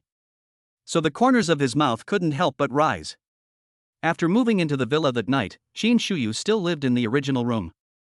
Even the luxury items that Yi Huayan had bought for her before were still there. It seemed as if everything had returned to half a month ago. But now Yi Huayan no longer remembers the feelings between them. "But I am already content to be able to live with the child's father. After all, feelings can be cultivated slowly. Even if Yi Huayan can never remember that time, I can make him fall in love with me again." Qin Shuyu was very confident. At night, Yi Huayan tossed and turned in bed, unable to fall asleep. He opened the system interface and added all the new 10 attribute points to his appearance. So now the baby's appearance has reached 30. His goal is to get his appearance to the maximum level of 99 before his baby is born. This way the child will have advantages in every aspect from the moment he is born. Because, after all, this is a society that values appearance. The next morning, Yi Huayan made breakfast for Qin Shuyu as usual. But when Qin Shuyu saw the familiar food, he showed a puzzled expression. "Xia Yi, how do you know that I like toast with fried eggs?" As soon as these words came out, Yi Huayan was stunned for a moment. It's over. It's about to be exposed. Fortunately, he had a strong psychological quality, so he immediately scratched his head and said seriously, "I don't know why I just wanted to do this morning. Maybe it's because I've done it so many times before and it's formed muscle memory."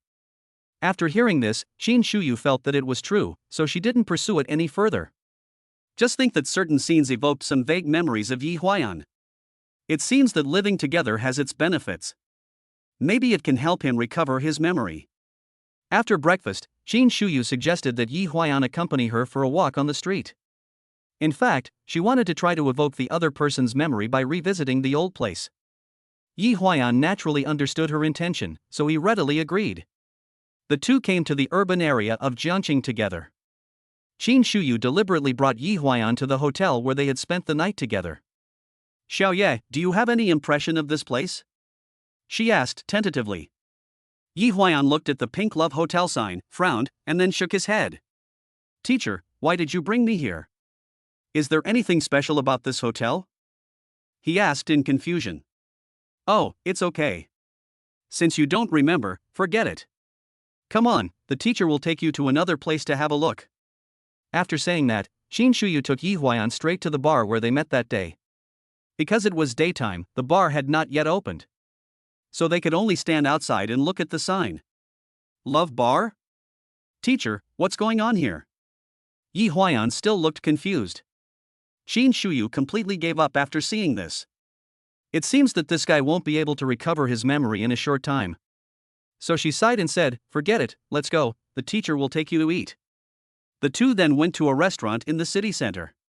Because Yi Huayan had just received 1 million in compensation, he had plenty of money in his pocket, so he chose expensive items when ordering. Qin Shuyu kept advising him not to order something so expensive. Yi Huayan thought to himself, this money was given to you by Qin Fang anyway. If I don't spend it on you, would I really use it to build a pig farm for my unreliable parents? So he still ordered a table full of delicious dishes. Hello, everyone. Today we have a couple photo wall activity in our restaurant. If you are willing to cooperate in taking a couple kissing photo, you can enjoy a 10% discount. At this time, the restaurant waiter came over with a camera and asked. Qin Shuyu blushed immediately after hearing this, and then quickly waved her hands and said, sorry, we are not. Okay. Let's shoot. Before Qin Shuyu had time to refuse, Yi Huayan on the side had already agreed. Then Qin Shuyu looked at him with surprise. Chapter 029 Falling in Love with You Again. Come on, you two can kiss each other now. The clerk said as he pointed the camera at the two of them. So Yi Huayan put his mouth closer. Then he gently kissed Qin Shuyu's lips. Snap. The clerk recorded this scene with a camera and then printed it out as a photo to be hung on the wall later. Please write 2 sentences behind the photo. The clerk brought them pens. So Qin Shuyu wrote, I wish you can get back those beautiful memories as soon as possible. After reading it, Yi Huayan secretly wrote below, even if I can't find you back, I will fall in love with you again without hesitation. After writing it, he asked the clerk to hang the photo on the wall. What did you write? Qin Shuyu asked curiously. I won't tell you, it's a secret. Yi Huayan said mysteriously. Yi Huayan, how dare you be so bold? How dare you kiss the teacher in public? Qin Shuyu then said in a slightly reproachful tone. Then you didn't hide either, did you? You are quite brave, daring to kiss your students in public. Yi Huayan immediately turned the tables. Qin Shuyu burst into laughter after hearing this. Shut up and eat your meal. After a while, she said with a blush on her face. Ding dong, the hidden reward condition has been triggered. Successfully kissed teacher Qin once. Obtain hidden reward, favorability increased. Current favorability, 65%. Gain baby attribute points, 10 points. So Yi Huayan raised the baby's appearance to 40. After returning home that day, Qin Shuyu, whose favorability rating exceeded 65%, had become quite ambiguous towards Yi Huayan. Besides, the pregnancy has lasted for more than 3 months, so it's time to be shy. Therefore, Yi Huayan began to have evil thoughts.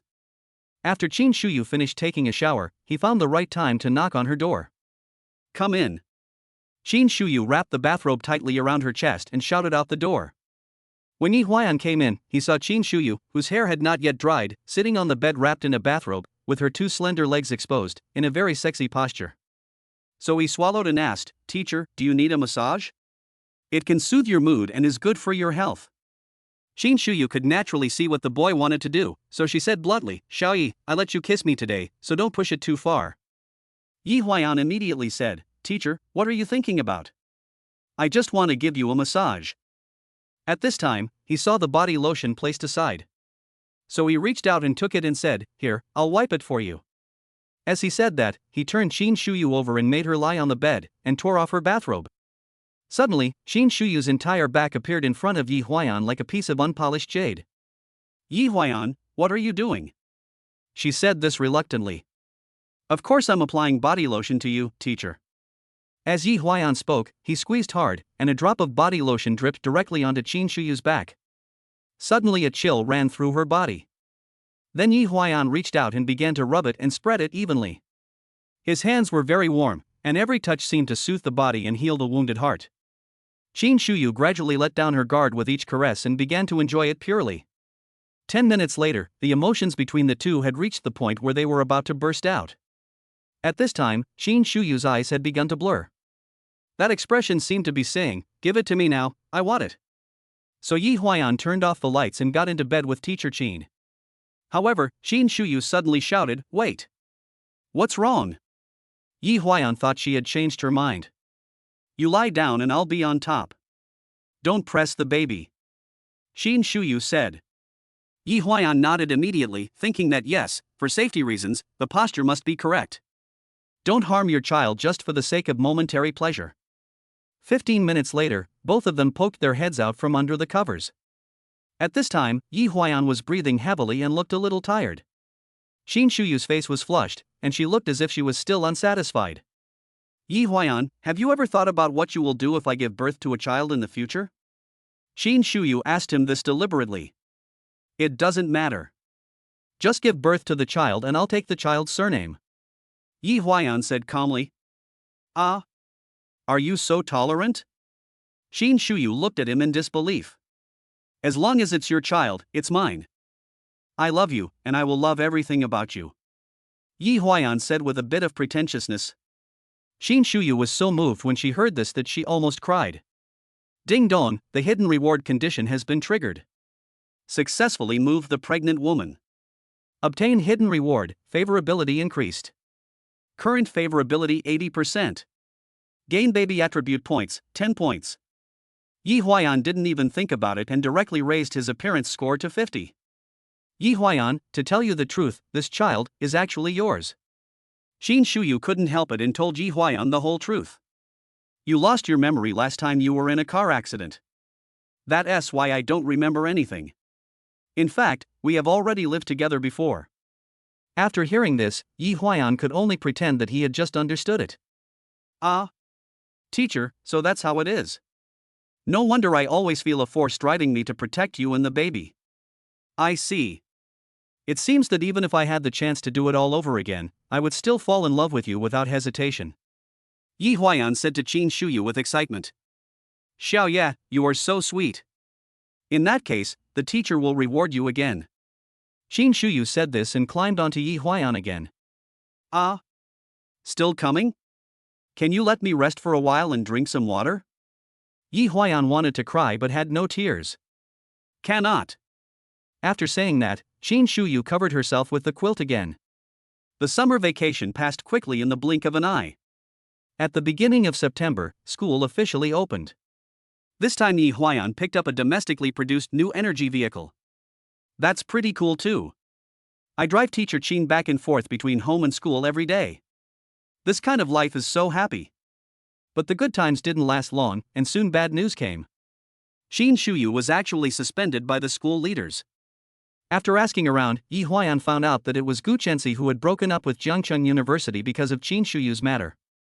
Not only did they not deliver the batch of experimental equipment that they had promised to donate, but even the intelligent driving system project that they had agreed to cooperate on for next year was also cancelled.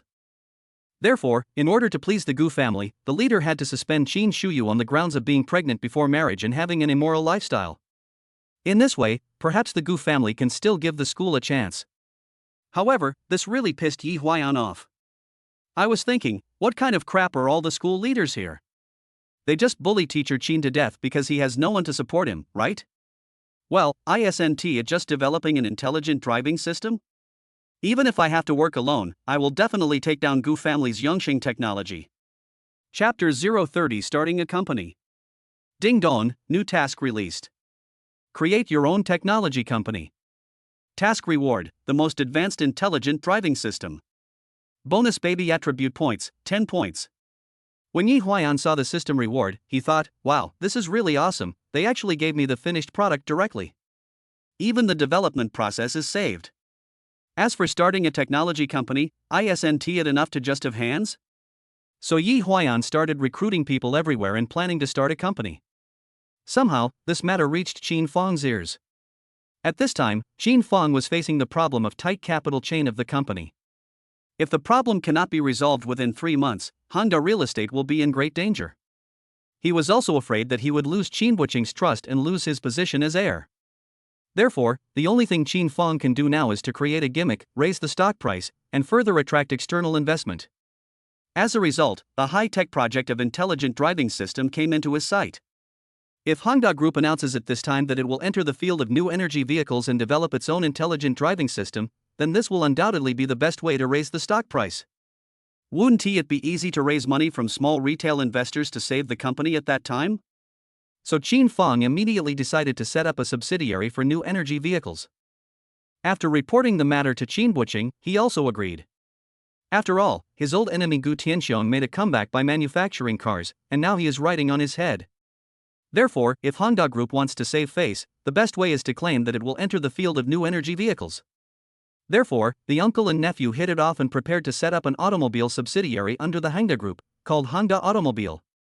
Honda Auto will also have to set up another technology subsidiary specializing in the field of intelligent driving systems. So Yi Huayan and Qin Shuyu became Qin Feng's first choice partners. After all, this subsidiary is just a gimmick to make money, and the parent company will not invest real money to support their project research and development. Therefore, it is only a matter of time before the subsidiary is thrown away as a burden. When the shareholders hold them accountable, won't it be enough to just throw all the responsibility onto Yi Huayan and Qin Shuyu? Qin Feng's calculations were very detailed, but Yi Huayan was no pushover either. Humph. As long as you dare to set up a subsidiary, I will dare to come up with the most advanced intelligent driving system. You just want to make some hot money and leave, but I am a man who is determined to become the king in the field of intelligent driving. Let us wait and see. So when Qin Feng approached Yi Huayan to discuss the matter of jointly establishing a subsidiary, Yi Huayan immediately agreed. I thought, now that the company can be affiliated with Hengda Group, wouldn't it be more well known? Moreover, if I can come up with good products to capture market share and help the company obtain huge profits in the future, won't Qin Buqing look at me with admiration? How can you still not acknowledge me as your son-in-law? Thinking of this, Yi Huayan's mouth corners were about to rise to the sky. By the way, the Science and Technology Development Planning Office of the Jiangcheng Municipal Party Committee will hold a corporate seminar next week. Many representatives from technology companies will be present. Then you can go and participate on behalf of our company. Qin Feng said. When Yi Huayan heard this, he thought this was a good opportunity. If I could get to know the leaders of government departments, then I would definitely go. So he readily agreed. The newly established subsidiary is called Yuan Technology. Take one character from each of Yi Huayan and Qin Shuyu's names. It also means that this company is a testimony to their love. Yuan Technology's office building is located in the Business Incubation Park in the high-tech zone. The total office area is less than 200 square meters, but there are only 3 or 5 people working at more than a dozen desks. Moreover, these people don't know what they are doing all day long. Apart from clocking in at work and ordering takeout, I just sit there and watch TV series. However, Yi Huayan was not anxious at all. Didn't you, Qin Feng, refuse to provide resources? It doesn't matter, I can handle the product issues myself. Ding dong, mission accomplished. Establish your own technology company. Reward, the most advanced intelligent driving system. Shaoqi 1.0 system. Automatic driving level L5 unconditional restriction level. Gain baby attribute points, 10 points. Yi Huayan easily raised the baby's appearance to 60. Then an intelligent model was automatically generated in Yi Huayan's company's computer. Seeing that the reward had been issued, Yi Huayan immediately went to install the Shaoqi 1.0 intelligent driving system on his car. Then I got on the road and let it drive for more than 10 kilometers on its own. It turned out that Shaoqi 1.0 has fully met the L5 level of autonomous driving standards. Even if the driver falls asleep in the seat, it's no problem. Just enter the destination after getting in the car and let AI control the car throughout the journey. This made Yi Huayan very proud. Ha ha ha, with this thing, your Yongsheng technology should just stand aside. I'm about to become the new richest man in the country. A few days later, Yi Huayan took the Shaoqi 1.0 intelligent driving system to participate in a corporate seminar organized by the government department. Planning to make a splash at the seminar. The organizer of this conference is the Science and Technology Development Planning Office of the Jiangcheng Municipal Party Committee. The office director Wen Liangyu naturally served as the chairman of the meeting. The woman was about 50 years old, with a dignified appearance and extraordinary temperament. You can tell from the way he talks that he is a man who can accomplish great things. And there seemed to be a familiar feeling between her brows. Yi Huayan felt an indescribable sense of intimacy. But even so, Wen Liangyu could not avoid becoming a ruthless script reading machine in such a grand occasion. For 40 years, Jiangcheng has been the leader in the development of high-tech in China. Therefore, as the intelligent driving system is on the rise, all technology companies in Jiangcheng must implement the guidelines set by the government. They must organically combine research and development with market applications. Yi Huayan was almost falling asleep while listening, so he couldn't help but yawning twice. At this moment, Gu Chenxi suddenly walked into the venue. And as soon as he came in, he attracted everyone's attention.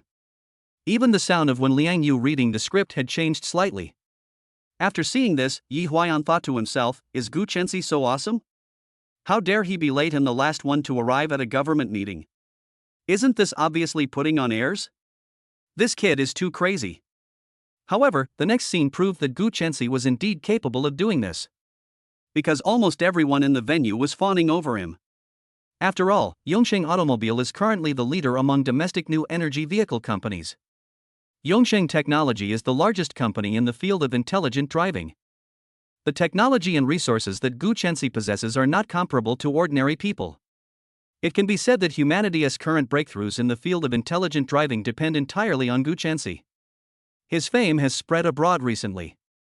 Even cooler than that, Elon Musk. So everyone is begging Gu Chenxi to guide them and let their companies invest some shares so that they can get a share of the profits after the system is completed in the future. Therefore, at this moment, Gu Chenxi's aura is more powerful than anyone else's.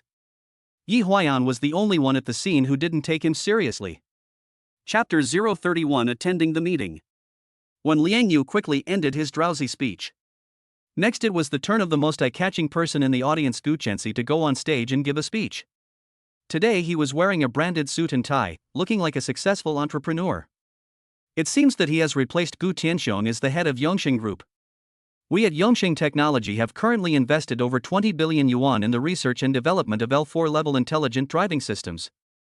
And we have achieved impressive results.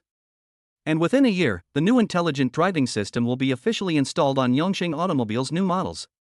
As soon as these words were spoken, the audience burst into warm applause.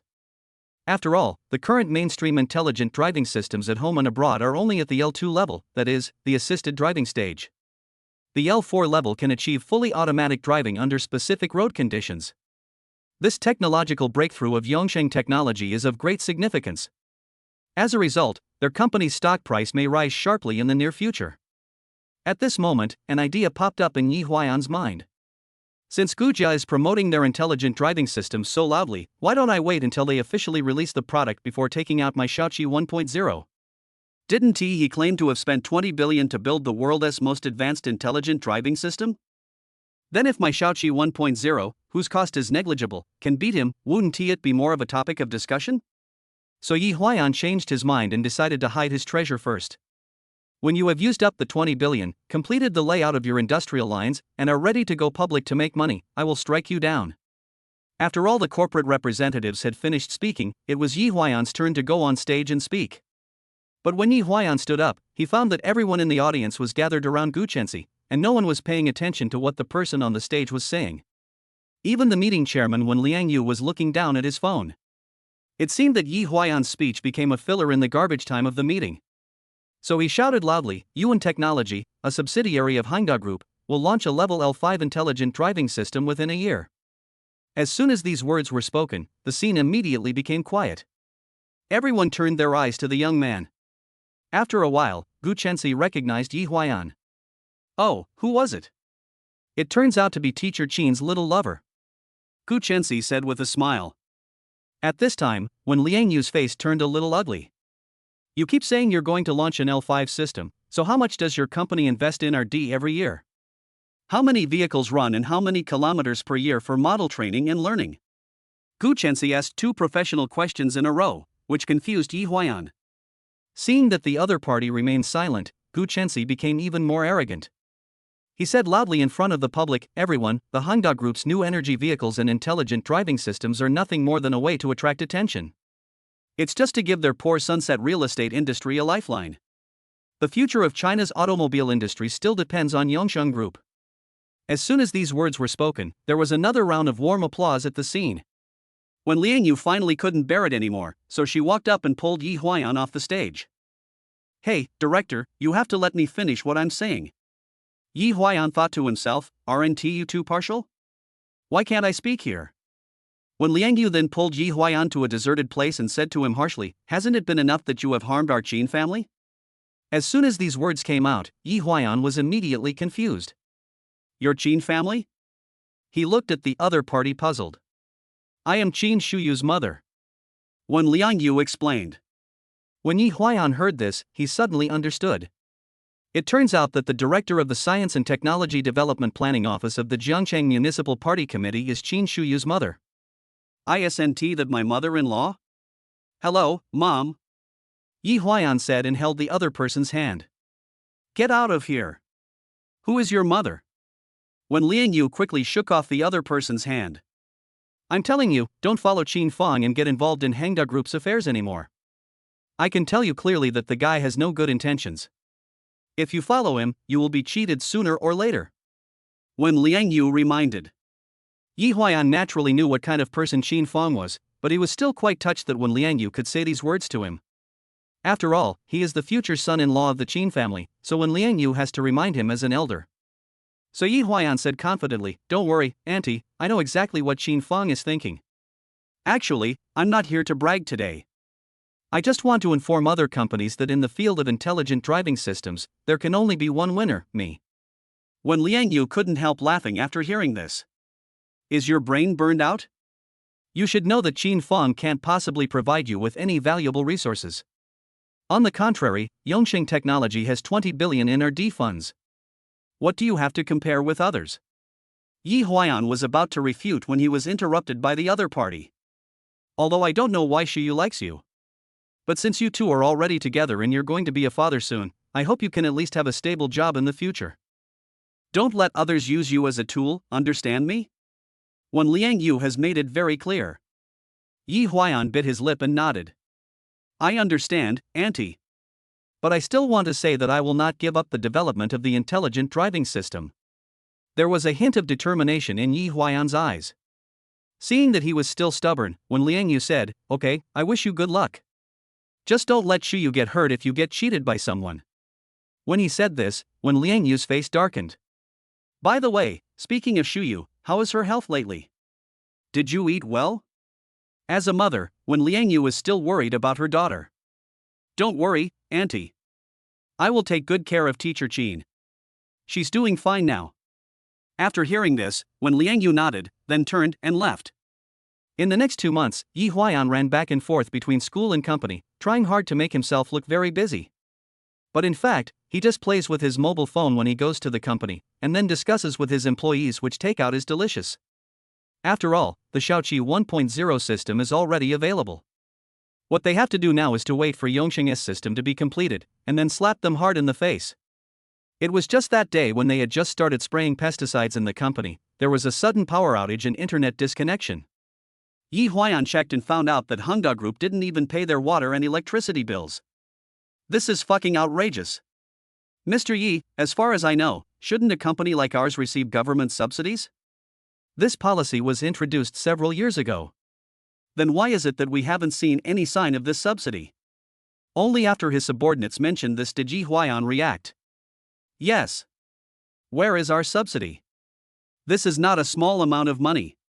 Chapter 032 The Birth of a Child. So the next day Yi Huaiyan came to Wen Liang Yu's office to ask her for an explanation. Why are we treated differently? Other companies receive subsidies, but our Yuan Technology does not. After learning about the situation, Wen Liang Yu said frankly, according to policy regulations, all qualified companies will receive subsidies. If you haven't received the relevant funds, there is only one reason. Yi Huaiyan immediately asked, what's the reason? It was misappropriated.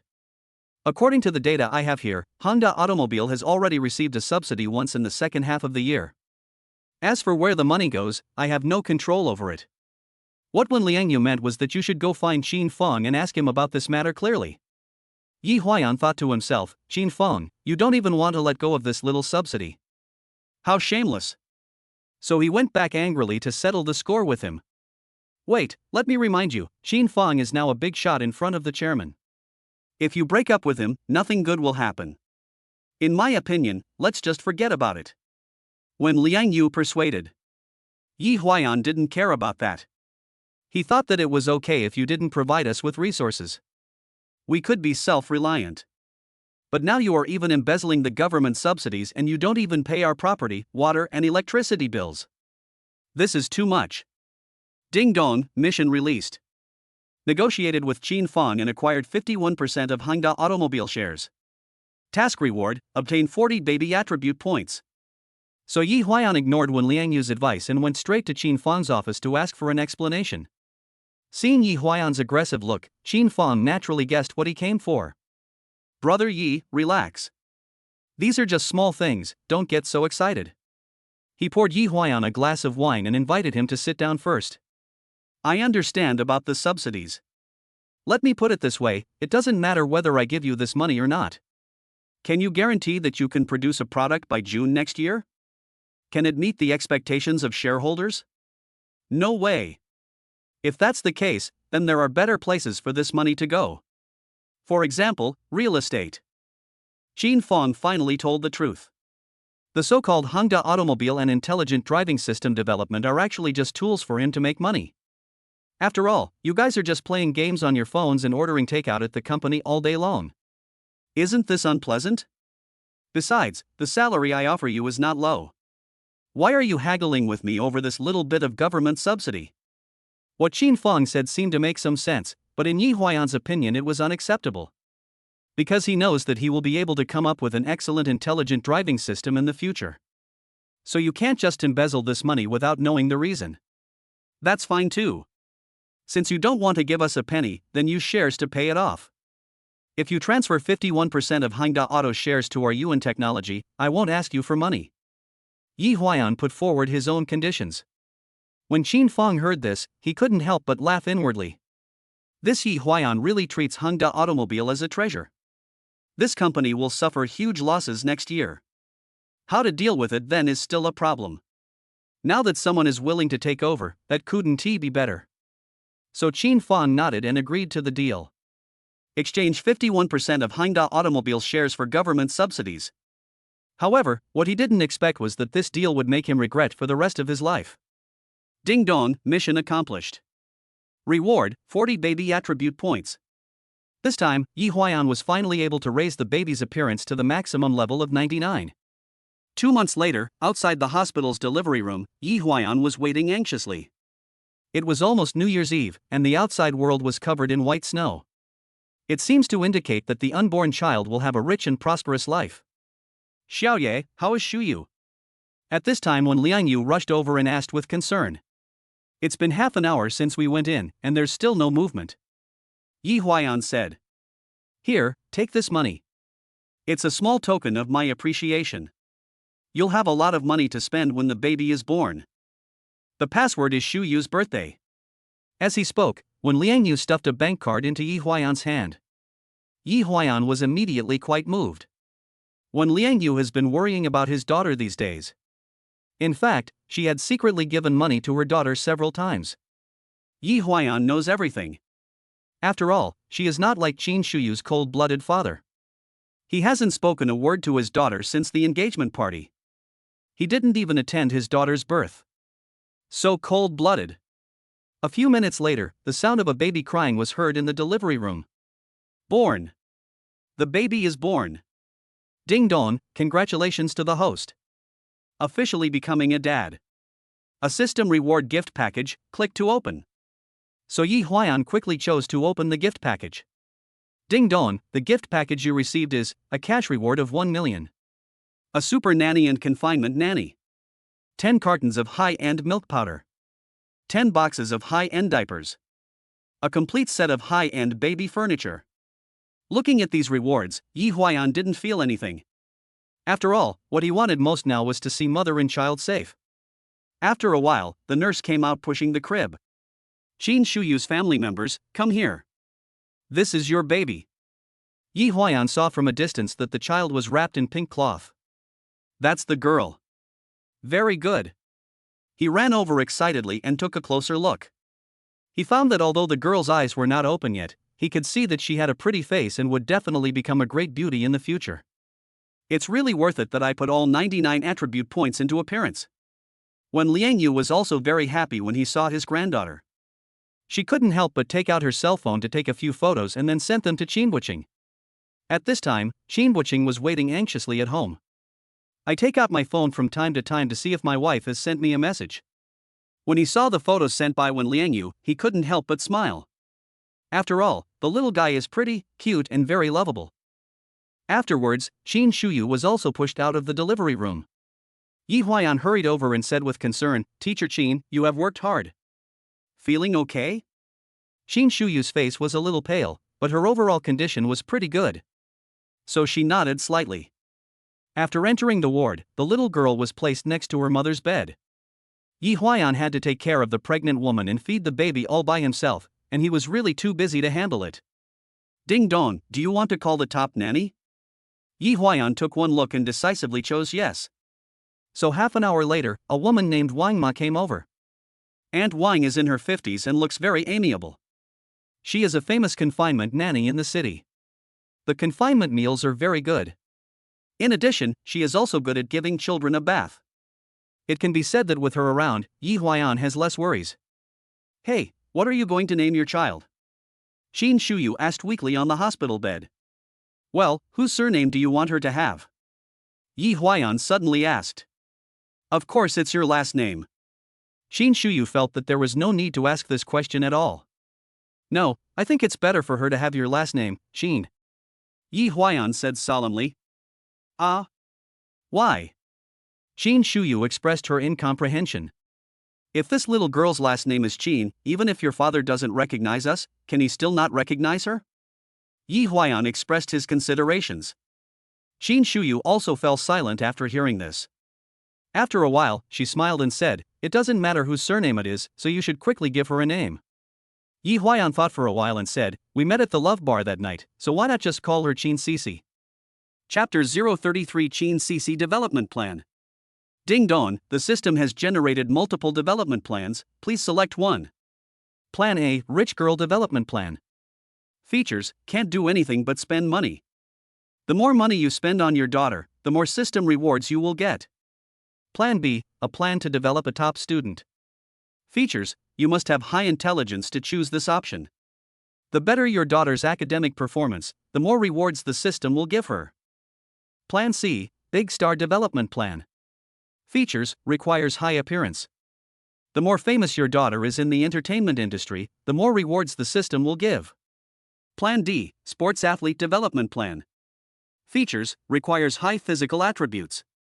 The better the daughter's sports performance, the more rewards the system will give. Plan E, Cadre Development Plan. Features, requires high emotional intelligence. The higher the daughter's official position, the more rewards the system will give. Plan F, a plan to cultivate a filial daughter. Features, requires high filial piety attributes. Your daughter will automatically provide you with rewards. After seeing this, Yi Huayan thought to himself that since I have already maxed out the appearance attribute, then why not just choose the Big Star Development Program? After all, it's pretty cool to be a celebrity in the entertainment industry in today's society. So Yi Huayan decisively chose Development Plan C. Ding dong, the host has chosen the Superstar Development Plan. New mission released, help Qin Cici get her first commercial advertisement. Task reward, baby attribute points 20. Yi Huayan saw it and thought, my daughter has just been born and she has to take on advertising? She hasn't opened her eyes yet. As a father, I can't push my child too hard. So he didn't take it too seriously. A month later, it was time for Qin Cici's full moon banquet. That day, Yi Huayan set up dozens of tables at the Buckingham Hotel and invited relatives and friends to celebrate together. Of course, Qin Buqing would definitely not come.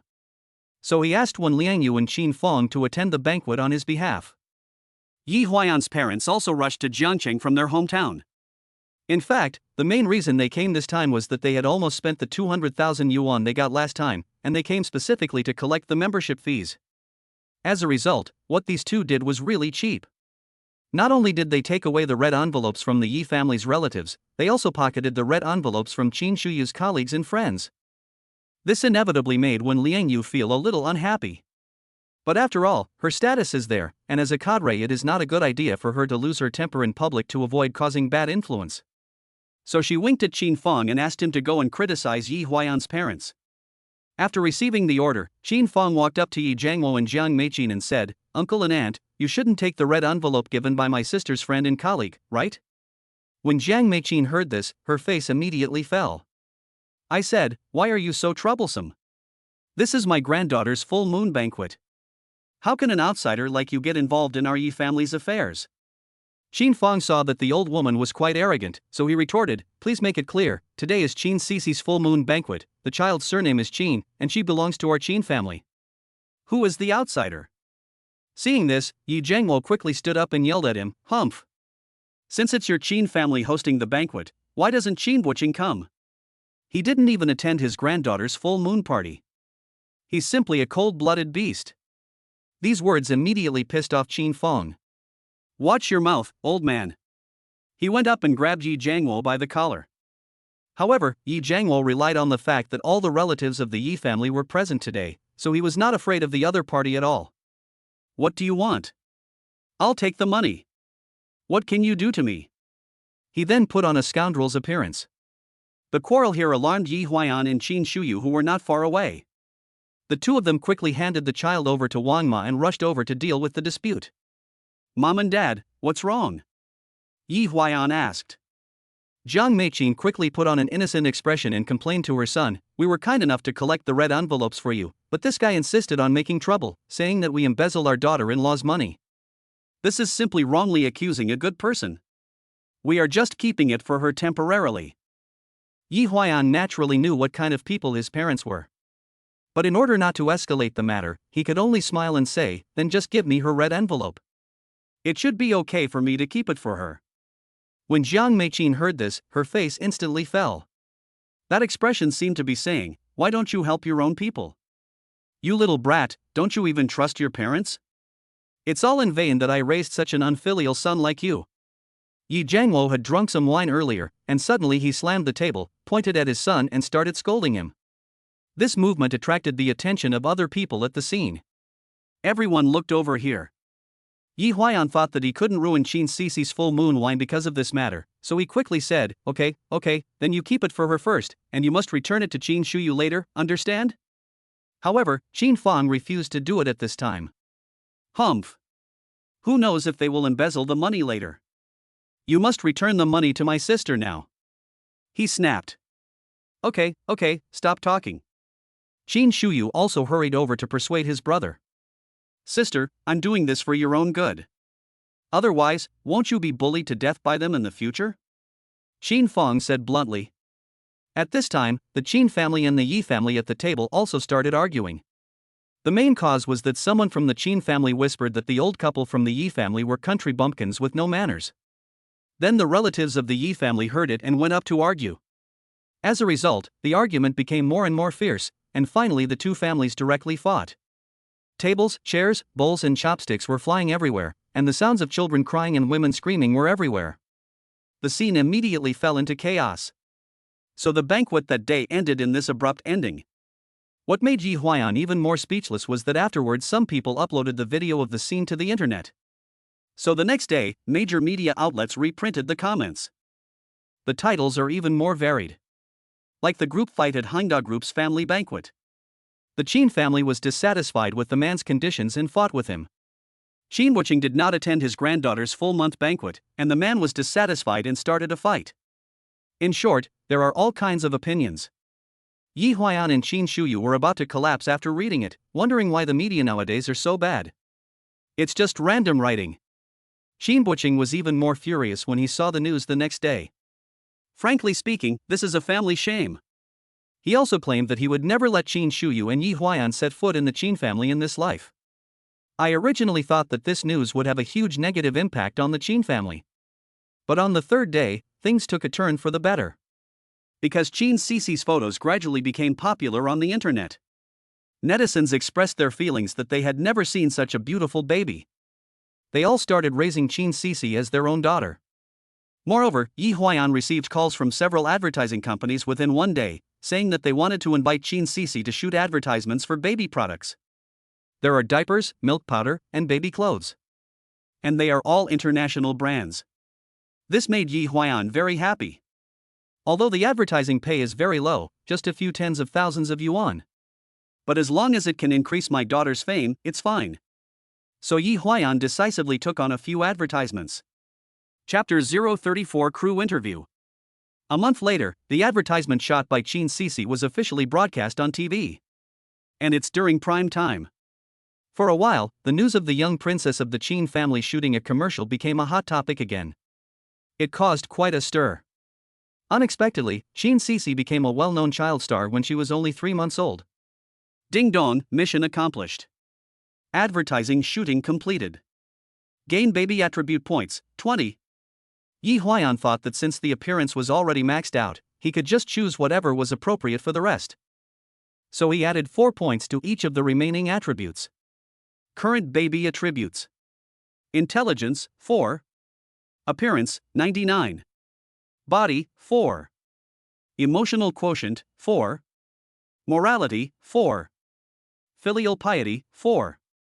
Ding dong, Qin Cici's popularity has increased. Currently, slightly famous. Host rewards, 1 treasure chest per day. Current treasure chest level, black iron. Yi Huayan took a look and was surprised to find that he could actually open a treasure chest.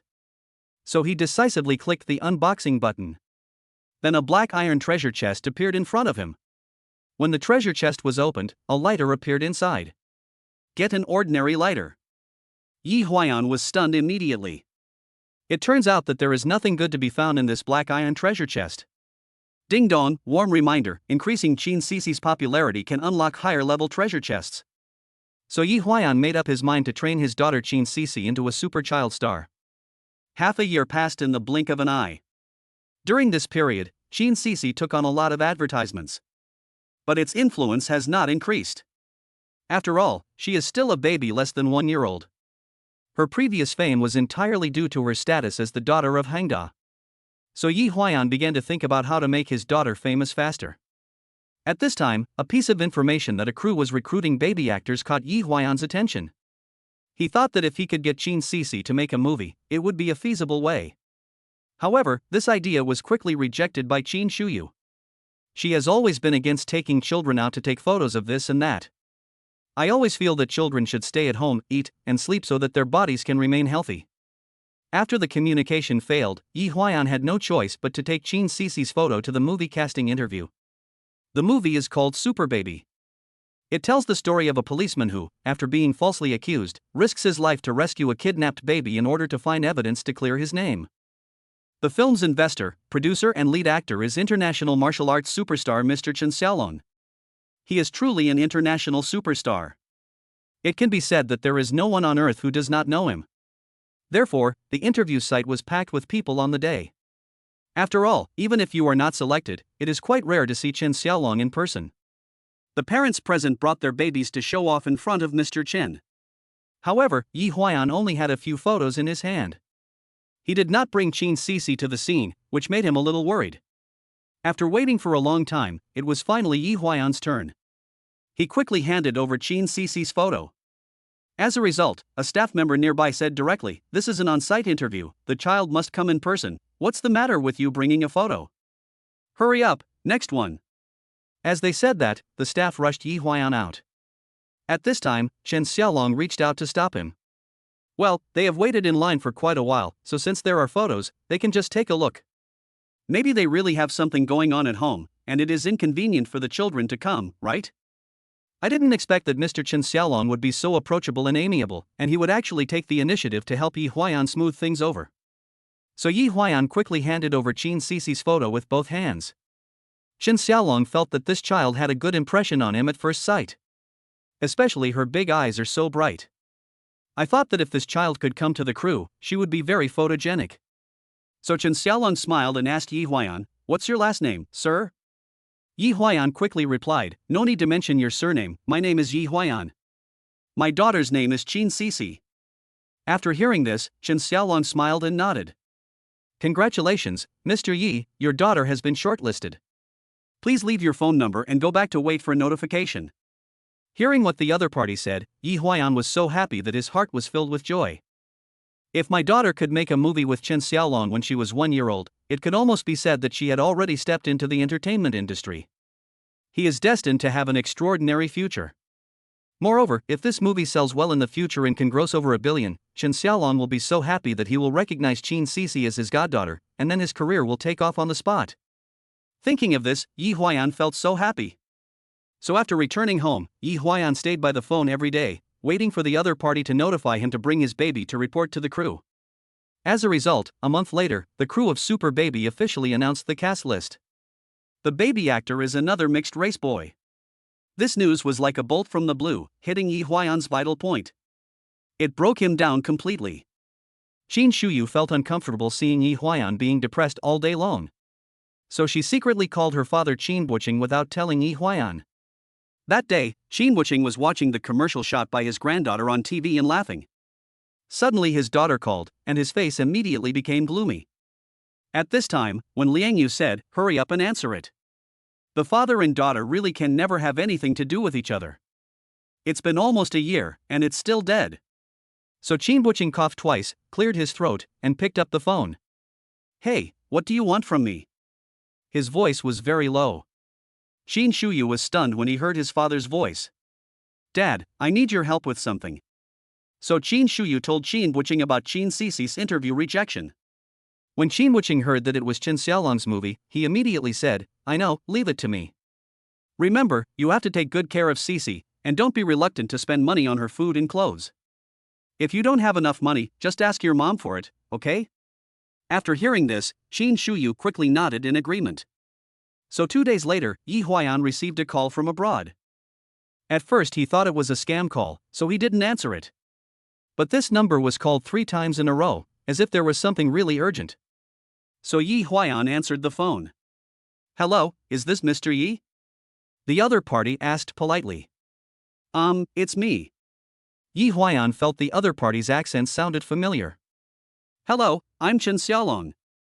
You brought your daughter's photo to the interview before. Do you remember?" Chen Xiaolong asked. When Yi Huayan heard that it was Chen Xiaolong, he immediately became energetic. Remember, Mr. Chen, what do you say? Does my daughter still have a chance?" he asked anxiously. "That's right. I didn't know you were Boss Qin's son-in-law before. Qin Sisi is his granddaughter. So? Hey. It's all the director's fault. He chose the actors. Anyway, I always wanted Qin Sisi to play the role of Bao Bao." Chen Xiaolong was trying to make excuses for himself at this moment. "Mr. Chen, are you talking about this matter? It was Mr. Qin who greeted you. Do you two know each other?" Yi Huayan asked in surprise. "That's right. I shot a commercial for Boss Qin more than 10 years ago. We are old friends," Chen Xiaolong said with a smile. Then Yi Huayan suddenly realized that Qin Buqing had such a wide network of contacts. It was solved with just one phone call. It seems that I will have to try my best to please this father-in-law in the future. Chapter 035, A Blockbuster. Just when Super Baby was about to start filming, there was news from Yongqing Automobile. Their intelligent driving system has been officially released. The company has now invited various automotive self-media professionals to experience the car and help with publicity. Yongqing Automobile's intelligent driving system is said to have reached the L4 level standard. It can completely free the driver's hands under certain road conditions. As this news came, Qin Feng became a little anxious. In order to keep the Hangda automobile brand lasting longer, he spent a huge amount of money to purchase various auto parts and had people assemble several prototype cars overnight. "We are planning to hold a press conference soon. It is said that this is the model that Hangda Automobile is about to mass produce, Hangqi first generation." As for the intelligent driving system, he got an L2 assisted driving system from somewhere and asked Yi Huayan to flash it and pretend to be it. In short, as long as the shareholders can be deceived, Hangda Automobile currently has no ability to achieve mass production of automobiles anyway. Yi Huayan thought to himself, "I already have Shaoqi 1.0, why should I use your crappy system?" So he didn't listen to Qin Feng and flashed the Shaoqi system to the prototype car. As Yongqing Automobile's latest intelligent driving system became popular on the internet, their stock price also continued to rise, increasing by 50% in just 1 month. Everyone thinks that Gu Chensi is the most powerful Autobot of this era. Therefore, when Hangda Automobile held a press conference, many media came with the purpose of seeing the joke. At this time, Qin Feng, who was already the general manager of Hangda Group, walked onto the podium. To be honest, his legs were a little weak at this moment. After all, the so-called Hangda Automobile is just an empty shell. They have no technology, no funds, and no production line. It's a pure scam. However, he still managed to calmly say to the audience, "We at Hangda Auto only make cars at 5 o'clock. Bye. He. Circle. Big.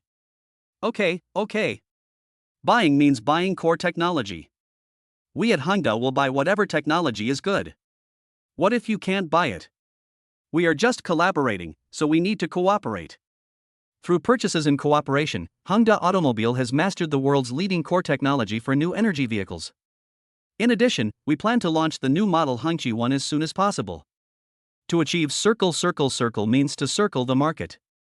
In addition, the scale of the car company must be large and strive to be the best in the country. Good.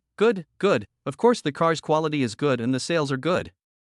At this point, the audience had already started laughing. Everyone knows that Qin Feng is just talking bullshit. Then Mr. Qin, may I ask what kind of intelligent driving system is installed in your new Hongqi first generation car? A reporter in the audience asked. Qin Feng wiped the sweat from his forehead and said, "This is a professional question that should be answered by professionals." As he said that, he motioned for Yi Huayan to come on stage and introduce himself. So Yi Huayan confidently stood next to the microphone and said, "The intelligent driving system installed in our Honda cars is the latest and most advanced Shaoqi 1.0 system. It is the world's first practical L5 intelligent driving system. It can achieve unlimited autonomous driving and completely liberate the driver." As soon as these words were spoken, there was an uproar at the scene. Even Qin Feng felt that he had exaggerated. "Hey, Xiaoye, are you crazy?" he reminded quietly from the side. "Since you sound so awesome, why not show it off?" The people in the audience immediately started to make a noise.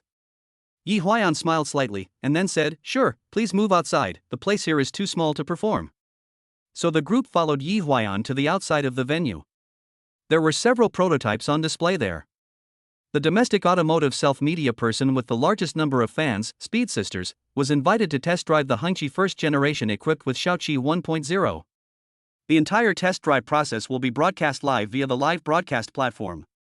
Because Yi Huayan's words just now have already sparked a hot topic, hundreds of thousands of people have flocked to the Speed Sisters live broadcast room and are watching online at the same time.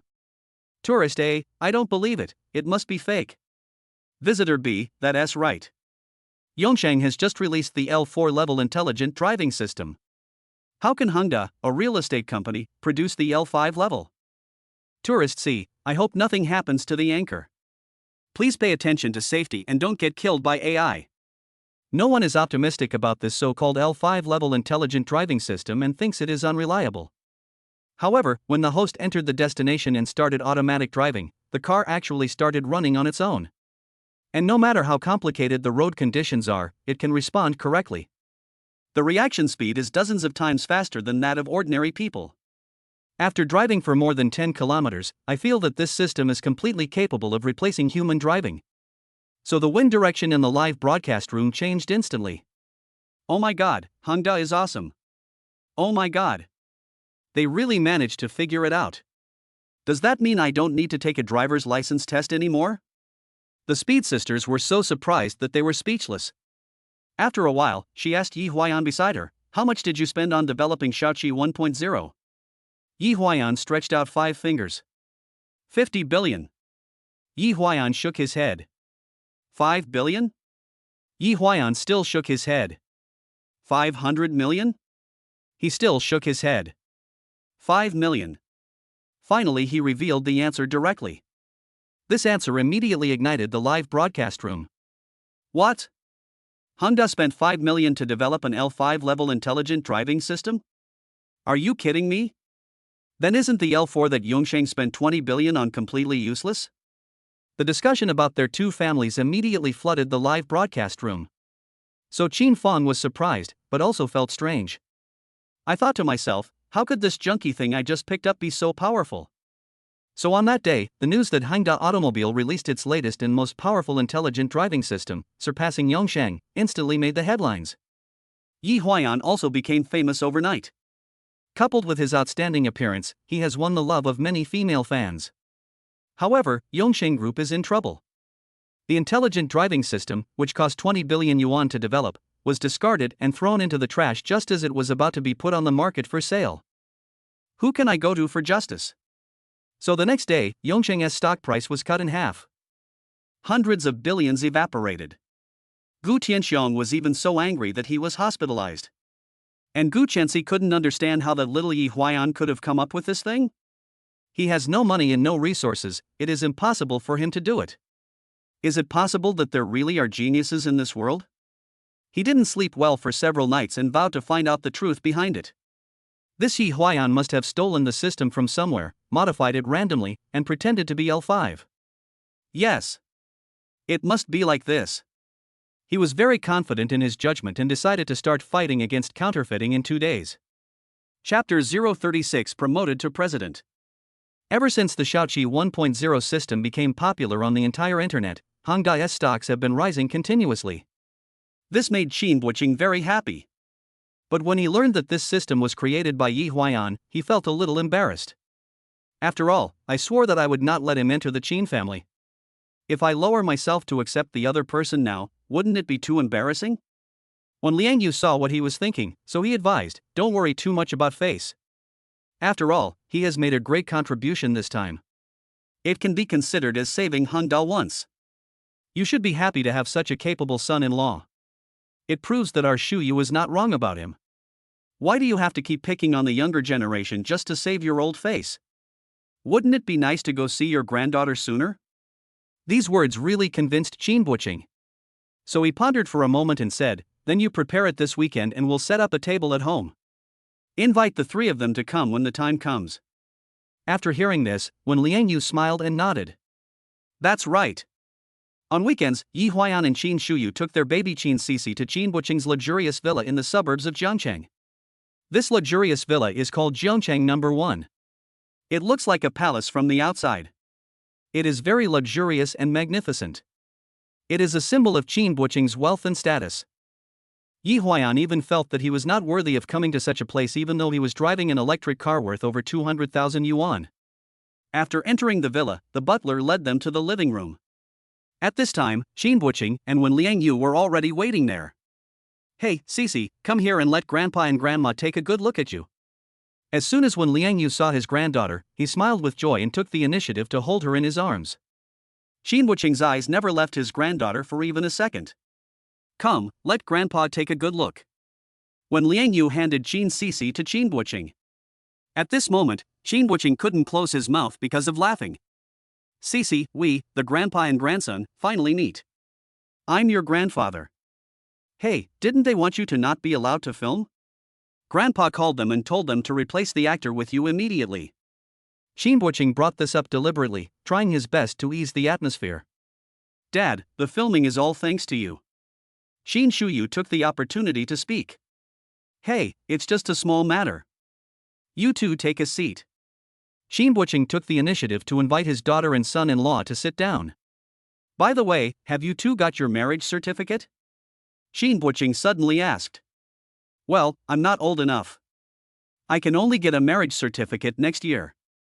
Yi Huayan explained quickly. Qin Buqing only hummed, then slowly said, then you two can get the certificate by then, so I can give you a proper wedding. As soon as these words were spoken, Yi Huayan and Qin Shuyu smiled at each other. It was obvious that Qin Buqing accepted them. Thank you, Mr. Qin. Yi Huayan hurriedly thanked him. Xiao Yi, the intelligent driving system you developed this time has received a great response. But I'm curious how you were able to surpass their 20 billion project with only 5 million in funding? Qin Buqing asked the question that everyone had in mind. However, Yi Huayan couldn't just say that this thing was given by the nanny system. So he had to pretend to be cool and said, I think the 20 billion investment that Yongsheng mentioned is too exaggerated. Maybe they have some unspeakable secrets among themselves. Anyway, I used my method to optimize the algorithm and it was easy to achieve the current results. As for why they spent 20 billion but are still not as good as me, maybe it's because they went in the wrong direction. Just piling up hardware and computing power may be a dead end. After hearing this, Qin Buqing nodded with satisfaction. Very good. Honda needs young people like you who are smart and innovative. I officially announce here that from today on, you will replace Qin Fang and become the president of Honda Automobile. The future development of Honda Automobile rests entirely on your shoulders. Qin Buqing, on a whim, promoted his future son-in-law directly to a high position. Yi Huayan was stunned after hearing this. He never expected that Qin Buqing would think so highly of him. Hurry up and thank Dad. Qin Shuyu reminded from the side. Thank you, Dad. Yi Huayan woke up as if from a dream. Oh no, Mr. Qin, he quickly corrected. It's okay to call me Daddy, just call me that from now on. Wen Liangyu said with a smile. So the family had lunch together in a cheerful atmosphere. When Qin Feng heard that Yi Huayan was promoted to president of Hangda Automobile, he became depressed. I thought that if Hangda Automobile could really succeed under Yi Huayan's leadership, then wouldn't I have to pack up and leave? After all, he is now the legitimate son-in-law of the Qin family and has a high status. If we really talk about closeness, I'm afraid I can't even compare to others. So at this time he started to have evil thoughts. I heard that Gu Chensi is sending business spies to spy on my secrets. Why don't I deliberately expose a flaw and make the ugly fact of buying the intelligent driving system known to the public? It can also be regarded as throwing shit on Hangda Automobile and Yi Huayan. Therefore, a few days later, after receiving the confirmed news, Gu Chensi held a press conference without delay. They said there was important news to be announced. Various media gathered at the scene that day, and everyone was waiting to see the show. Gu Chensi walked into the venue with a smile on her face, and then went straight to the point and said, "Everyone, today I want to reveal a shocking news. The so-called Shaoqi 1.0 intelligent driving system is actually a low-quality, cheap product. It is modified from the L2 level assisted driving system. It's just not practical. And this is the evidence." After saying that, he pressed the remote control, and then the big screen behind him showed the chat transaction record when Qin Feng purchased the system. He also played the recording of the conversation in which he asked Yi Huayan to modify the system. There was an uproar at the scene. I didn't expect that the so-called Hangda Automobile is such a master at creating gimmicks. It turns out they are just playing tricks on people with this broken thing. So this news made the headlines that day. For a time, Hangda Automobile was criticized. Although Qin Feng was attacked for this, he felt it was worth it. As long as Yi Huayan's reputation can be ruined, it will be enough. So that night, Qin Buqing angrily called Yi Huayan to his study. He asked seriously, "Brat, explain to me clearly what is going on. Are you lying to me?" However, Yi Huayan said calmly, "Mr. Qin, you should know this better than me. You let Qin Feng take over the new energy vehicle project before, wasn't it just to raise money to save your Hangda real estate?" As soon as these words were spoken, Qin Buqing's face turned ashen in an instant. I didn't expect that this guy knew such inside information so clearly. In your plan, when Hangda Automobile goes bankrupt, you will put all the blame on Qin Feng and then cut ties with him. But I didn't know that Qin Feng would drag me into this again later. So I ended up being the one who took the blame. Yi Huayan said with a smile. At this moment, Qin Buqing looked ashen, as if his underwear had been stripped off by someone. Chapter 037, In Power. But then Yi Huayan suddenly changed the subject and said, "But who made me your son-in-law? Since you acknowledge me today, I have to take the blame for you."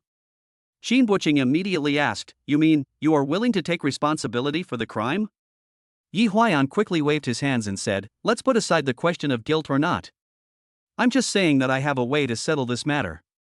But the condition is that you have to provide me with sufficient funds in the future so that I can build a factory and a production line so that Hangqi 1 can be mass-produced smoothly." Qin Buqing felt even more puzzled after hearing this. This scandal has been exposed, why are you still thinking about making cars? Seeing his puzzled look, Yi Huayan explained, "Dad, if you acknowledge me as your half-son, you will delegate all the funds and power to me.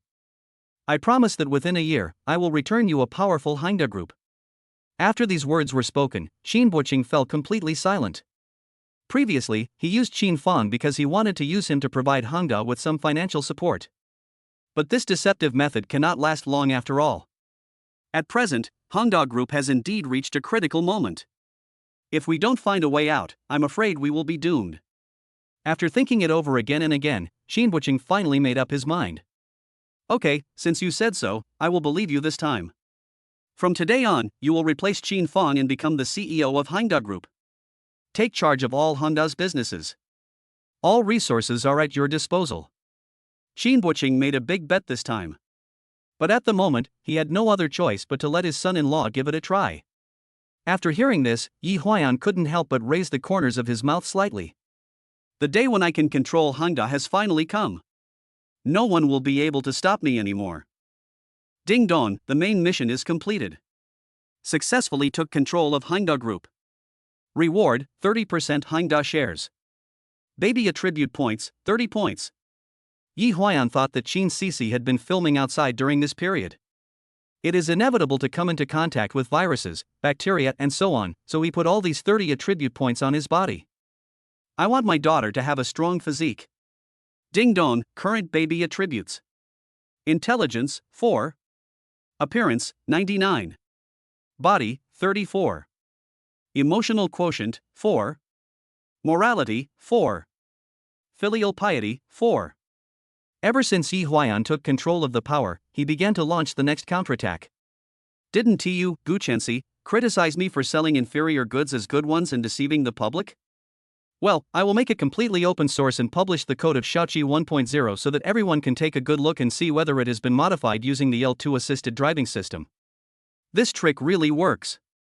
As soon as Shaoqi 1.0 was open sourced, it received unanimous high praise from professionals. Praise it as a great innovation. Immediately, Guchensi was labeled as someone who couldn't afford to lose by many netizens, accusing him of fabricating charges and framing good people. Some of Yi Huayan's female fans even splashed paint on Guchensi's car. Yi Huayan also held a press conference. It claims that any car company can use Shaoqi 1.0 for free. This statement was undoubtedly a bombshell that instantly ignited the entire automotive industry. Major car companies applauded. Especially those small and medium-sized car companies, they don't have much strength to develop intelligent driving systems. Now they have free L5 systems to use, aren't they very happy? So Yi Huayan was deified overnight. People in the world gave him the nickname, the Saint of Open Source Yi Sheng. Qin Buqing was also surprised when he heard the news. He quickly called Yi Huayan and asked him why he did this. Honda can obviously make a lot of money with this intelligent driving system. So Yi Huayan explained to him, Dad, the so-called Honda automobile is actually a deceptive cover. We currently do not have the ability to mass-produce new cars. So we have to find someone to cooperate with. So which company do you think is the strongest in the new energy vehicle field? Qin Buqing was silent for a moment and then replied, of course it's him who's the Gu family. So, if we want to cooperate, we have to find the strongest person to cooperate with. I'm making the Shaoqi system open source this time and providing it to major car companies for free. The purpose is to completely block Yongqing's path to developing intelligent driving systems. It also gives us bargaining chips for cooperation. If they are willing to provide us with core technologies for automobile production, help us build production lines, and train technical personnel, then I might be able to give them some special training. For example, Shaoqi 2.0 can be supplied to their models first. Yi Huayan expressed his plan. When Qin Buqing heard this, he suddenly understood. I thought this guy had a good strategic vision. He is only in his early 20s, but he already has such a broad mind and great ambitions. It's so rare. It's so rare. So he smiled and said, Xiaoyi, I admit that I looked down on you before. I always feel that you young people are unreliable in everything you do. It wasn't until today that I realized that I was getting old and couldn't keep up with the times. The thinking is still stuck in the past. You know how to keep a business on track. So the position of Honda leader must belong to you. I can rest assured knowing you are my successor. After saying that, Qin Buqing hung up the phone. Half a month later, Guchensi found Yi Huayan as expected. Proposed to carry out in-depth cooperation with Honda Group. Both sides get what they need and make progress together. Yi Huayan naturally welcomed this. So the two of them held several rounds of negotiations on cooperation. However, Guchensi had some complaints about the technology transfer. He believes that it is not cost-effective to exchange core technology for Honda's deeply customized intelligent driving system. I always feel like I'm at a disadvantage. After all, that was the technological accumulation of Yongqing Group over more than 10 years and was their company's most valuable asset. However, Yi Huayan said, Mr. Gu, don't you want to think about the future development trend of automobiles? I can say with certainty that the intelligent driving system must be the most important indicator for consumers when choosing a car model. If Yongqing Automobile has no advantage in this project, then why should consumers choose your car? Is it for the extra few dozen kilometers of range? Or is it for the heated leather seats? How many tens of thousands more dollars do I have to pay? Face the reality, Mr. Gu. You no longer have a choice. Only by cooperating deeply with Honda can we use Shaoqi 2.0 in advance. You can stay competitive and not be surpassed by others. There is indeed something wrong with what Yi Huayan said. After a moment of silence, Gu Chenxi finally nodded in agreement. The two parties then signed a cooperation agreement. Yongsheng Automobile will help Hongda Automobile establish automobile production lines and cultivate technical talents. Hongda Automobile will give priority to providing Yongsheng Automobile with the Shaoqi 2.0 intelligent driving system. Everything seemed to be developing in the direction planned by Yi Huayan. Chapter 038, Husband and Wife Estrangement. Xin Fang has been in a slump ever since he was removed from his position as CEO. He was randomly assigned to be a leader of a department and gradually became a marginal figure in the company. Fang Wenxian was the personal female secretary assigned to him by the company during his tenure as president. She is 24 years old this year, has just graduated, and is in the prime of her life. She is 170 centimeters tall and has a sweet appearance, and she soon fell in love with Qin Fang. The two have maintained a sexual relationship. The two had just finished their work that day. Fang Wenxian was lying on the bed with a reluctant look on her face, while Qin Fang was leaning on the windowsill smoking a cigarette, seemingly troubled. "Honey, please talk to the chairman and ask him to transfer me to your department. If I don't see you for a day, I feel empty inside," Fang Wenxian said in a delicate tone. However, Qin Fang snorted coldly and rejected the idea. "Why would you give up being the CEO's secretary and go to my crappy department? If you ask me, you should just stay by Yi Huayan's side and work hard with him." When Fang Wenxian heard this, she pouted and said, "I don't want it. He's already married. Besides, his attitude towards me is also cold. I don't like him." From her words, it can be heard that Yi Huayan doesn't seem to be interested in her. Perhaps this was the real reason why she wanted to transfer out of that position. So Qin Fang smiled and said, "He's so handsome, how can you not like him? If you ask me, you haven't put enough effort into it. You know, his wife just gave birth to a child. My body hasn't recovered yet in any way. So if you want to take advantage of the situation, this time period is perfect." When Fang Wenxian heard this, her face immediately turned cold. "What do you mean by that? Are you doubting me?" Qin Fang then waved his hand and said, "No, I don't mean that. On the contrary, I hope he likes you. You have to know that Yi Huayan's current position as president is entirely dependent on his status as the chairman's son-in-law. If he and his wife break up..." Speaking of this, Qin Fang's eyes rolled around. "Then we still have a chance to turn things around. Wouldn't it be wonderful if we could squeeze him out and pick the peaches of Hongda Automobile?"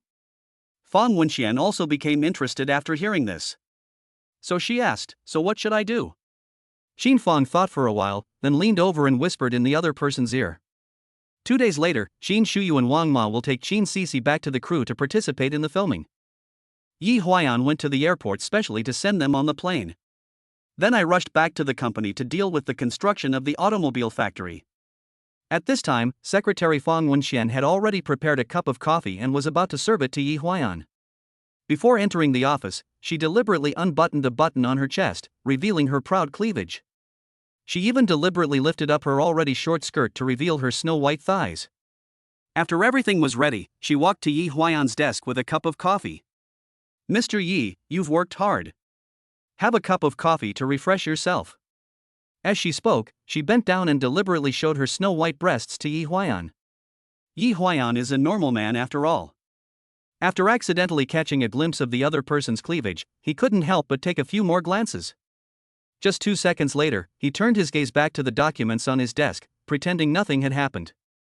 Fang Wenxian then said with concern, "Boss Yi, I see you have been too tired from work these days and have no time to exercise. How about I recommend you a gym? We can go there to exercise together after get off work tonight." Yi Huayan thought that since his wife and children were not at home these days, he did not need to rush home after get off work. So he agreed to the other party. "Okay, then take me there after get off work," Yi Huayan said with a smile. "Okay, it's a deal then." Fang Wenxian seemed very happy. So that night, Yi Huayan and Fang Wenxian went to a nearby high-end gym to exercise. He also spent tens of thousands of dollars to get a card there. In the next few days, Fang Wenxian would ask Yi Huayan to exercise with her every day. She also deliberately wore sexy pink yoga pants to show off her proud hip curves. However, even so, Yi Huayan seemed indifferent to her. There was almost no progress in their relationship. So Fang Wenxian had to find another way. Finally, she came up with a great idea. That is to secretly spray her perfume on Yi Huayan's coat while he was not paying attention. In a blink of an eye, a week passed and Qin Shuyu returned home with her child. Yi Huayan came back very early that day to welcome them. I also asked the nanny to prepare a sumptuous dinner in advance. However, when Qin Shuyu was hanging clothes, she accidentally smelled the perfume on Yi Huayan's coat. This inevitably made her nervous. He wouldn't be fooling around with another woman while I'm not at home, right? Qin Shuyu's mood suddenly fell to the bottom. She had been anxious since she had given birth. Sagging breasts, stretch marks, a small belly, and postpartum depression tormented her all the time. Now it is suspected that her husband is having an affair. This blow is too great. So Qin Shuyu almost burst into tears. Shuyu, what's wrong? Come over and eat quickly. Yi Huayan said to her. Oh, here I come. She tried to calm herself down and comforted herself that it might just be a misunderstanding. Maybe Yi Huayan just accidentally smelled someone else's scent. But what happened that night completely shattered this fantasy. Yi Huayan was taking a shower in the bathroom when his WeChat message suddenly rang. Qin Shuyu, who was sitting on the bed, couldn't help but picked it up and took a look. I found out that the message was sent by his secretary Fang Wenxian. Fang Wenxian, Mr. Yi, I did several sets of leg exercises today and I'm so tired. Then she sent a sexy selfie. In the photo, she was wearing pink yoga pants and holding her mobile phone to take pictures of her sexy buttocks in the mirror. This made Qin Shuyu very angry. I thought to myself, Yi Huayan, you really are getting together with that vixen secretary. Just wait and see how I deal with you. So when Yi Huayan came out of the bathroom, Qin Shuyu asked tentatively, Xiao Yi, you haven't touched me since I gave birth to the child. The implication is that she wants it. As a result, Yi Huayan said with a tired face, forget it, I've been very busy recently and I'm not in the mood. Go to bed early. I have to go to the factory for a field trip tomorrow. As soon as Qin Shuyu saw his expression, she knew that something must be wrong with this guy. Humph, I see you had enough to eat outside, so you don't want to touch me when you get home, right? She said sarcastically. When Yi Huayan heard this, he immediately said seriously, don't spit blood on me, I am innocent. Innocent? How do you explain this? As he spoke, Qin Shuyu raised his phone in front of the other person. Yi Huayan took a look and found that Fang Wenxian had just withdrawn a message. And he also said sorry that he accidentally sent it to the wrong person. So he looked at Qin Shuyu with a confused look on his face. When Qin Shuyu found out that the other party had withdrawn the photos, she couldn't help but sigh that this fox was quite thoughtful. Seeing that the man did not reply immediately, she made an excuse that she had sent the message by mistake. However, Qin Shuyu still refused to give in. She said unhappily, Humph, I think you think my figure has changed after giving birth, right? Yi Huayan immediately denied it. No way, even if you're not as pretty as before, you're still better than all the other girls out there. In my eyes, Teacher Qin is always the most beautiful. He said with a smile. Go away and stop talking to me. Let me tell you, tomorrow I will find a gym and hire a personal trainer to give me some guidance. It won't take long for me to get back in shape.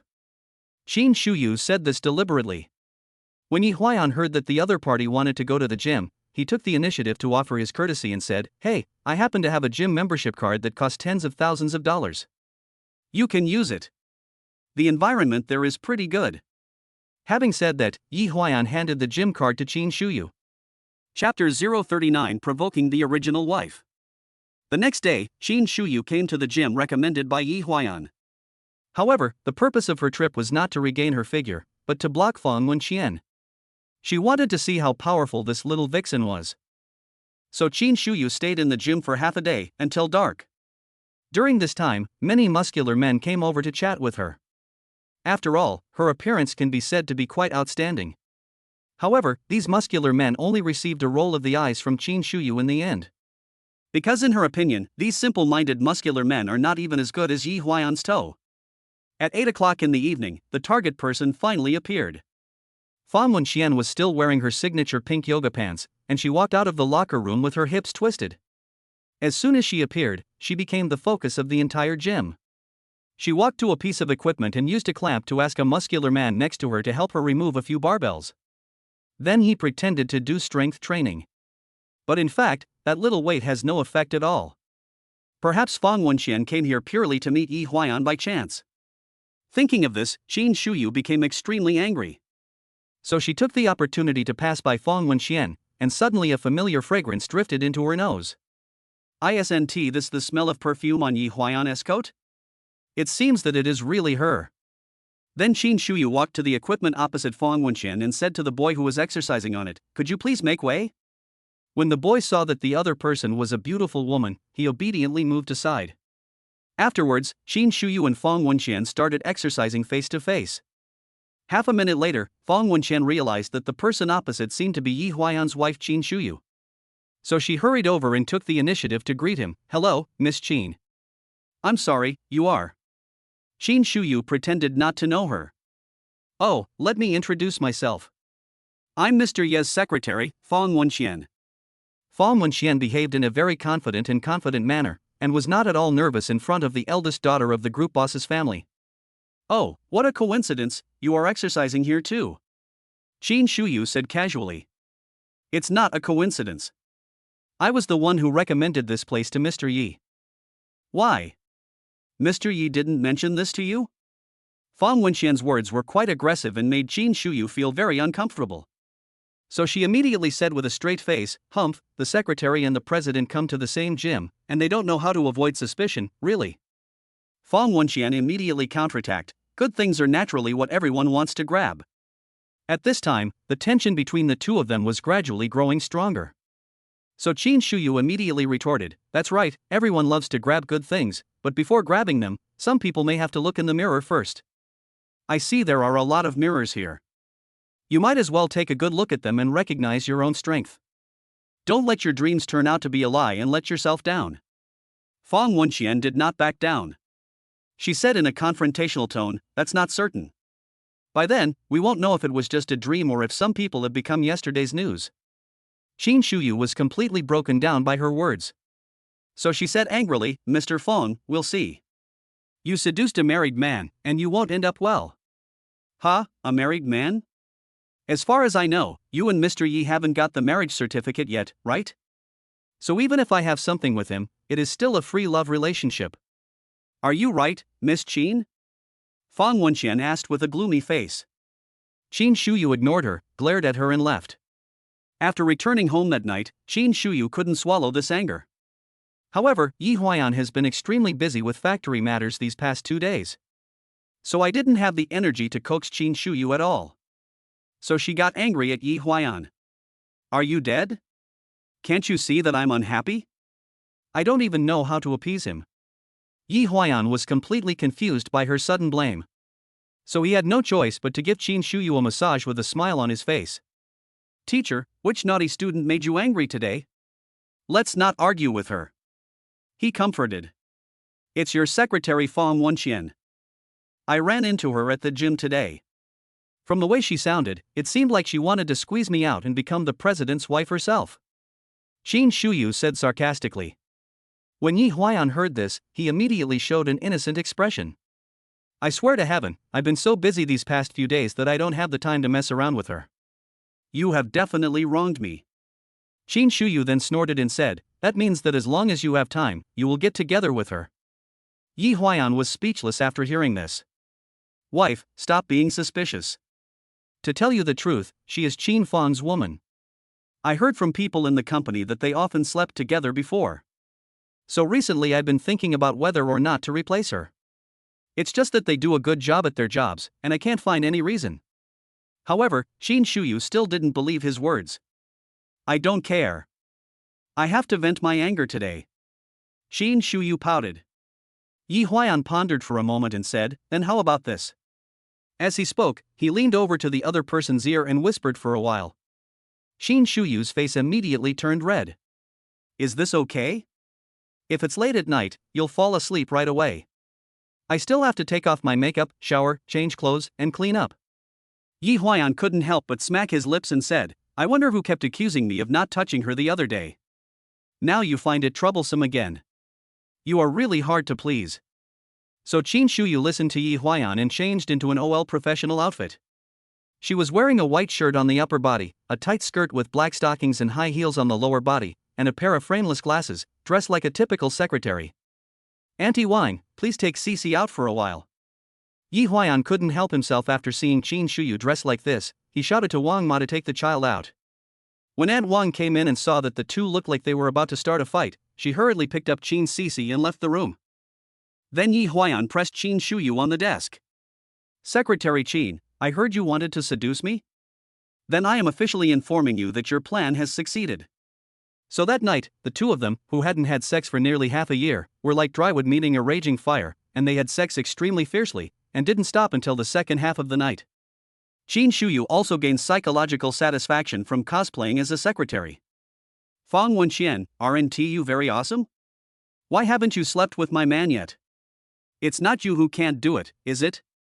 Qin Shuyu really wanted to say this to her in person. Chapter 040, Going on a business trip together. A few days later, Yi Huayan had to go on a business trip due to work arrangements. The person who accompanied him this time was his secretary Fang Wenxian. This gave her a once-in-a-lifetime opportunity. A single man and a single woman staying in the same hotel. If you want to have a deeper communication at night, isn't it just a matter of visiting? So this time Fang Wenxian specially selected a set of sexy lingerie and stuffed it into her suitcase. He vowed to take advantage of this opportunity to capture Yi Huayan. However, what she didn't know was that Yi Huayan was actually planning to secretly take Qin Shuyu with him this time. After all, their relationship has been gradually heating up recently, and they can't leave each other at night. It's just that in order to avoid causing unnecessary trouble, they didn't take the same flight. They don't see each other during the daytime working hours. Just staying together at night. That night, Qin Shuyu was flirting with Yi Huayan in the guest room. When the two were being affectionate with each other, Fang Wenxian suddenly knocked on Yi Huayan's door. Yi Huayan felt disappointed and wanted to send her away. However, Qin Shuyu stopped him at this moment.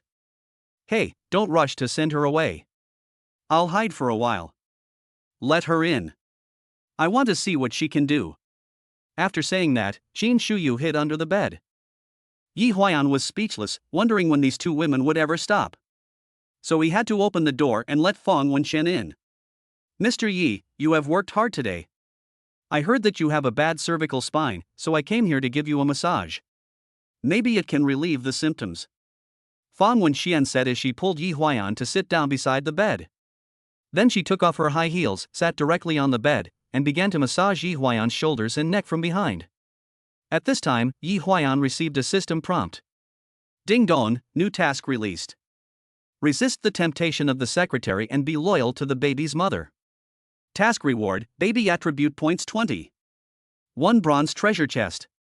The high heels that Fang Wenxian took off fell right in front of Qin Shuyu. Suddenly, a sour smell came to her nose, making her pinch her nose. It smells so bad. Qin Shuyu secretly complained in his heart. Seeing that Yi Huayan did not show any resistance, Fang Wenxian became bolder. She pressed her chest against Yi Huayan's back. Suddenly, Yi Huayan felt two soft things rubbing back and forth on his back. Secretary Fang, is this also your massage technique? Yi Huayan teased. Fang Wenxian then burst out laughing. Damn it, of course not. But if Mr. Yi likes it, I can continue to increase my efforts. At this time, Qin Shuyu reached out and pinched Yi Huayan's calf. It means you flirt with her. Yi Huayan couldn't help but hissed in pain from being pinched. What's wrong, Mr. Yi? I didn't use too much force. Fang Wenxian suddenly asked with an innocent look on her face, like a little girl who had done something wrong. Oh, it's okay, just continue. Yi Huayan quickly signaled that it was okay. So Fang Wenxian continued to reach out to Yi Huayan's neck. But this time, as she pressed, her hands started to become naughty. She first put her arms around Yi Huayan's neck, then gradually moved down and began to touch his chest. Then rub and caress each other's chest muscles back and forth. At the same time, he bit Yi Huayan's earlobe. Secretary Fang, you've crossed the line. Yi Huayan suddenly pushed her away. At this time, Fang Wenxian thought that the other party was pretending, so she pounced on Yi Huayan again. But this time the opponent dodged it with just a quick move. Yi Huayan, what are you doing? She fell to the ground and asked angrily. Shouldn't I be the one asking you this question? What are you doing coming to my room in the middle of the night? Let me tell you, I am a married man. And I'm deeply in love with my wife. So, Miss Fang, please respect yourself. After saying that, Yi Huayan opened the door directly, meaning you should get out of here right now. So Fang Wenxian could only leave his room in shame. At this time, Qin Shuyu crawled out from under the bed and looked at Yi Huayan with a cold face. Teacher Qin, how was my performance just now? Yi Huayan asked Qin Shuyu with a smile on his face, intending to accept the compliment. However, Qin Shuyu said coldly, it's okay. But I just happened to be there this time. If I wasn't there, there's no telling how you would have behaved. Obviously, she didn't trust Yi Huayan 100%. Then shall we continue? Yi Huayan asked. Continue. After saying that, the two of them hugged each other and rolled onto the bed beside them. Ding dong, mission accomplished. Successfully resisted the temptation. Gain 20 baby attribute points. 1 bronze treasure chest. 2 days later, Yi Huayan returned to Jiangqing City after his business trip. As soon as he arrived at the company, he caused discussion among everyone. Just because someone had planted 5 or 6 strawberries on his neck. As everyone knows, Fang Wenxian was the only one who accompanied Yi Huayan on this business trip. So this strawberry must have been grown by her. Immediately, the rumor that Fang Wenxian was having an affair with Mr. Yi spread. However, Fang Wenxian herself did not shy away from this matter. For the sake of so-called vanity and face, she even took the initiative to admit that she had an affair with Mr. Yi. As a result, she immediately gained the envy of all the female employees in the company. Sister Fang, you are amazing. You won Mr. Yi in just a few days. That's right. Mr. Yi is much better than Mr. Qin. He is tall and handsome, and most importantly, he is capable. I really envy you. You can easily win over any man. A few people were chatting together when Qin Shuyu just walked over. Since being suspended from school, she has been working as a technical consultant in Hangda Group, which means she has something to do. She came up to a few people and angrily shouted, "What are you chatting about during work? Everyone, get back to your workstations." As soon as the eldest lady spoke, everyone dispersed and returned to their workstations. Only Fang Wenxian was still sitting there, looking at her with an expression of dissatisfaction and indignation. Secretary Fang, you are so shameless that you even want to take the blame for something like this. How lowly can you be to say something like that? Qin Shuyu didn't give her any face and started scolding her directly. Ms. Qin, maybe I don't have that ability. But isn't Mr. Yi also looking for another woman outside? Could it be possible that those strawberry marks were planted by you? Fang Wenxian wanted to use this incident to attack Qin Shuyu. But Qin Shuyu burst out laughing after hearing this. I'm sorry, Secretary Fang, I forgot to tell you that I was actually in his room that day. By the way, your massage technique is outdated. Boss Yi doesn't like it. As soon as these words were spoken, Fang Wenxian's eyes widened. I didn't expect that I would become a clown now. So the woman who spent the night with Yi Huayan that day was Qin Shuyu. So she was so ashamed that she ran away amid the discussions of people around her. Chapter 041 The crew visits the set. In a blink of an eye, it was the day when Qin Sisi finished filming. After today's scene is finished, all the scenes involving the baby will be finished. So Yi Huayan and Qin Shuyu personally rushed to the set to visit. Prepare to celebrate for my daughter. The director knew that they were from the Qin family and had a prominent background, so he welcomed them warmly. A number of leading actors, including Mr. Chen Xiaolong, came over to greet them. However, there was a female supporting actress at the scene who just sat there and didn't even look at them. But even so, Yi Huayan and Qin Shuyu didn't care too much. After all, they were just here to visit the set and they weren't big stars. Besides, even if you are a big celebrity, you can't expect everyone to know you and like you. However, what the supporting actress said next made them feel uncomfortable. Humph, this kid is so annoying. She actually spit up her milk on me during filming this morning. How disgusting. Also, she always cries for no reason. She's not well behaved at all. I've never seen a child cry so much. The supporting female character complained to Yi Huayan. The scene immediately fell into an awkward atmosphere. Chen Xiaolong then whispered to Yi Huayan, she came into the group with money. She was an 18th tier actress forced in by the investors. I don't know her very well.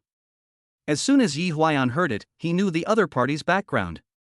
So he went up to her in a friendly manner and said, I'm sorry, my Sisi might have had a bad stomach these past 2 days. Please bear with me. She is only a 1-year-old child after all.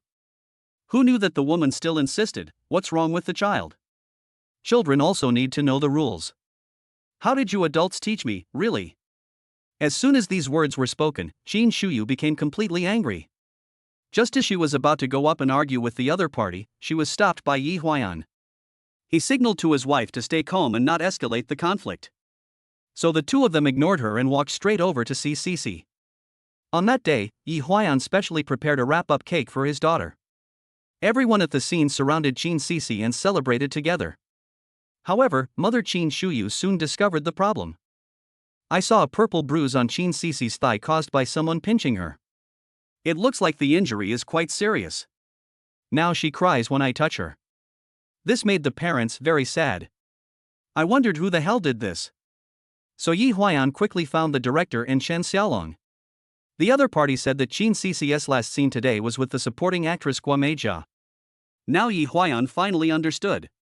So you took the opportunity of filming to pinch my daughter on purpose, right? How can the child not cry if you pinch him so hard? Thinking of this, Yi Huayan was so angry that his lungs were about to explode. Just as he was about to go find Guo Meijia to argue, he was stopped by Chen Xiaolong. The other party said meaningfully, "Mr. Yi, don't worry. After all, she was arranged by the investor. We can't afford to offend. But she has another scene to shoot next. It's the scene where he is humiliated by a bunch of minions. We are just in need of an extra, someone who can play the role of beating and scolding her. I see that you have good looks and other qualities. Would you be interested in playing a cameo role?" Chen Xiaolong's meaning is very clear. It's not worth arguing with her face to face, so I might as well take revenge on her by filming a movie. So Yi Huayan nodded decisively and agreed. Ding dong, new task released. Revenge against the female supporting character Guo Meijia who bullied Bao Bao. Task reward, 10 baby attribute points. 1 bronze treasure chest. After putting on makeup and changing his clothes, Yi Huayan walked into the studio. At this time, Guo Meijia was sitting aside reading the script.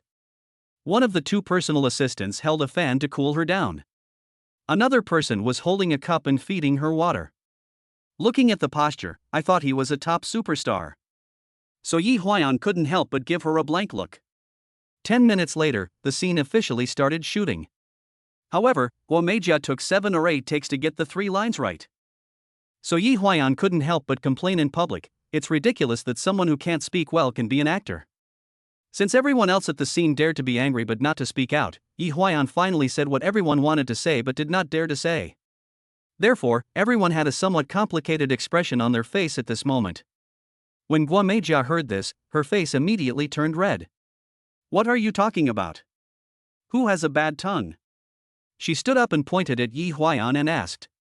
At this time, the staff on the scene couldn't help laughing.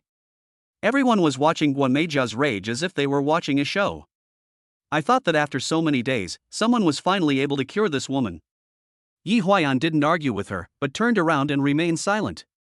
After all, filming is the highlight.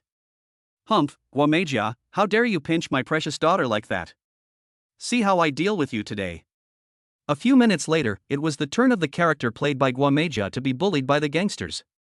Yi Huayan's height and appearance stand out among the extras. So he was arranged to play the role of a gangster leader with lines. So as soon as the director shouted start, Yi Huayan slowly walked in front of Guo Meijia and looked at her with cold eyes.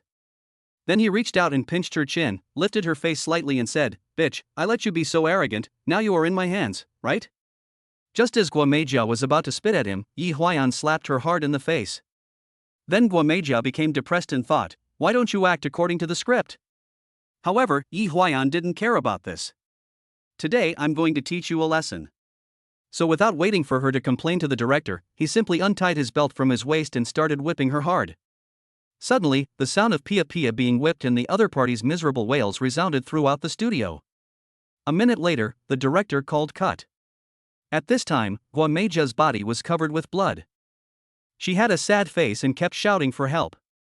The performance was so realistic. The director was very satisfied with this shot. Ding dong, mission accomplished.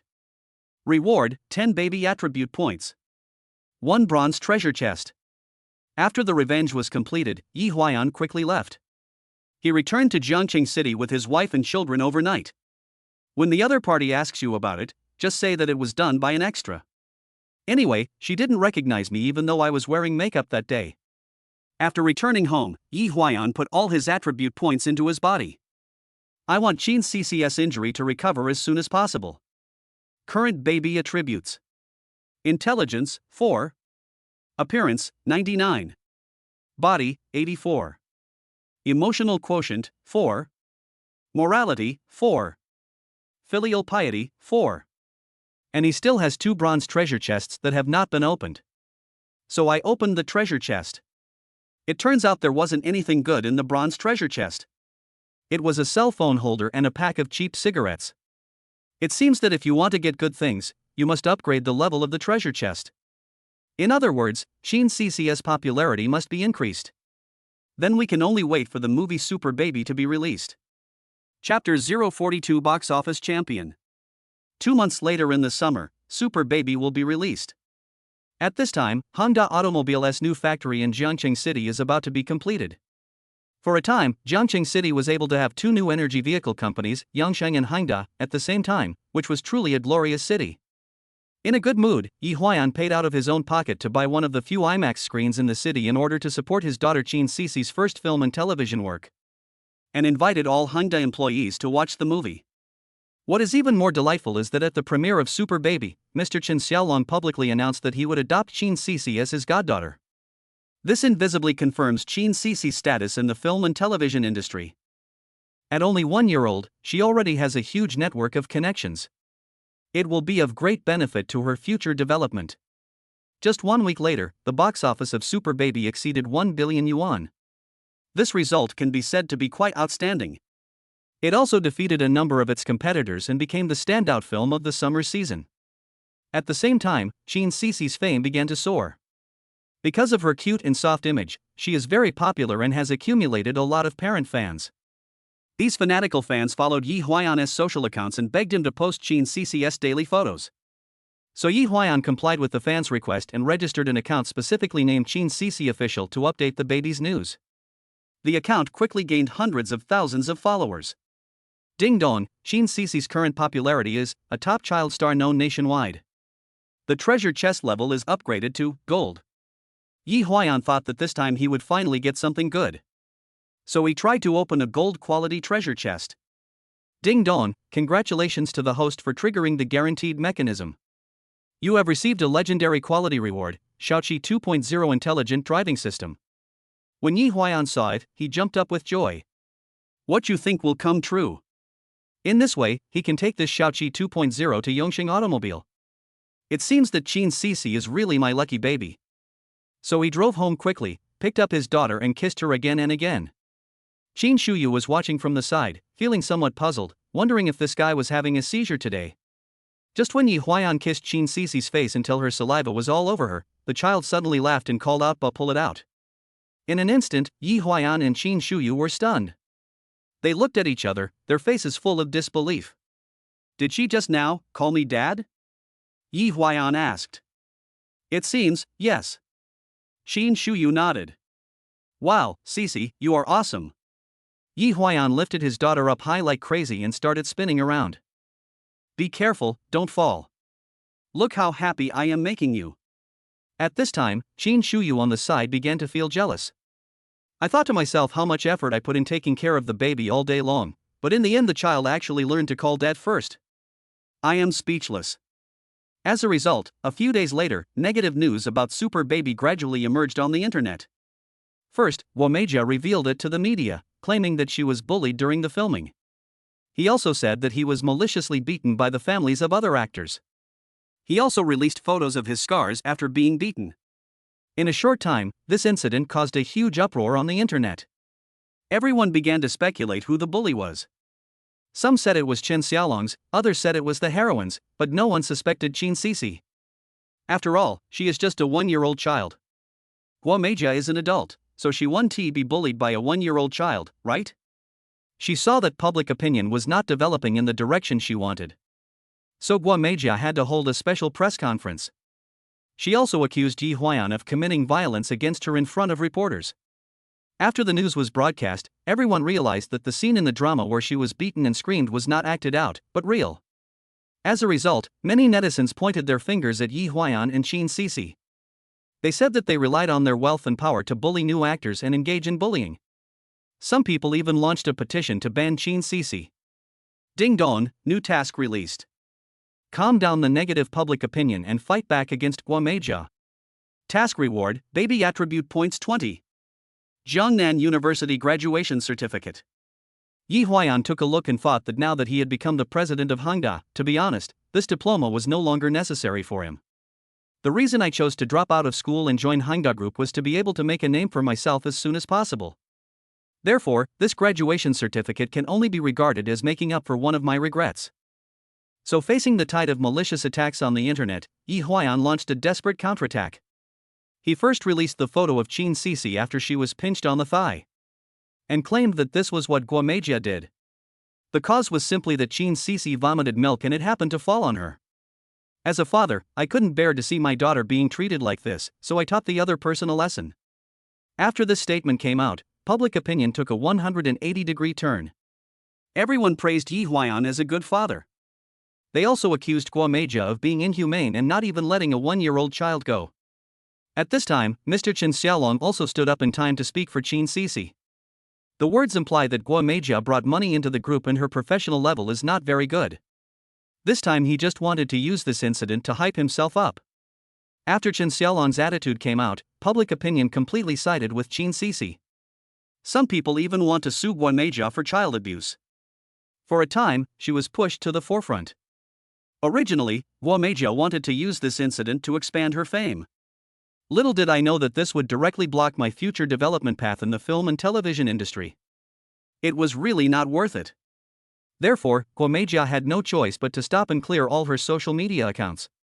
For now, she can only lie low for now, and when the limelight has passed, she can change her appearance, change her name, and make a new debut. Ding dong, mission accomplished. Reward, baby attribute points 20. Jiangnan University graduation certificate. A month later, Hangda Automobile's factory officially started production. As Yongsheng Automobile wished, it had priority access to the latest Shaoqi 2.0 intelligent driving system. For a time, both car companies were in strong momentum and began to divide up the national automobile market share. Nowadays, none of the BBA brands are worth mentioning. Driving a Yongsheng or Hangda car is a symbol of status. The share price of Hangda Group doubled in just 2 months. Yi Huaiyan owns 30% of the shares of Hangda Group, so his net worth also rose sharply, and eventually ranked among the top 200 in the country. As a result, he became a well-known automobile entrepreneur in the country. So the leaders of Jiangcheng University quickly contacted Yi Huaiyan and sincerely invited him and teacher Qin to return to the school to participate in the event. Chapter 043 Return to Campus. Yi Huaiyan naturally understood the school leaders' thoughts. Seeing that they have become celebrities in the domestic automotive industry, they just want to take advantage of the traffic. But now the automobile factory is back on track, and I don't have anything to do recently, so I might as well go back to school to take a look and see my old classmates. So Yi Huaiyan took Qin Shuyu back to Jiangcheng University. On that day, school leaders lined up at the school gate to welcome them. When the students learned that Yi Huaiyan was going back to school, they all came to watch, even blocking the road. At the beginning, Qin Shuyu was suspended by the school leaders, and Yi Huaiyan chose to drop out of school amid rumors. Now they are back on the campus of Jiangcheng University again, facing the cheers of the crowd, with mixed feelings. Accompanied by school leaders, Yi Huaiyan first walked around the campus. Then I was arranged to give a speech to the students in the auditorium. Yi Huaiyan didn't have any preparation and just said a bunch of polite words. The general meaning is to encourage younger students to study hard and have an innovative spirit. Afterwards, the principal came to the stage and presented Yi Huaiyan with an honorary degree certificate, and included Yi Huaiyan in the list of famous alumni. After the speech, the group was arranged to have dinner at a restaurant. During this time, the principal smiled and said to Yi Huaiyan, "Mr. Yi, the external environment has been bad in the past 2 years, and the employment rate of our school's graduates has been declining year by year. I heard that Hangda Automobile is recruiting 3,000 positions. Why don't you set up a campus recruitment office in our school this year? How about choosing someone from our school's graduates?" At this moment, Yi Huaiyan finally understood the principal's intention of inviting him back to school. Although in his opinion this was not a big deal at all. After all, giving back to his alma mater is his duty as a Jiang University student. But since you took the initiative to propose this, I can't just agree to it without asking for anything. So Yi Huaiyan replied, "The campus recruitment is easy to deal with. I will just say hello to my subordinates when the time comes. Let them give priority to our Zhejiang University students." When the principal heard this, his face immediately showed joy. "Thank you, Mr. Yi. Thank you, Mr. Yi." However, Yi Huaiyan immediately changed the subject and said, "It's just that teacher Qin has been staying at home recently. She has nothing to do all day. She's almost sick from idleness. Recently, she's been complaining to me, saying that she still misses the podium." Yi Huaiyan said this and looked at Qin Shuyu beside him. As soon as these words were spoken, the principal reacted immediately. He quickly stood up and apologized to Qin Shuyu. "Well, I'm sorry, Teacher Qin. Our school made the decision out of necessity. Please forgive us for what we have done. I solemnly declare here that the gate of Jiangcheng University will always be open to you, Teacher Qin. You can always come back and continue teaching if you want." With the principal's assurance, Yi Huaiyan and Qin Shuyu felt relieved. So the next day Qin Shuyu officially returned to Jiangcheng University to teach. Yi Huaiyan felt that the so-called honorary degree certificate was not formal enough and seemed like a consolation prize given by the school. So he decided to return to school, complete the rest of his studies in 1 year, and get a formal diploma. Therefore, Yi Huaiyan and Qin Shuyu returned to the state they were in more than a year ago. One is a teacher and the other is a student. Only this time, their relationship can be made public. There are even many female classmates who are crazy about the couple. He often secretly took pictures of the two of them eating in the cafeteria together and uploaded them to the internet. And I fantasized that I can also have such a fairy tale-like teacher-student relationship. Therefore, the school had to issue a statement saying that such behavior is not encouraged. However, this did not stop Yi Huaiyan and Qin Shuyu from showing off their affection in front of everyone. They were almost always together. "Let us go to the playground and run laps together in the morning. We have classes together in the classroom in the morning. We had lunch together in the cafeteria. Let us go home together in the afternoon to take care of the baby." This kind of life is really enviable. Graduation season is coming soon. The students in the same class as Yi Huaiyan are about to graduate. As agreed in advance, Hongda Automobile will recruit 500 fresh graduates from Jiangcheng University this year. This will greatly improve the employment rate of graduates. Moreover, Hongda's salary and benefits are particularly good, and it is a job that everyone wants to grab. Even art students from the dance and music departments came to submit their resumes. I really don't know whether these people are just playing around or really want to join Hongda Auto. That day Yi Huaiyan wanted to know how the campus recruitment was going. So he went to Hongda Automobile's campus recruitment office at Jiangcheng University. As a result, among a pile of selected resumes, Yi Huaiyan found two familiar names: Su Wanqing and Lu Yingqiao. These two are my ex-girlfriends. If I recruit them into the company, they spread my past throughout the company? Therefore, Yi Huaiyan immediately decided to remove the resumes of these two people. So he coughed and asked his men, "What are the advantages of this Su Wanqing?" The subordinate immediately replied, "She is professionally qualified, has outstanding abilities, and is good at speaking. Besides, he looks pretty good too. So we hired him." Yi Huaiyan immediately clicked his tongue and said, "What's the use of being good looking? What's the old saying? Beauty brings disaster. And this Lu Yingqiao, he's also good looking, but is he useful? I see, are you selecting employees or choosing concubines for yourself? Kick these two out." After saying that, he threw the two people's resume files into the trash can. After Yi Huaiyan left, everyone at the scene looked at each other, somewhat at a loss. I wondered if I had done something wrong to make Mr. Yi so unhappy. But when I think about it carefully, there seems to be nothing wrong with what I did. So what went wrong?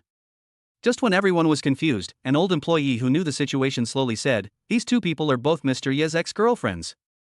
After these words were spoken, everyone suddenly realized. So that's it. After the campus recruitment ended, Su Wanqing and Lu Yingqiao, who were not selected by Hongda Automobile, both held a grudge against Yi Huaiyan. Because both of them ranked among the best in both the written test and the interview. It can be said that the quality is quite excellent. Therefore, there is only one possibility for being eliminated this time, that is, Yi Huaiyan did it on purpose. He is seeking personal revenge. So the two dissatisfied people turned to attend Yongqing Automobile's job fair. As a result, because they wrote about their feud with Yi Huaiyan in their resumes, they were hired on the spot by Yongsheng Automobile and were given a high salary to become Gu Chenxi's secretaries. This also laid the foundation for a life and death business war between the two sides in the future. Because of this little bit of willfulness, Yi Huaiyan created a powerful enemy for himself. Chapter 044 Fatal Car Accident. Since the launch of Hongqi 1, it has quickly gained favor among consumers. The internet is flooded with videos praising this car.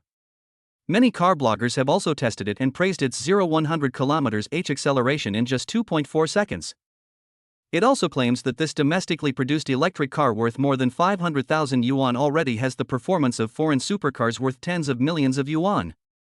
Moreover, as the head of Hongda Automobile, Yi Huaiyan personally flew to the Nürburgring Nordschleife in Germany to observe the process of Hongqi 1 breaking the record for mass-produced cars. For a time, Hongda Automobile's name became famous, and even foreigners knew that this car was awesome.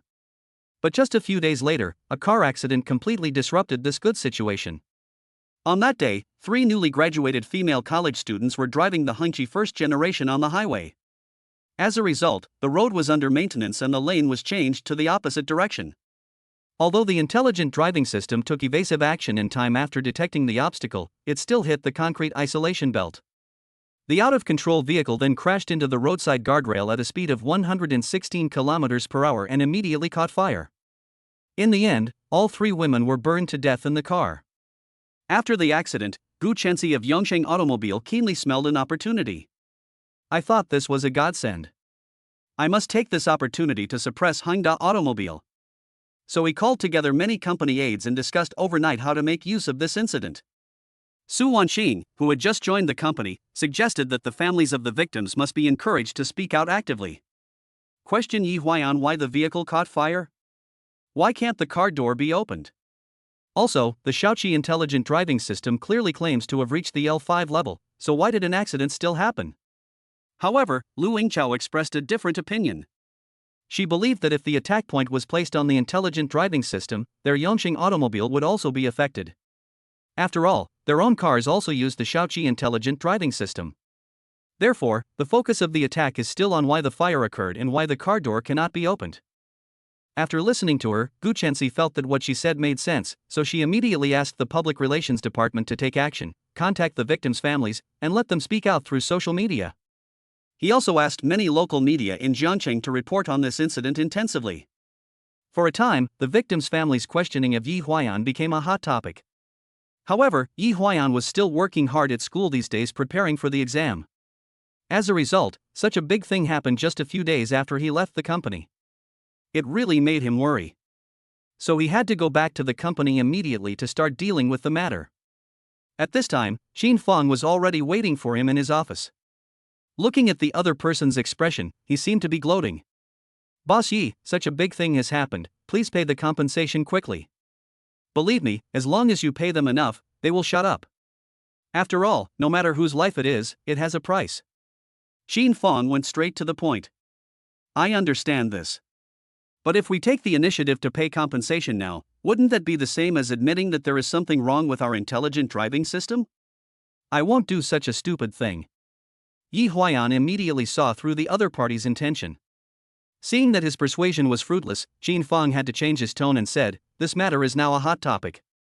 Aren't you afraid that Yongsheng and the others will do something behind the scenes? I advise you to contact the victims' families first and at least pay them some money to shut up and stop talking nonsense online." However, Yi Huaiyan disagreed and said, the matter has not been fully investigated. If there is really a problem with our system, then admit it generously and work hard to correct it. But if it's not our problem, then it's useless for them to throw mud at us. In fact, Yi Huaiyan was just saying this in front of Xin Feng. He knew that this was most likely an accident caused by the imperfect intelligent driving system. Because the intelligent driving system does not take road maintenance into consideration. So the intelligent driving system must have been confused that day. It did not expect so many obstacles to suddenly appear on the road, so a collision and loss of control occurred, which eventually caused the vehicle to catch fire. But at the moment, Hongda Automobile must not admit that the problem lies with its own system. Because once it is admitted, it will undoubtedly be a disaster for the newly started Hongda Automobile. At this time, Xin Shuyu called Yi Huaiyan. However, when Yi Huaiyan answered the call, the voice he heard was actually that of his mother-in-law Wen Liangyu. Xiao Yi, I used Chuyu's phone to call you to avoid suspicion. I am here to inform you in the name of the Jiangcheng Municipal Party Committee. We absolutely cannot admit that our intelligent driving system has safety issues. No financial compensation can be made to the victims' families either. This is related to the future economic development of our entire Jiangcheng city. The new energy vehicle industry is a huge cake. We in Jiangcheng must be the ones to share the cake. Do you understand me? When Liang Yu usually looks like a gentle and virtuous woman. However, her voice at this time was obviously majestic. It's like a general giving orders to his subordinates. So Yi Huayan quickly said, Director Wen, I understand what you mean. I happen to think so too. But there must be someone behind this who is deliberately pushing it. I want to push Honda Automobile into the abyss. Yi Huayan expressed his concerns. Don't worry, let our municipal party committee handle this matter. As long as the government takes action, no matter what kind of monsters they are, their true colors will be exposed. After saying that, when Liang Yu hung up the phone. After listening to Director Wen's words, Yi Huayan finally felt relieved. I thought that as long as the government stepped in, it wouldn't be a big deal.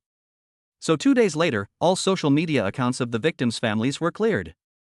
It seemed that overnight, all the doubts about Honda Automobile and Shaoqi intelligent driving system on the internet disappeared. What is even more exaggerated is that Gu Chenxi received a call from a big boss that day, warning him not to go too far.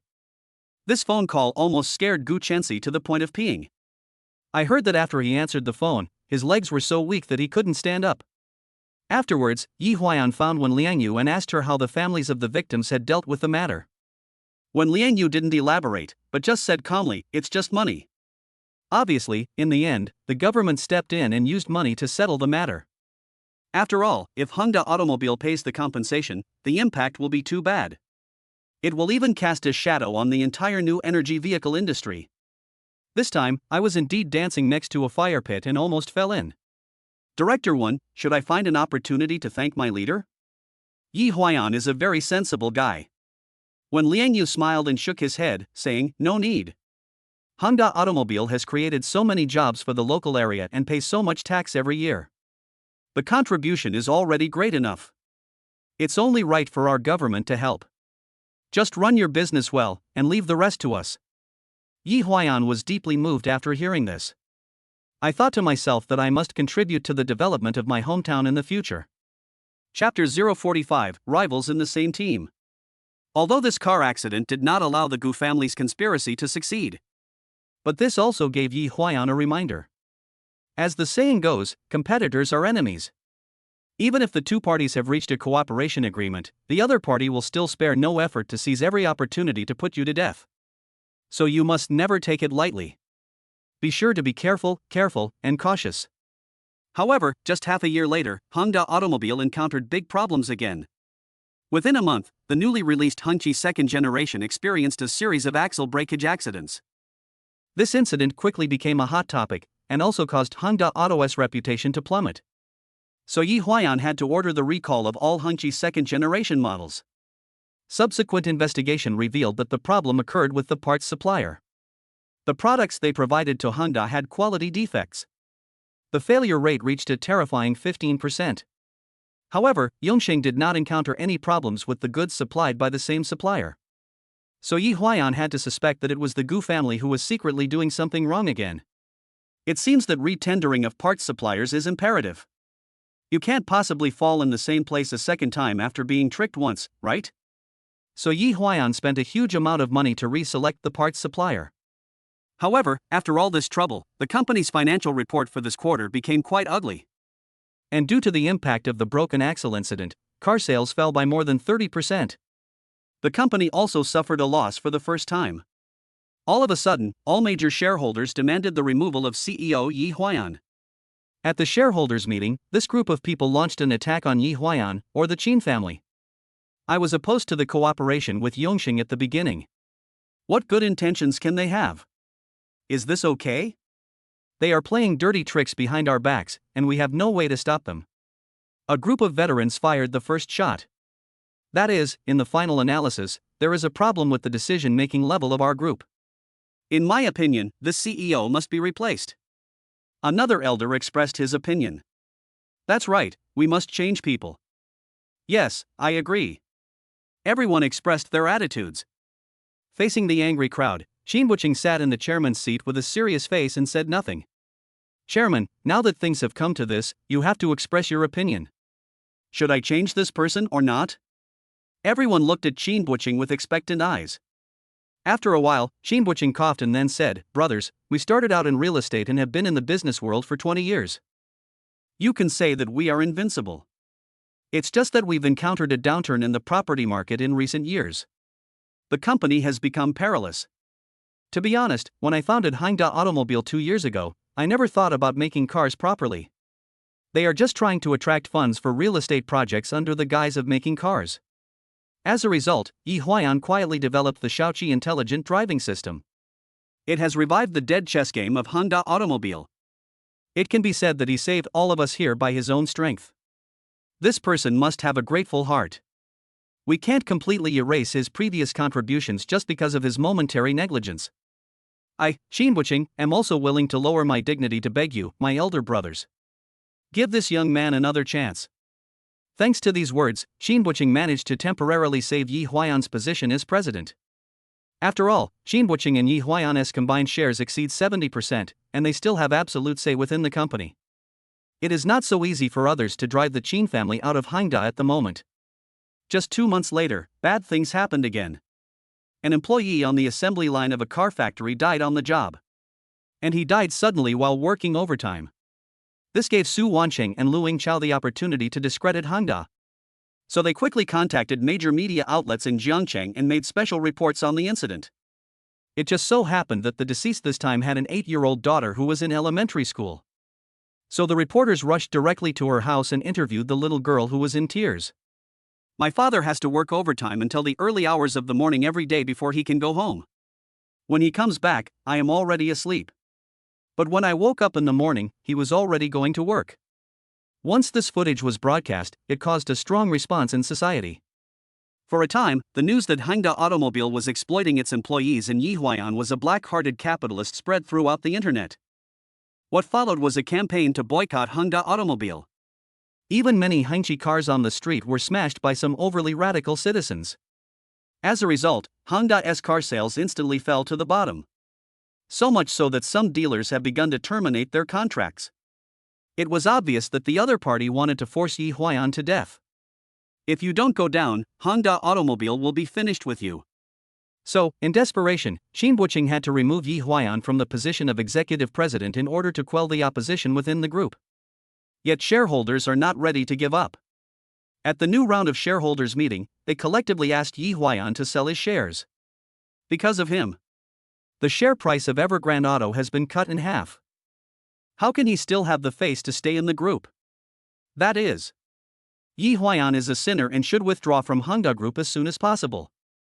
Originally, Shinbuching wanted to rely on his position in the group to say a few words for Yi Huaiyan, but he didn't expect that Yi Huaiyan would give up on his own initiative. He stood up and bowed to all the shareholders, then said, I agree to completely withdraw from Hyundai Group. And I deeply apologize for the mistakes I made at work before. If there is any company willing to buy my shares, I am willing to sell them. After saying that, he walked out of the meeting room with a calm face. So under the strong request of other shareholders, Yi Huaiyan was forced to sell 30% of his shares to an investment company called Fonying Holdings at a very low price. Although this means that Hyundai Group will have nothing to do with Yi Huaiyan in the future. But Qin Shuyu was quite happy this time. After all, she just wanted Yi Huaiyan to be with her and the baby every day. As time went by, Yi Huaiyan gradually became more open-minded. He thought that it didn't matter if he didn't become the president. After leaving the company, he would have plenty of time to focus on raising his daughter Qin Sisi. Once I make her a top star, she will be able to make a name for herself with the help of the system. However, Su Wancheng and Lu Yingqiao would not just stop there and let Yi Huaiyan and Qin Shuyu live a happy life as rich men. They planned to create a big drama at their wedding and completely ruin their bright future. Chapter 46: Ruining the Wedding. In a blink of an eye, Yi Huaiyan turned 22 and reached the legal age for marriage. So he and Qin Shuyu went to the Civil Affairs Bureau to get a marriage certificate. Shinbuching also planned to fulfill his previous promise and spend a huge amount of money to hold a grand wedding for them. I heard that the old man rented an entire seaside hotel as the wedding venue this time. In addition, he also hired a professional team to plan the wedding process, which can be said to be very painstaking. As the wedding draws closer, Yi Huayan and Qin Shuyu become more and more excited. After all, they have experienced too many hardships along the way. It is not easy to get to where we are today. In fact, since leaving Evergrande Auto and no longer being bothered by those troubles, Yi Huayan suddenly felt that life was so beautiful. Especially when you are a rich man, you can live without worries all day long and have a wife and daughter to accompany you. It's so cool. Therefore, Yi Huayan gradually let go of the Honda automobile issue. However, his enemies don't think so. Do you want to live a carefree life like a god? It's not that easy.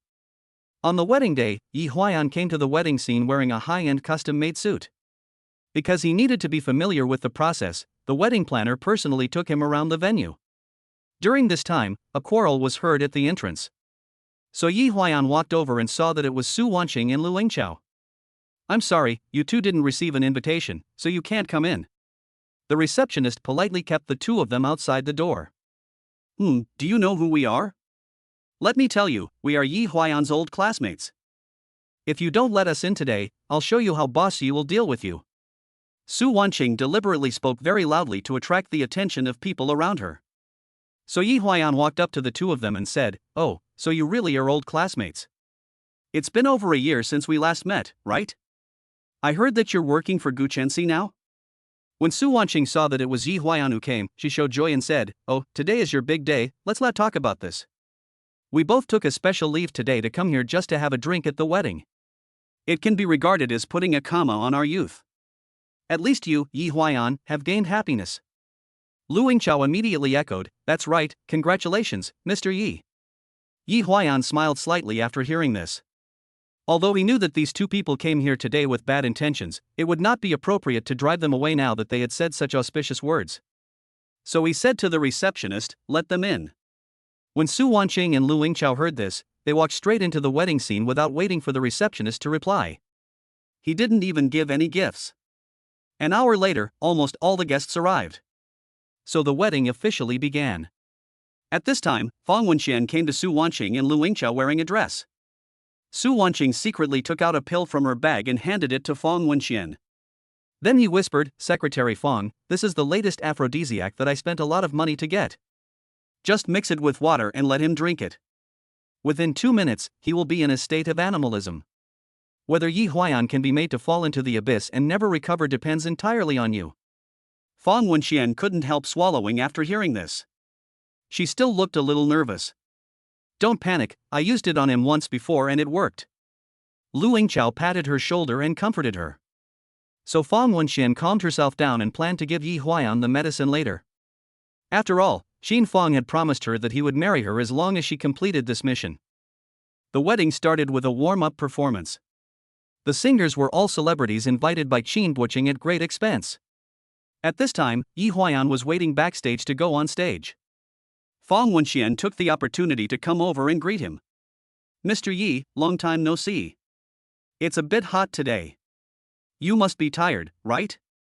Come, have a drink of water." As she spoke, Fang Wenxian handed the mineral water containing aphrodisiac to Yi Huayan.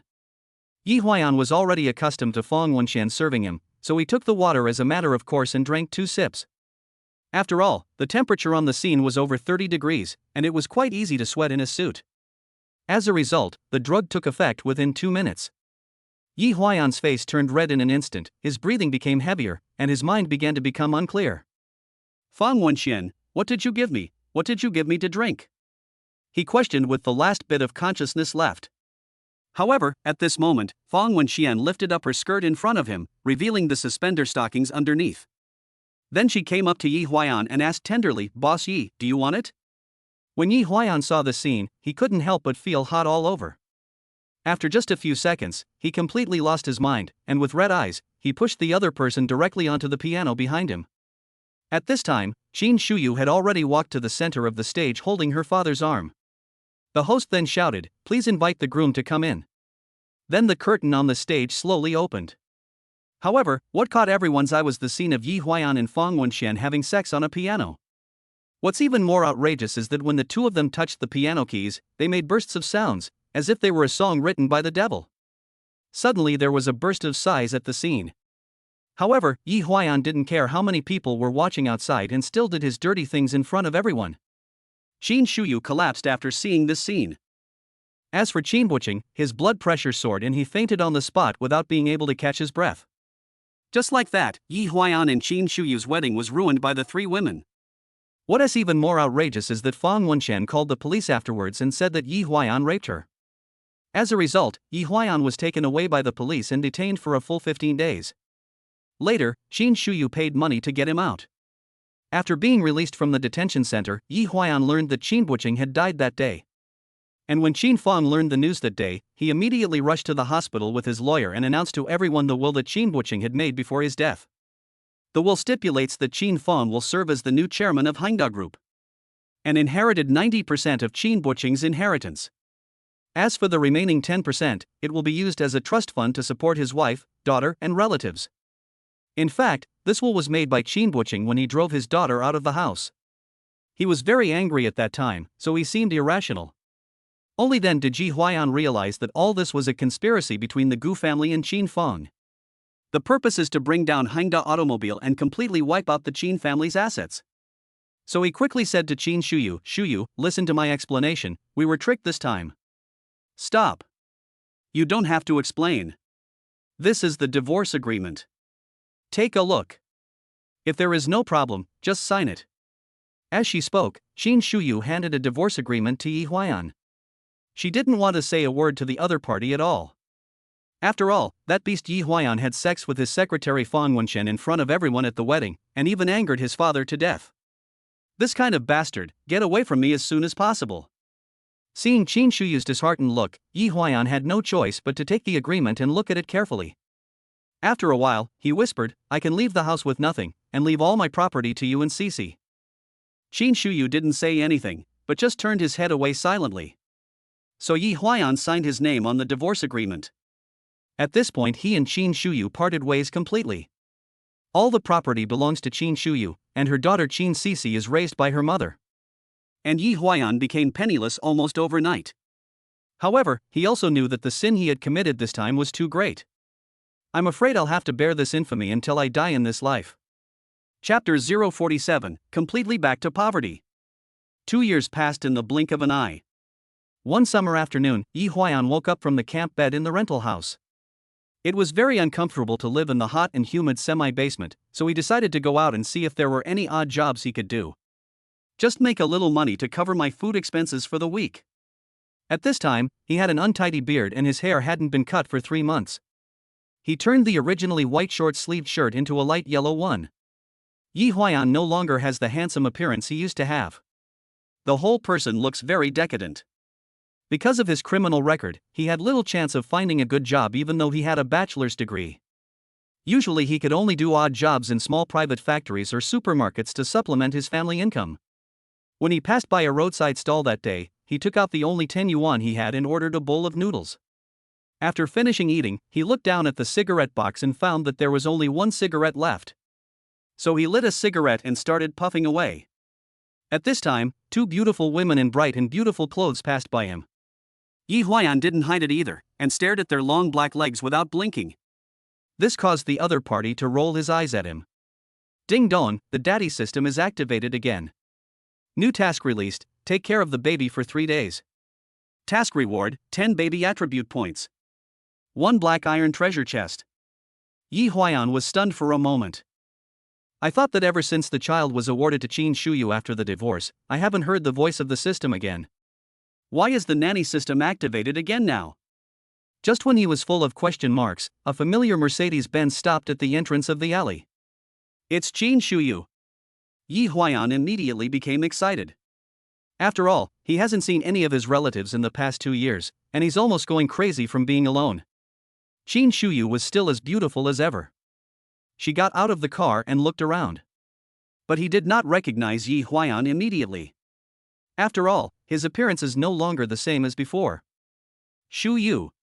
He called the other person in a low voice. Qin Shuyu immediately turned her gaze to Yi Huayan, and there was clearly a hint of surprise in her eyes. "Why did you become like this? Why didn't you answer my call?" Qin Shuyu went up and asked. "Oh, well, my phone is shut down due to unpaid bills." Yi Huayan scratched his head embarrassedly. Qin Shuyu couldn't help but reveal an expression of disgust on her face when she saw this. So what? Is there something you want to talk to me about today? Yi Huayan asked immediately. I have to go out of town for something, and it will take about 3 days for me to come back. So I want you to help take Cici down. Qin Shuyu explained the reason. Okay, no problem, leave the child to me. Yi Huayan hadn't seen his daughter for a long time, and he was excited at this moment. But Qin Shuyu was really worried when she saw his current state. Where do you live now? She asked with concern. Where else can I live? A rental house. Yi Huayan answered truthfully. After a while, he immediately changed his words. Oh, but since Cici is here, I will take her to stay in a hotel. Then do you have money? Qin Shuyu silenced Yi Huayan with just one sentence.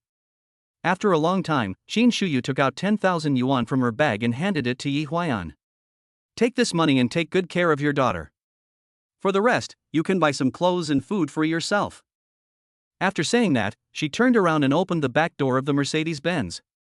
Then 4-year-old Qin Cici jumped out of the car with her small schoolbag on her back and hid behind Qin Shuyu. Mom, who is he? Qin Cici felt a little scared looking at the disheveled man in front of her. He is your father, go over and call him daddy. Qin Shuyu pushed the child towards Yi Huayan. However, Qin Cici still retreated behind her mother and did not dare to approach her father. Then Yi Huayan felt embarrassed. So he quickly took out a rubber band from his pocket and tied up his messy hair, then wiped his face, squatted down, stretched out his hands and said, Cici, come to daddy quickly. Dad will take you to KFC later. When he heard that there was KFC to eat, the child stared at his mother with his big eyes.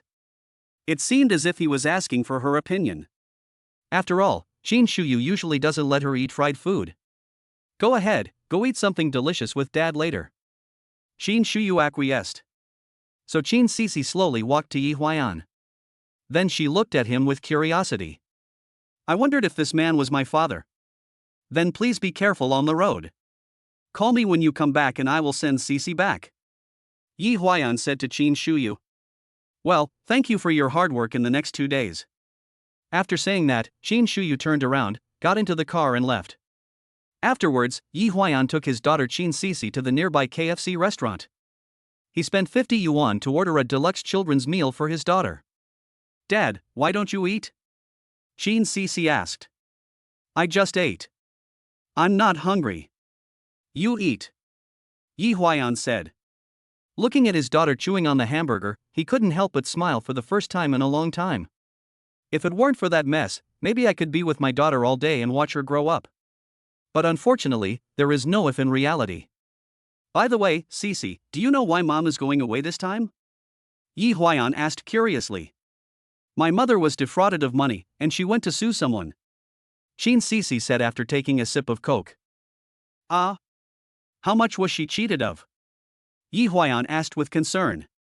It was such a huge amount of money. My mother cried in desperation during those days. Qin Cici replied.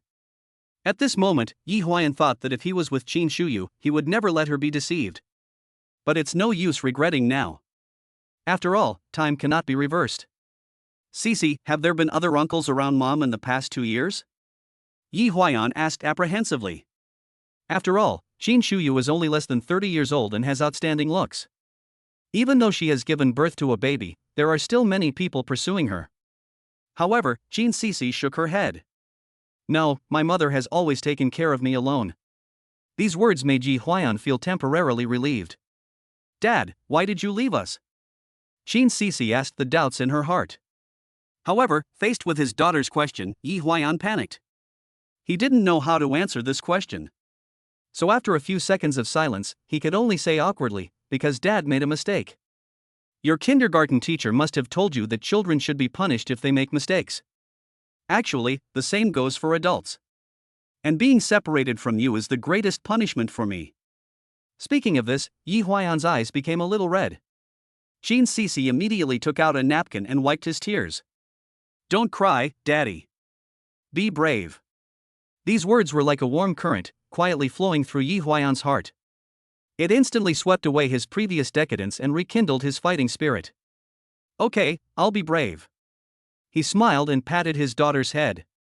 Chapter 048 Daily Life with a Baby. After taking his daughter to dinner, Yi Huayan chose a 4-star hotel and booked a room there. After all, his rental house was too shabby and uninhabitable, and only he could live there. As a result, when checking into the hotel, the receptionist suspected that the child was abducted by a homeless man because he looked too sloppy, in stark contrast to Qin Sisi. Therefore, she specifically asked Qin Sisi whether she knew this man. Qin Sisi immediately replied, "This is my dad." But even so, the lady at the front desk still didn't quite believe it and checked Yi Huayan's identity information again and again. Only after confirming that he was not an internet fugitive did we allow him to check in. After the two entered the room, Yi Huayan went to the bathroom to wash his face first. Looking at the bearded face in the mirror, he just felt it was a little strange. Do I actually look like this now? No wonder they all think I'm a bad guy. So he picked up the razor beside him and shaved his beard. Then he shaved his messy hair into a buzz cut. After this series of operations, Yi Huayan turned back into the handsome guy he used to be. At the age of 24, he is at the peak of his appearance. So when he finished cleaning up and walked out of the bathroom, Qin Sisi screamed in surprise. "Wow! Dad, you're so handsome." The little girl ran over and reached out to touch her father's face. Yi Huayan then squatted down and held his daughter in his arms. At this moment, the fatherly love that had been missing for 2 years seemed to have returned. Later that day, Qin Sisi was lying on the desk, doing something unknown. Yi Huayan took a closer look and realized that his daughter was drawing. "Sisi, what are you drawing?" he asked casually. Qin Sisi blinked her big eyes and said, "This is the homework our teacher assigned us a long time ago. We were asked to draw a family portrait. At that time, I only drew my mother and me because I had never seen my father. But I can add you back in today." As she spoke, the little girl continued to paint with her head down. I saw that she was drawing very seriously, as if she wanted to draw her father's handsome appearance so that her classmates and teachers could see it carefully. At this moment, Yi Huayan was deeply touched. The absence of her father's role will indeed cause some harm to Qin Sisi. So I can't be so decadent anymore in the future. You must live a good life. Strive to be a competent father. Thinking of this, Yi Huayan sat quietly beside his daughter, watching her paint, and also acting as a model for her. That night Qin Sisi fell asleep in Yi Huayan's arms. Maybe it was because the smell of her father made her feel particularly safe, so she slept very soundly.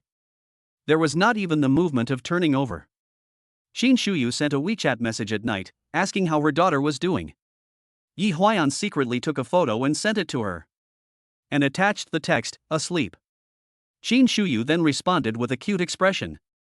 Then Yi Huayan asked her about the fraud she had suffered. However, Qin Shuyu did not respond to the message immediately, as if she was unwilling to mention the matter. After a long time, she sent a message. "Qin Shuyu, the money you left for me was cheated away by one of my best friends. She said there was an investment project that could yield a 25% return in a year.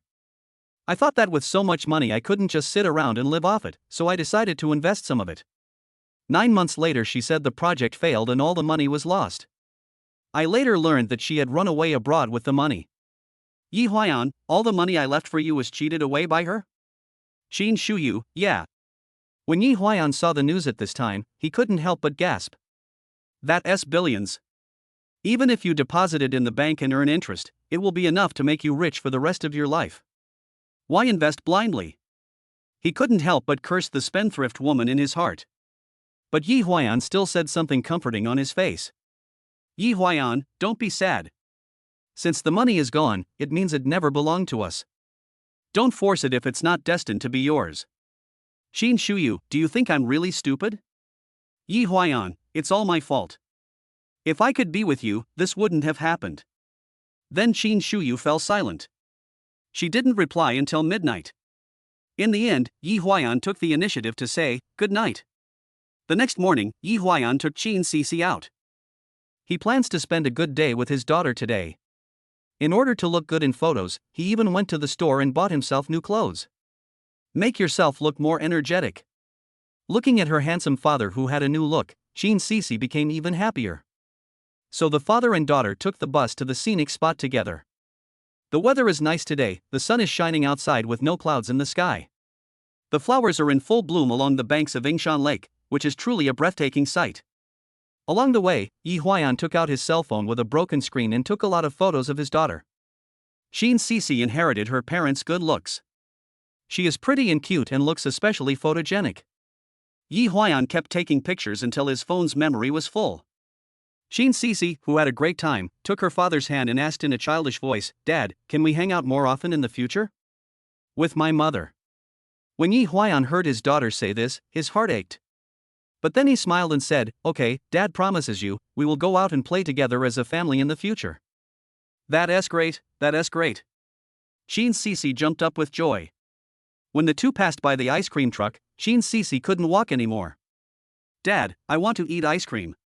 She tilted her little head and looked at Yi Huayan and said, "Okay, then you sit here and wait, I'll go buy it for you."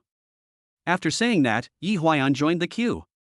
Xin Sisi was sitting on a bench not far away waiting for her father. 10 minutes later, when Yi Huayan returned to the bench after buying ice cream, he found that Xin Sisi was gone. At that moment, his mind went blank. "I was completely confused." Half a minute later, Yi Huayan came back to his senses and began to look around anxiously. "Sisi! Sisi!" He ran and shouted, holding an ice cream in his hand. During those few minutes, Yi Huayan almost went crazy. "I thought that if I lost my daughter today, I would not be able to live." Fortunately, Xin Sisi finally returned to the bench by herself. "You damned kid! Where have you been?" Yi Huayan started scolding his daughter. When Xin Sisi saw her father suddenly get so angry, she was so scared that tears welled up in her eyes. "I just went to pick flowers for you." As she spoke, Xin Sisi handed the bouquet of flowers in her hand to Yi Huayan. Only then did Yi Huayan realize that his daughter wanted to give him a gift so that he would remember her. At that moment, his heart softened. So Yi Huayan hugged his daughter tightly, and then whispered, "Don't run around in the future, and don't leave the adults' sight, understand?" Xin Sisi nodded slightly. "Here, eat it quickly, or it will melt." Yi Huayan gave the ice cream to Xin Sisi. Xin Sisi licked it and finally smiled brightly again. Chapter 49, Toy Store Incident. After lunch, Yi Huayan took his daughter back to the hotel for a nap. After waking up in the afternoon, the father and daughter went to the shopping mall in the city center together. He plans to buy some clothes and toys for his daughter. I thought the little girl would be interested in dolls or something, but Xin Sisi doesn't like that kind of things. On the contrary, the Lego blocks that boys love to play with attracted her attention. "Dad, I want to play this." Xin Sisi pointed to a Lego experience store and said. So Yi Huayan took his daughter in. In order to attract children, the store specially prepared a large pile of building blocks for children to play freely. At this time, there were already several boys around 5 or 6 years old in the store playing with building blocks. After Xin Sisi joined, one of the boys focused his attention on the only girl. "Don't take the blocks here, they are ours."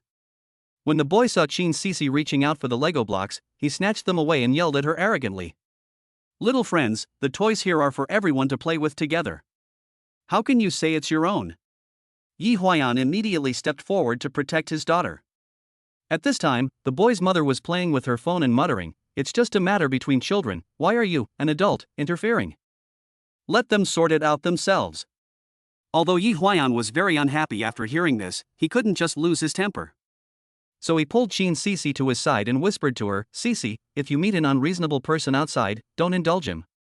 If that little boy dares to mess with you again, do you know what to do?" As he spoke, Yi Huayan placed his clenched fist in front of Xin Sisi. "But Mom said that if you have a conflict with other children, you must not fight. And the kindergarten teacher also said that fighting is bad." Xin Sisi said. Yi Huayan immediately explained, "Humph, Sisi, remember, what the teacher and Mom taught you was only for good people. We should teach bad guys like the one just now a lesson. Don't be polite to them." Yi Huayan actually encouraged his daughter to attack the little boy. "But what if I can't beat him?" At this time, a hint of worry appeared in Xin Sisi's eyes.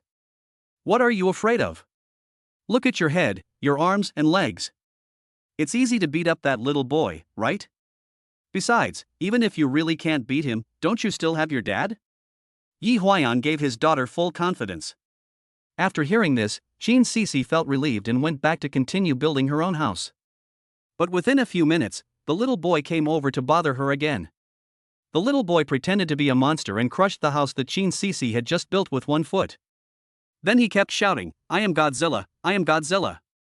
Now Qin Sisi was completely enraged. Although she was only 4 years old, her physical attributes had been raised to 84 by Yi Huayan, so she was taller than boys older than her. Therefore, when Qin Sisi stood up, she was half a head taller than the little boy. "Why are you stepping on my house?" she demanded sharply. "I'm Godzilla, shouldn't your house be stepped on by me?" At this moment the little boy was still smiling. So Qin Sisi didn't tolerate him at all. She just reached out and grabbed his collar, then threw him heavily to the ground. Because there were scattered building blocks on the ground, it would hurt a lot if you fell on them. The little boy burst into tears immediately. But Qin Sisi was still not satisfied, so she just rode on the man and started slapping and beating him. Seeing this, the little boy's mother hurried over and tried to pull Qin Sisi away. However, Yi Huayan blocked her at this time. "Hey, there's just a conflict between kids, why are you, an adult, interfering?" Now Yi Huayan can be said to have used his own medicine to treat the person. "Are you blind? Didn't you see my son was being beaten?" The woman was anxious. "Then why did you pretend not to see when my daughter was bullied by your son just now?" Yi Huayan responded directly. "Get out of my way." The woman was already furious at this moment. However, Yi Huayan still stood there motionless. After a while, the woman picked up the bag and threw it at Yi Huayan. Yi Huayan, who was quick-eyed and quick-handed, grabbed the bag that she threw at him, then threw it hard, and then the other party flew out with the bag. "Ouch, someone is being beaten, call the police." The woman lay on the ground, wailing and kicking her feet. 10 minutes later, the patrolling police arrived at the scene. After watching the surveillance footage, the police classified the incident as a fight between the two parties. So they took them both back to the police station. After taking the statement at the police station, an old policeman asked Yi Huayan to sign the handling document. "You adults are such a jerk. You fight over a child's trivial matter. What kind of example are you setting?" The old policeman took a sip of tea and scolded. "Yes, yes." Yi Huayan nodded and signed his name. As a result, the old policeman took it and looked at it, and was stunned on the spot. "Yi Huayan?" He quickly looked at Yi Huayan's face carefully, and then looked at Qin Sisi beside him. "Your daughter, is she the Qin Sisi who starred in Super Baby?" asked the old policeman. "Oh, that's right." Speaking of this, Yi Huayan really felt guilty. "I always feel that I have ruined my daughter's career." "Then you are Secretary Wen's son-in-law?" The old policeman widened his eyes. "Yes, but now, my wife and I are divorced," Yi Huayan said in a low voice. "Hey, why didn't you say so earlier?" "Well, let me recharacterize this incident for you." After saying that, the old policeman called his apprentice and asked him to rewrite the report. In the end, Yi Huayan was deemed to have acted in self-defense and did not have to compensate the other party for medical expenses. On the contrary, the woman was locked up for disturbing public order. Only then did Yi Huayan realize how important it was to have an official as a backer. Before leaving, Yi Huayan whispered to the old policeman, "By the way, comrade, you just mentioned Secretary Wen. When did she become the secretary?" The old policeman smiled and said, "Secretary Wen took office last month. She is now the deputy secretary of the Jiangcheng Municipal Party Committee." When Yi Huayan heard this, he thought that Wen Liangyu was a good choice. 2 years ago she was just a small office manager. How come it rose so quickly in the blink of an eye? All in all, I owe my mother-in-law a favor this time, and I will repay her when I have the chance in the future. So Yi Huayan took his daughter back to the hotel. Then he told Qin Sisi, "Hey, today's matter is a secret between us, don't tell mom later. Otherwise, if she knew that we were taken to the police station for fighting, she would be angry." Qin Sisi nodded repeatedly and promised not to tell her mother the secret. Chapter 15: Meeting the Mother-in-Law. 3 days passed quickly. As agreed in advance, Yi Huayan sent Qin Sisi to the Qin family's official residence Jiangcheng No. 1. Since Qin Buqing's death, Wen Liangyu has become the master here.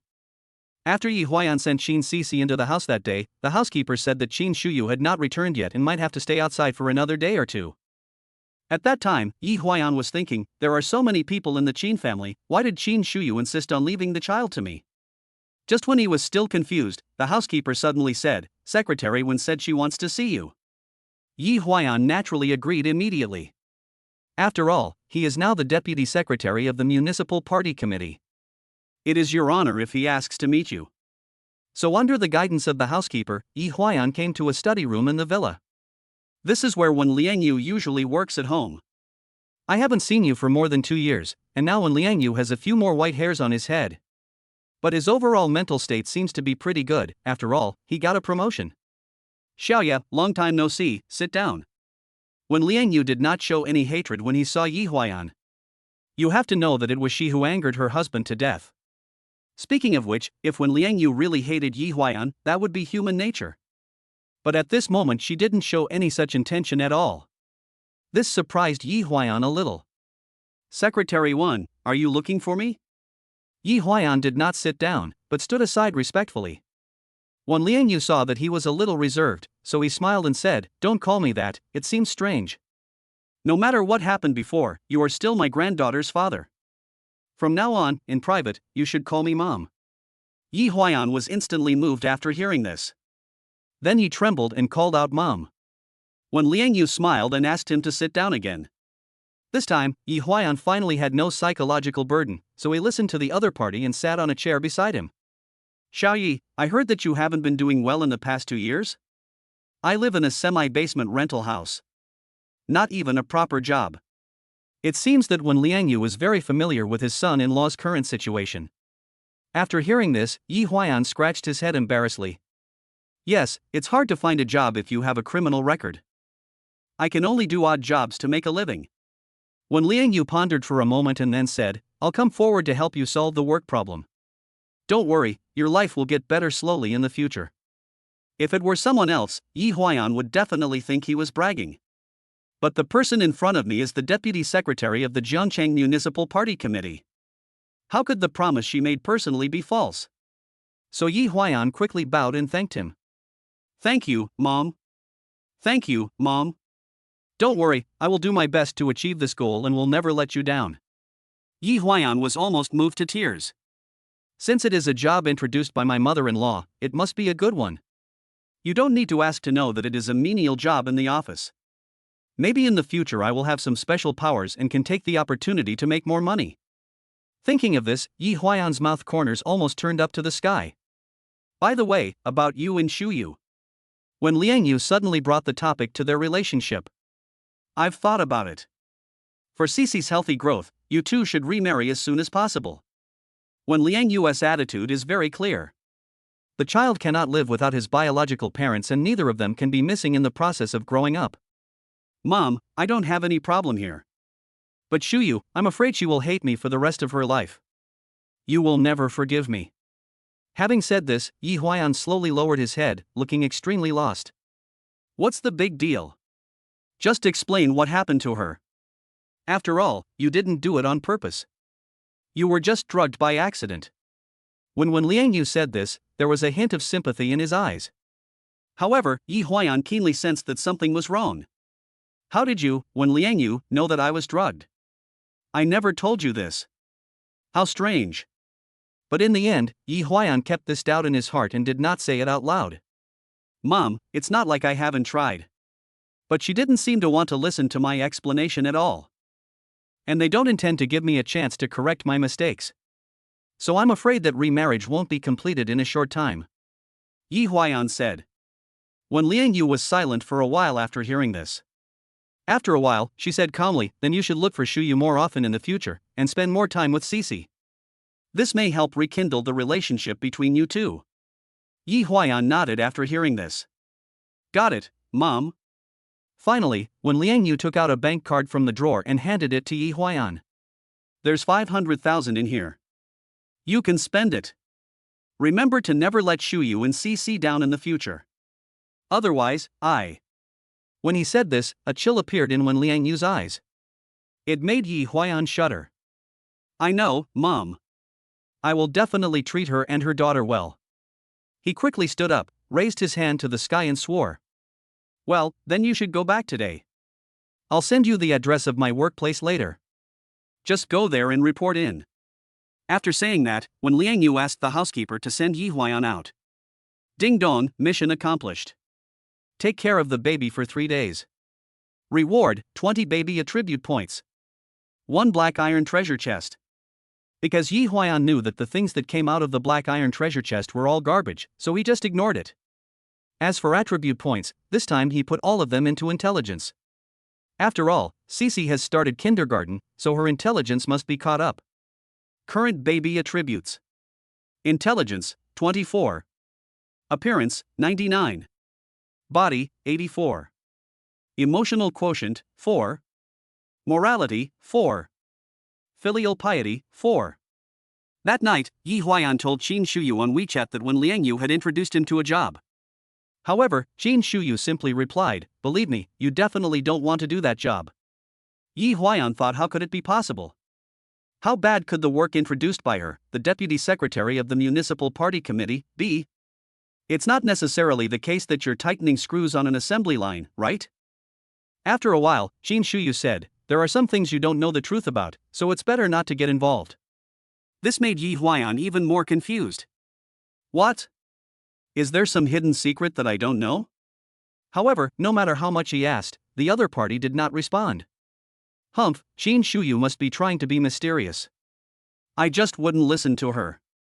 I'm going to go there to work, make a lot of money, and buy lots of things for my daughter. Thinking of this, Yi Huayan became more determined to work hard. The next day, when Liang Yu sent the company address to Yi Huayan. So Yi Huayan changed into a new suit and took a car to the company. Chapter 051 Beautiful Boss. The company is called Xinruwei Technology. It doesn't look like it's particularly large. Many of the workstations inside are empty, and at first glance it seems that few people are actually working there. After Yi Huayan interacted with the receptionist, he was taken directly to the office of their company's boss. Just a simple interview. Yi Huayan thought to himself, I was introduced by Wen Liangyu, do I still need an interview with this kind of relationship? Although he thought so in his heart, he still appeared very humble. Please wait a moment. Ms. Han is in a meeting. It will probably take about 10 minutes. The receptionist poured Yi Huayan a glass of water and said, Okay, thanks. Although he was indeed a little thirsty at this time, he still resisted the urge to touch the cup on the table.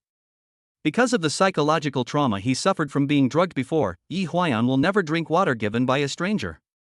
Later, while waiting, he got bored and started looking around the office. After a while, a cabinet against the west wall caught his attention. Yi Huayan walked closer and saw that the cabinet was filled with various trophies. Looking at the words above, they are all trophies from dance competitions without exception.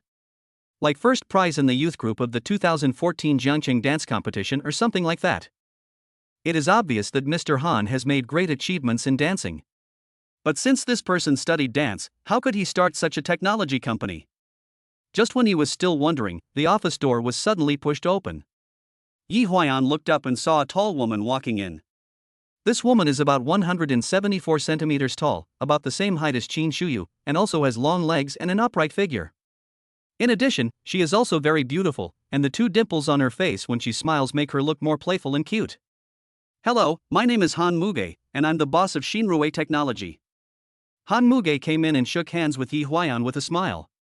Her charming smile is quite contagious, giving people a feeling of being bathed in spring breeze. This relieved Yi Huayan's originally nervous mood. Hello, Mr. Han, my name is Yi Huayan, and I was introduced by Secretary 1. Yi Huayan deliberately brought up his mother-in-law because he was not confident. Ha, of course I'm well known for Mr. Ye's name. Han Muge said with a smile. However, at this moment Yi Huayan's expression suddenly became embarrassed. Because he thought the other party was talking about the incident in which he had sex with his secretary in front of everyone at the wedding. So 2 seconds later, Han Muge reacted and quickly explained, I was talking about the time when you developed the Shaoqi intelligent driving system. That's a good story that's still circulating in our industry today. After hearing this, Yi Huayan quickly waved his hand and said, a good man never brags about his past achievements. I am just a small role now. So Han Muge immediately encouraged him, how could that be? I believe Mr. Yi will be able to make a comeback. If it were someone else, Yi Huayan would definitely think that the other person was just being polite. But if these words come from Han Muge's mouth, they sound so pleasant. Gives people a comfortable feeling from head to toe. Hee, from now on, I hope you can give me more advice, Mr. Han. Yi Huayan said somewhat embarrassedly. Seeing the handsome guy opposite her looking shy and timid, Han Muge smiled even more brightly. Don't worry, Mr. Yi. Secretary Wen has already informed me. We offer you the best treatment here. The monthly salary is 20,000 yuan. Project commissions are calculated separately. When Yi Huayan heard the basic salary was 20,000, he couldn't help but get excited. After all, he never had more than $500 on him in the past 2 years. Thank you, Mr. Han. May I ask, is there any project I can take over now? He asked tentatively. Of course, we have plenty of projects. We are a company that specializes in outsourcing. After Han Muge finished speaking, he handed an encrypted USB drive to Yi Huayan. This is a task assigned to us by a large company. They said they wanted me to help adjust and improve the AI algorithm. This should be your strong point, right? After taking the USB drive, Yi Huayan quickly assured her that he would complete the task. Han Muge then smiled and said, "Don't worry, Mr. Yi. We have half a year for this project. You can change it slowly." After saying that, Han Muge looked at the time and said, "Mr. Yi, it's time for dinner. Why don't we have dinner together today? I just want to hear the story of how you started your business." When Yi Huayan heard this, he thought to himself that Han Muge is really a little fan of mine. If I refuse just like that, it would be somewhat embarrassing for my boss. After all, I'm living under someone else's roof now, so I'd better go along with it. Besides, Han Muge is quite likable. So Yi Huayan nodded and agreed. Han Muge then asked the driver to drive them to a particularly luxurious French restaurant in the city in a Rolls-Royce for dinner. When Yi Huayan got into the Rolls-Royce, he realized that Han Muge's background and strength were definitely not simple. After all, she looks to be in her 20s, and it is impossible for her to buy labor with her own ability. So she definitely has a very awesome dad. In fact, Yi Huayan's guess this time was correct. Han Muge's father was indeed very powerful. But Yi Huayan couldn't guess her father's true identity no matter how hard he tried. After arriving at the restaurant, Han Muge ordered all the most expensive dishes. Then he opened a bottle of red wine worth 50,000 yuan. This shocked Yi Huayan. I wondered how I could have done this. Can it cost you so much?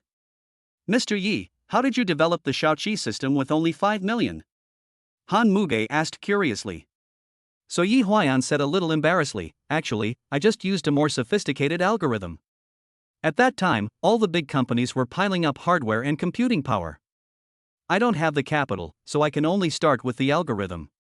As a result, I accidentally defeated their 20 billion project results. Talking about this past, Yi Huayan still felt a little proud. After hearing this, Han Muge's eyes immediately revealed admiration for Yi Huayan. Mr. Yi, it seems that our Xinrui technology is very lucky to have you. Come, I'll toast you a glass. As he spoke, Han Muge clinked his glasses with Yi Huayan. But when Yi Huayan tilted his head back to drink, he suddenly felt something teasing his trouser leg. So he looked down and found that Han Muge was shaking her sexy flesh-colored high heels under the table. And from time to time, he would rub his trouser legs. Obviously, the other party was hinting at me. Well, Miss Han, Yi Huayan became a little stuttering for a while. What's wrong? Mr. Yi, is the food not tasty? Han Muge leaned in closer and asked. No, the food is delicious. It's just that I have a daughter, you know? She's almost 5 years old. Yi Huayan wanted to use this as an excuse to dissuade the other party. Children are good. I like children the most. Whenever you bring the kids out, we can go out and play together. Yi Huayan was really stumped by Han Muge's unexpected words. So he had to continue eating with his head down to hide his panic and helplessness. Chapter 052, Misunderstanding. After returning home that day, Yi Huayan tossed and turned, unable to fall asleep. Now, when he closed his eyes, all he could see in front of him was Han Muge's charming smiling face. So Yi Huayan suddenly sat up from the bed and slapped himself twice. He cursed, "Beast! How could you do this? Don't you want your wife and children anymore?" After saying that, he slapped himself twice, and then he finally came to his senses. In order to divert his attention, he took out his cell phone and sent a message to Qin Shuyu. Yi Huayan, are you free this Saturday?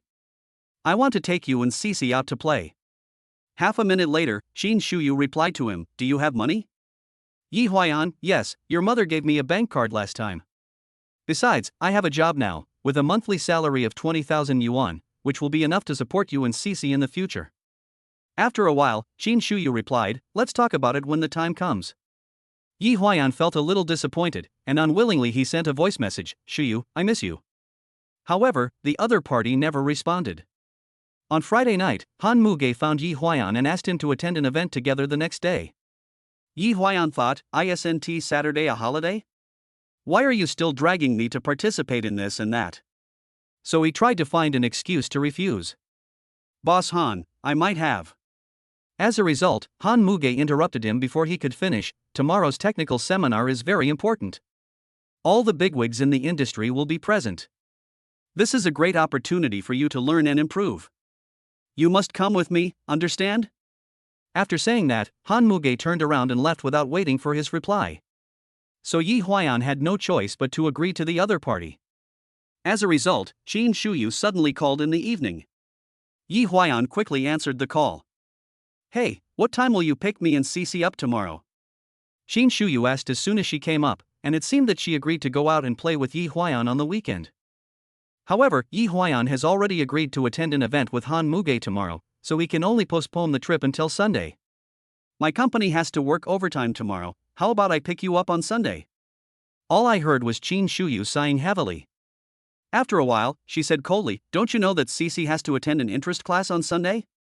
Forget it, just focus on your work. After saying that, Qin Shuyu hung up the phone. Yi Huayan felt speechless and wondered why he was so unlucky. Qin Shuyu had clearly given herself a chance, but it was ruined by Han Muge. Damn it! What bad luck! Early on Saturday morning, Han Muge parked his truck downstairs of Yi Huayan's newly rented apartment.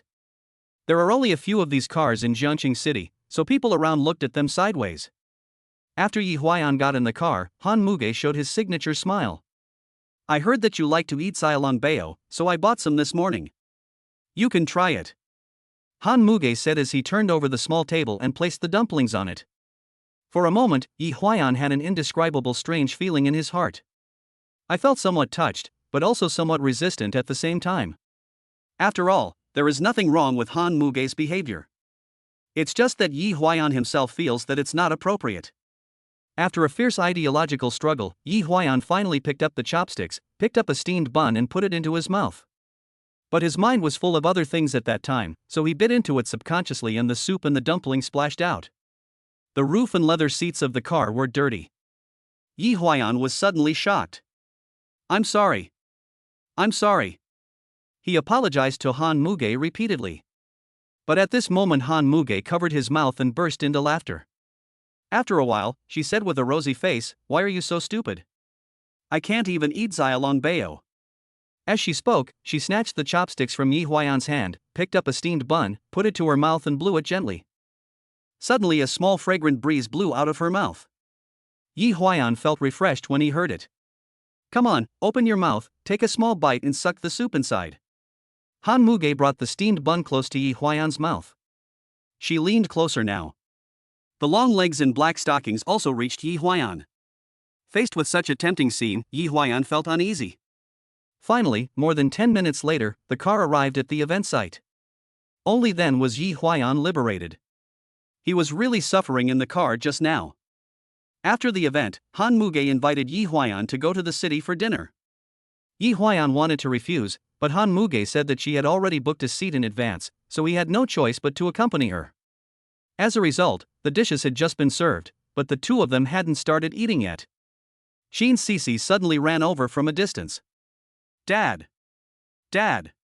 She was very excited when she saw Yi Huayan and rushed over and threw herself into his arms. Cece? Why are you here?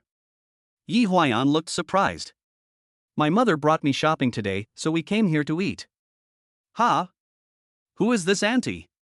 She pointed at Han Muge curiously and asked. Cece, come here quickly and don't disturb others. Suddenly, Qin Shuyu's cold voice came from not far away. At this moment, her expression was grim, as if a volcano was about to erupt. Yi Huayan was so scared when he saw her. I thought it was all over, it was completely over. I can't wash myself clean even if I jump into the Yellow River. Is this your daughter? Han Muge asked. Oh, yes. Yi Huayan wiped the cold sweat from his forehead and nodded slightly. She's so cute, come over to auntie. Han Muge said this and wanted to hug Qin Sisi. Qin Sisi, come here. However, Qin Shuyu loudly called her daughter back.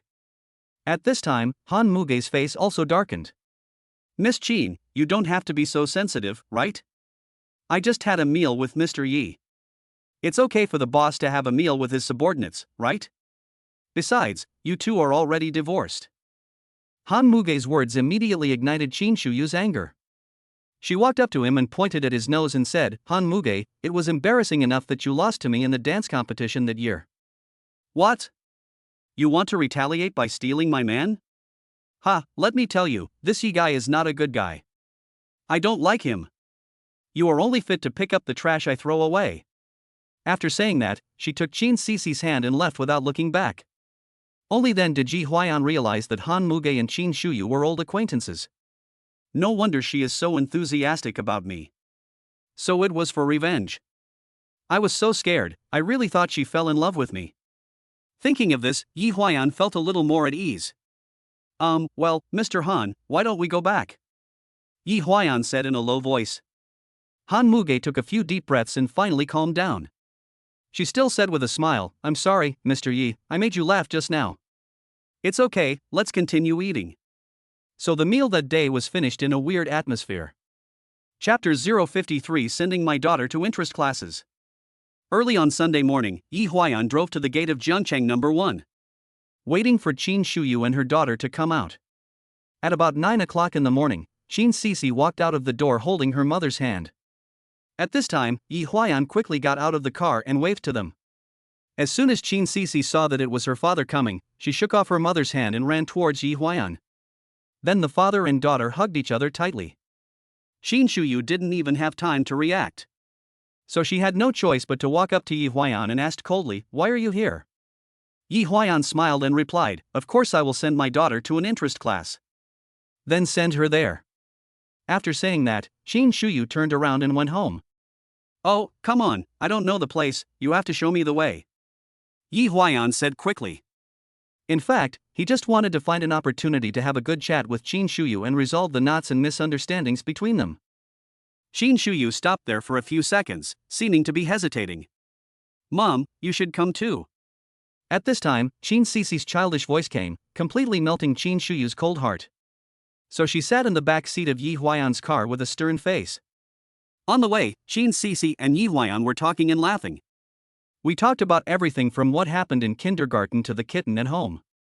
Anyway, the laughter never stopped. On the contrary, Qin Shuyu sat in the back row without saying a word. When they arrived at the dance class, Yi Huaiyan sent Qin Sisi into the classroom. Afterwards, he and Qin Shuyu watched the children inside practice dancing outside. Ding dong, new task released. Cheer up teacher Qin. Current teacher Qina's favorability, 0%. Task reward, favorability improvement. Tip, teacher Qin's favorability towards you will affect the probability of the treasure chest exploding with top quality rewards. When Yi Huaiyan saw it, he thought to himself, no wonder the treasure chest drop rate was so low before, it turned out to be due to the low favorability. It seems that I must maintain a good relationship with teacher Qin in the future. So he coughed and explained to Qin Shuyu, well, yesterday my boss and I went to an event and had a quick meal. However, Qin Shuyu didn't want to hear such words at all.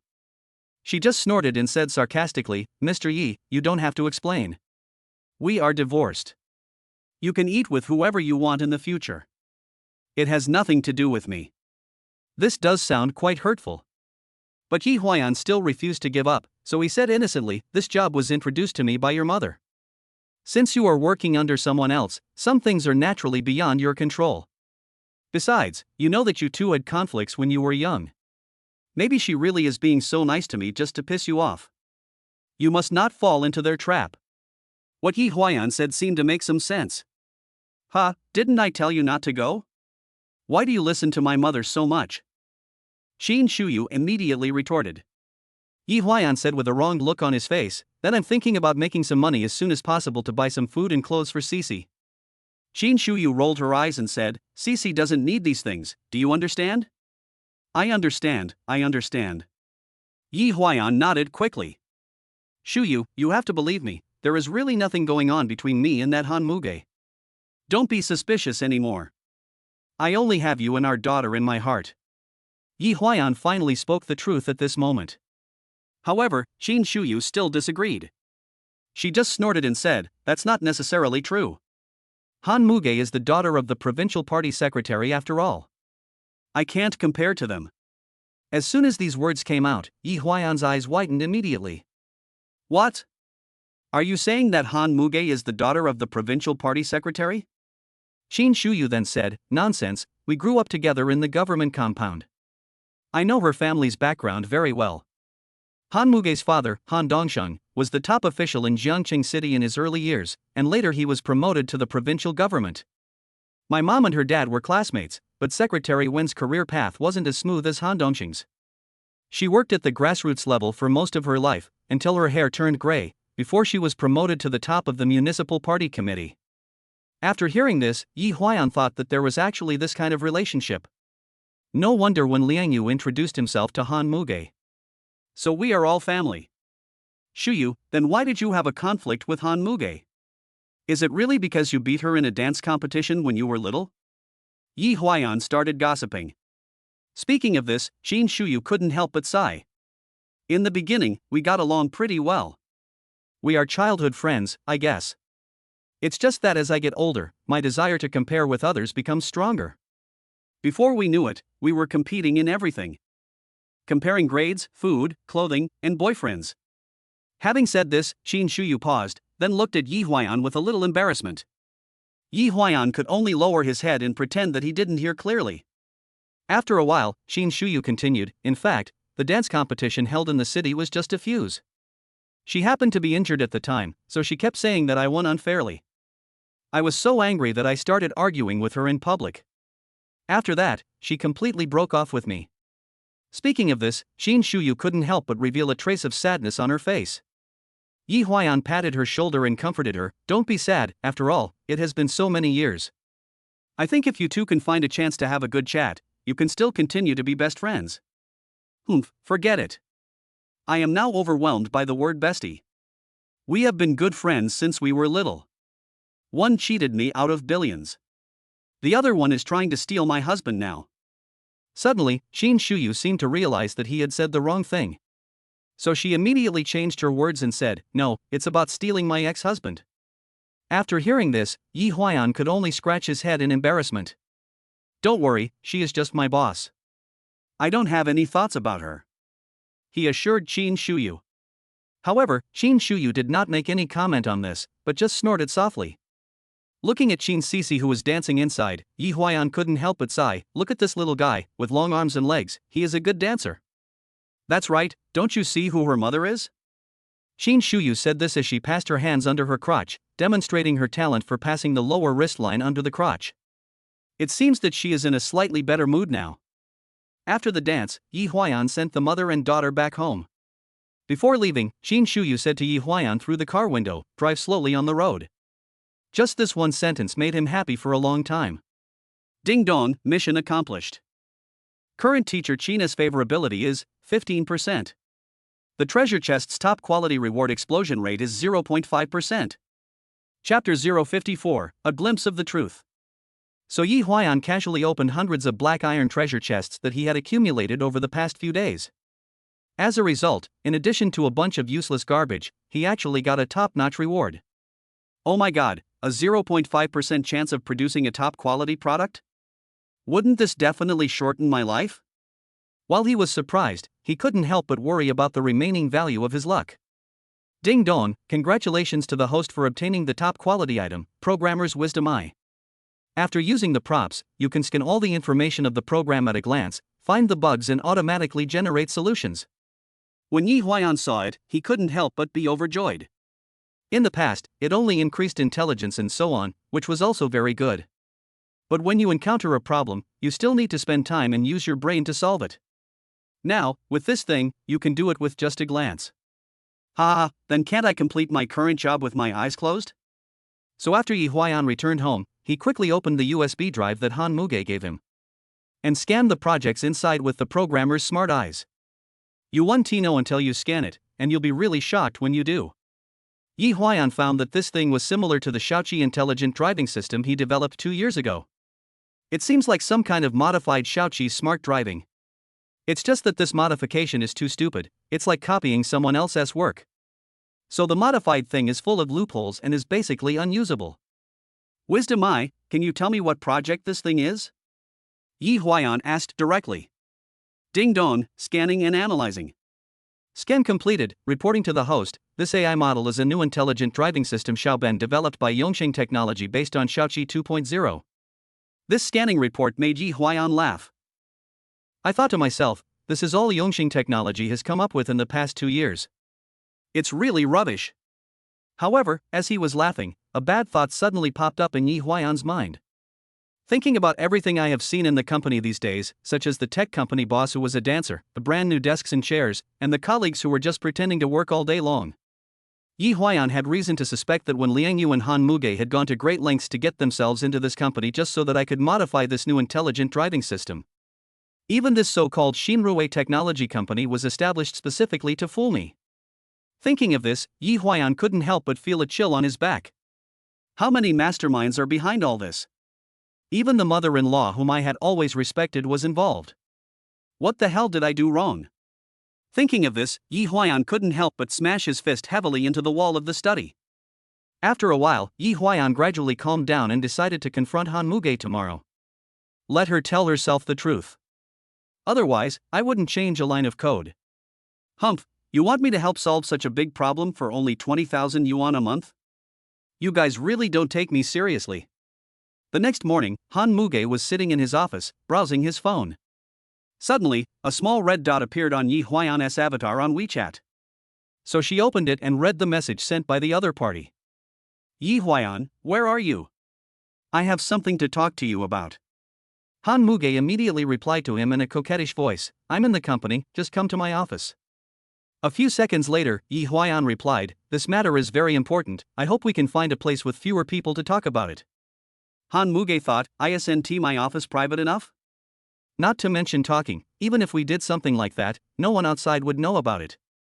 But then she made an appointment with Yi Huayan to meet in a cafe near the company. Yi Huayan arrived late, and as soon as he sat down, he threw the USB drive in front of Han Muge. Mr. Yi, what do you mean? Han Muge clearly felt the other party's anger, so his face also became cold. Humph, Mr. Han, now that things have come to this, don't pretend with me anymore. I know this system. Isn't it the Xiaoqi Jijia that I developed 2 years ago? Why? The people at Yongxing couldn't handle the system upgrade, so they asked you to play the role of this so-called outsourcing company, and then they specifically asked me to help them modify the code? Yi Huayan directly exposed Han Muge's conspiracy in person. Seeing that the truth was revealed, Han Muge simply smiled calmly. He is indeed a genius programmer who developed Xiaoqi intelligent driving on his own. Mr. Yi, you are so smart. I have to admire that. However, Yi Huayan didn't buy her trick at all. Stop talking nonsense. I want to know now whether Wen Liangyu has any part in this matter? He asked sharply. Han Muge's face immediately darkened after hearing this, and then he said in an extremely cold tone, Yi Huayan, I warn you, you can blame me for this matter however you want, and I can even let you beat me or scold me. But if you want to cause trouble for Secretary Wen, I'm afraid you are deliberately seeking death. Yi Huayan was stunned by Han Muge's words. I thought that my mother-in-law was the deputy secretary of the municipal party committee after all. People like her who are in high positions are not people that ordinary people like us can mess with. So Yi Huayan coughed and asked, then tell me the truth, why did you help the Yongcheng family? Han Muge didn't hide it anymore, she confessed directly, you probably don't know that Yongcheng Automobile is going to acquire Honda Automobile?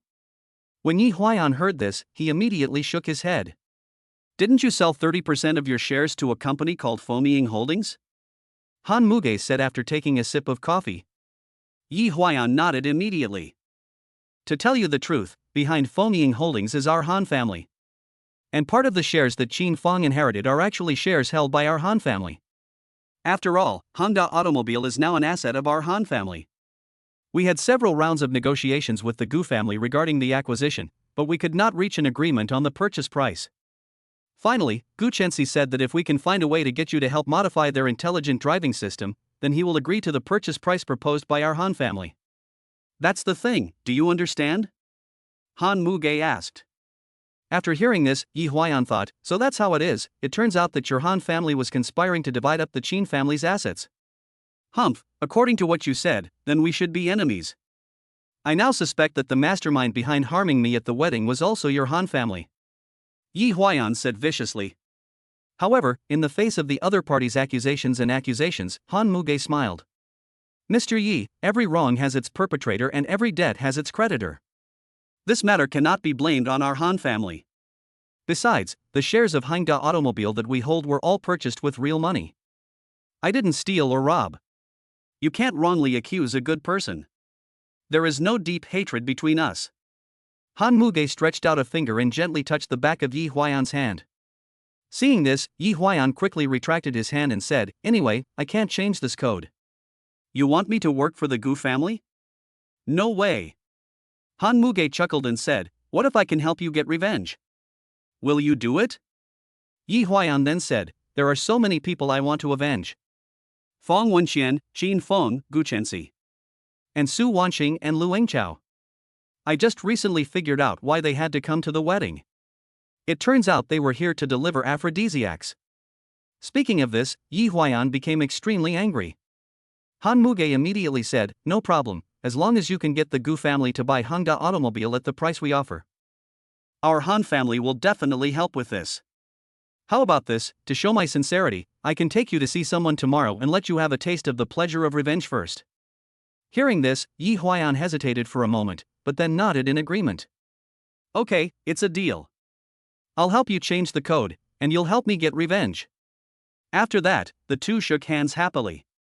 Chapter 055 Revenge begins. The next night, Yi Huayan took Han Muge's Rolls-Royce to the most famous nightclub in Jiangqing City, Dream Paris. Because the guys watching over the place recognized Han Muge's car, they drove straight into the VIP-only parking space. After getting off the bus, there is a dedicated elevator that goes directly to the luxury box on the third floor.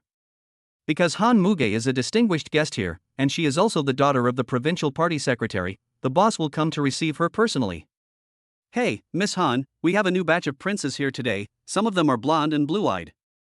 Han Muge interrupted the nightclub owner before he could finish speaking. Don't worry about me today.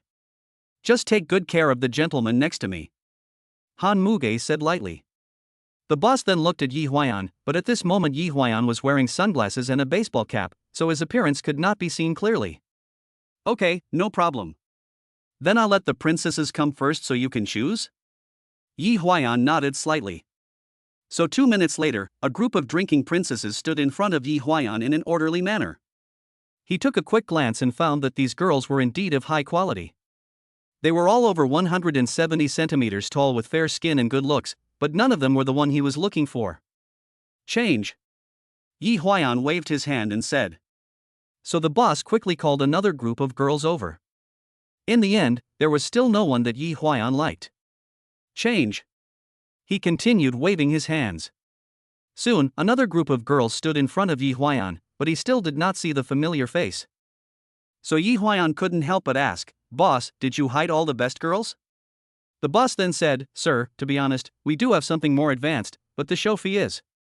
At this time, Han Muge said, I will pay for all the expenses today, just let the girls come out. Seeing that Han Muge said this, the boss had nothing to worry about. So he handed a list to Yi Huayan. Yi Huayan picked up the roster and looked through it, and found that the girls in it were all of prominent backgrounds. There are out-of-date little stars who have acted in TV dramas, well-known female anchors who ran away from their big brother, and some famous internet porn stars. For example, Fong Wenxian. In her introduction column it was clearly written, Secretary of Yi Huayan, former president of Hyundai Automobile, and the heroine of the Piano Gate incident. Appearance fee, 20,000 yuan. Yi Huayan almost vomited blood after seeing this. I was thinking, you bastards actually use this as a selling point? Is this something a human can do? So he suppressed his anger and said to his boss, I want this Fong Wenxian. Oh, you have good taste, sir. This Miss Fong is our top star in Dream Paris. Her CEO menu is very popular. The boss quickly boasted. President's set meal? What is that? Yi Huayan asked curiously. The boss leaned over to his ear and whispered, it's to experience the process of Hyundai Automobile President Yi Huayan doing it to her on the piano. We have prepared the same piano, and Miss Fong will also wear the same dress she wore at that time. It will definitely give you the ultimate experience of a president. At this point, the boss showed a sly smile on his face.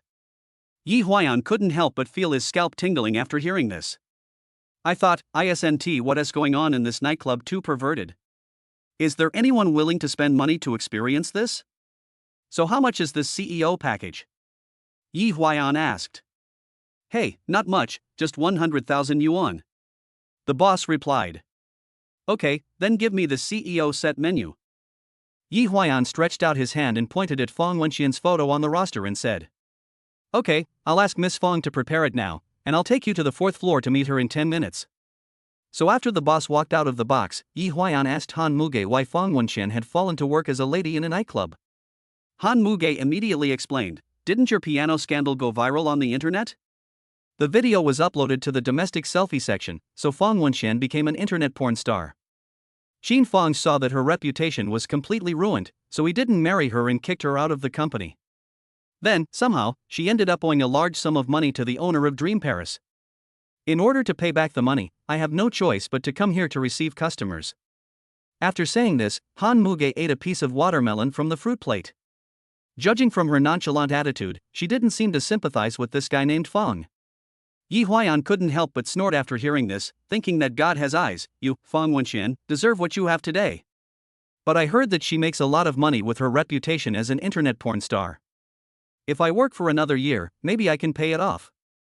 Maybe she can even use the CEO package to buy a car and a house by then. Having said that, Han Muge deliberately glanced at the expression on Yi Huayan's face. At this moment, his facial features were all twisted together. Damn it! I can't let her have such an easy life. Yi Huayan slammed his fist on the table and said. Seeing that the other party was so angry, Han Muge immediately comforted him, don't get angry and hurt yourself, Mr. Yi. You can punish her severely tonight. I'll go up to the 4th floor in a bit. Feel free to use the props inside. Like handcuffs, whips, and the like. At this point, Han Muge's originally pure and lovely face actually revealed a wicked smile. However, Yi Huayan shook his head and said, what's the point of torturing her all night? I want her to live in pain for the rest of her life. Han Muge couldn't help but applaud after hearing this. As expected of Mr. Yi, you are so cruel. Then how do you make her live in pain forever? Before Yi Huayan could answer, the boss of Ming Paris came in. Sir, Miss Fong is ready. Please follow me upstairs. However, Yi Huayan waved his hand and said, no need. Tell me, how much money does Fong Wenxian still owe you? The boss was stunned for a moment, then said, she owed me a total of 5 million yuan at the beginning, and she paid back more than 2 million yuan in the past 2 years. Including interest, she still owes me more than 3.5 million. After hearing this, Yi Huayan glanced at Han Muge beside him. Han Muge nodded slightly. So he said directly to his boss, we will pay for it. When the boss of Ming Paris heard this, his eyes widened. You mean, you want to redeem Fong Wenxian? That's great. That's fine with me. However, Yi Huayan stretched out a finger and shook it, then said, no, you misunderstood. I don't want to redeem her. I just don't want her to stay in a high-end nightclub like Dream Paris anymore. The boss was a little confused when he heard this. So where do you want her to go? Yi Huayan smiled and said, since they are all selling sex, why don't you arrange for her to work in a hair salon or massage parlor on the street? Let her serve the migrant workers, the food delivery guys, and the workers on the factory assembly line. After hearing this, Han Muge couldn't help but cover his mouth, as if he was laughing. Although the boss felt a little strange after hearing this, he had no objection. Hey, as long as you give me money, I will do whatever you say. So Han Muge transferred 3.5 million to the nightclub owner on the spot. A few days later, Yi Huayan passed by a massage parlor on the street. At this time, Fong Wenxian was standing at the door wearing fishnet stockings and looking around, as if she was attracting customers. The pink light shining on her face made her look tacky. Now, she has become lost among the prostitutes on the street. No matter if you were a CEO's secretary before, now you have to face migrant workers and delivery boys 100 times. When Yi Huayan passed by Fong Wenxian, she seemed to recognize him, but then quickly turned away, as if she was afraid that Yi Huayan would see her current embarrassment. Yi Huayan just smiled and didn't go up to talk. Fong Wenxian, for the rest of your life, you will be a streetwalker in this dark and damp alley. Chapter 056, Restarting the Child Star Path. Since taking revenge on Fong Wenxian, Yi Huaiyan began to modify the Xiaoben intelligent driving system as agreed. Although he has the programmer's wisdom eye, a plug-in artifact that can solve all problems in an instant. But in order to get more money from Han Muge, he chose to do this project slowly. In the first month, he modified about 15% of the code. Han Muge was also very satisfied with this. He also generously offered Yi Huaiyan a monthly salary of 100,000 yuan and asked him to keep up the good work. Although a monthly income of 100,000 is already very impressive in Jiangqing City. But this is far from satisfying Yi Huaiyan's desire. After all, people like Qin Fong and Gu Chenxi all have assets worth hundreds of billions. You want to get rid of them with a monthly salary of 100,000 yuan? Dream. And Han Muge is not 100% reliable. Once the system is changed, I will completely lose my value to her, and it is hard to say whether she will fulfill her promise at that time. So in the final analysis, the only thing I can rely on is the nanny system. Therefore, the important thing now is to let Qin Cici restart her acting career. In this way, the level of the treasure chest can be improved, and the rewards I can get will be better. So Yi Huaiyan came to Jiangqing No. 1 that day, intending to find Qin Shuyu to discuss letting Qin Cici continue filming the movie. As a result, Qin Shuyu rejected him on the spot. She is only 5 years old now. It is time for her to go to school properly. Why do you always want to make her a star? We don't have that kind of connections. Stop having such unrealistic dreams. In fact, what Qin Shuyu said makes sense. It's just that Yi Huaiyan has already selected a star development plan for Qin Cici. The system is set up this way and cannot be changed. So he could only keep going along this path. Who said that our family doesn't have connections? Isn't Cici Chen Xiaolon's goddaughter? If we go find her godfather, we can definitely arrange a role for her. Yi Huaiyan said.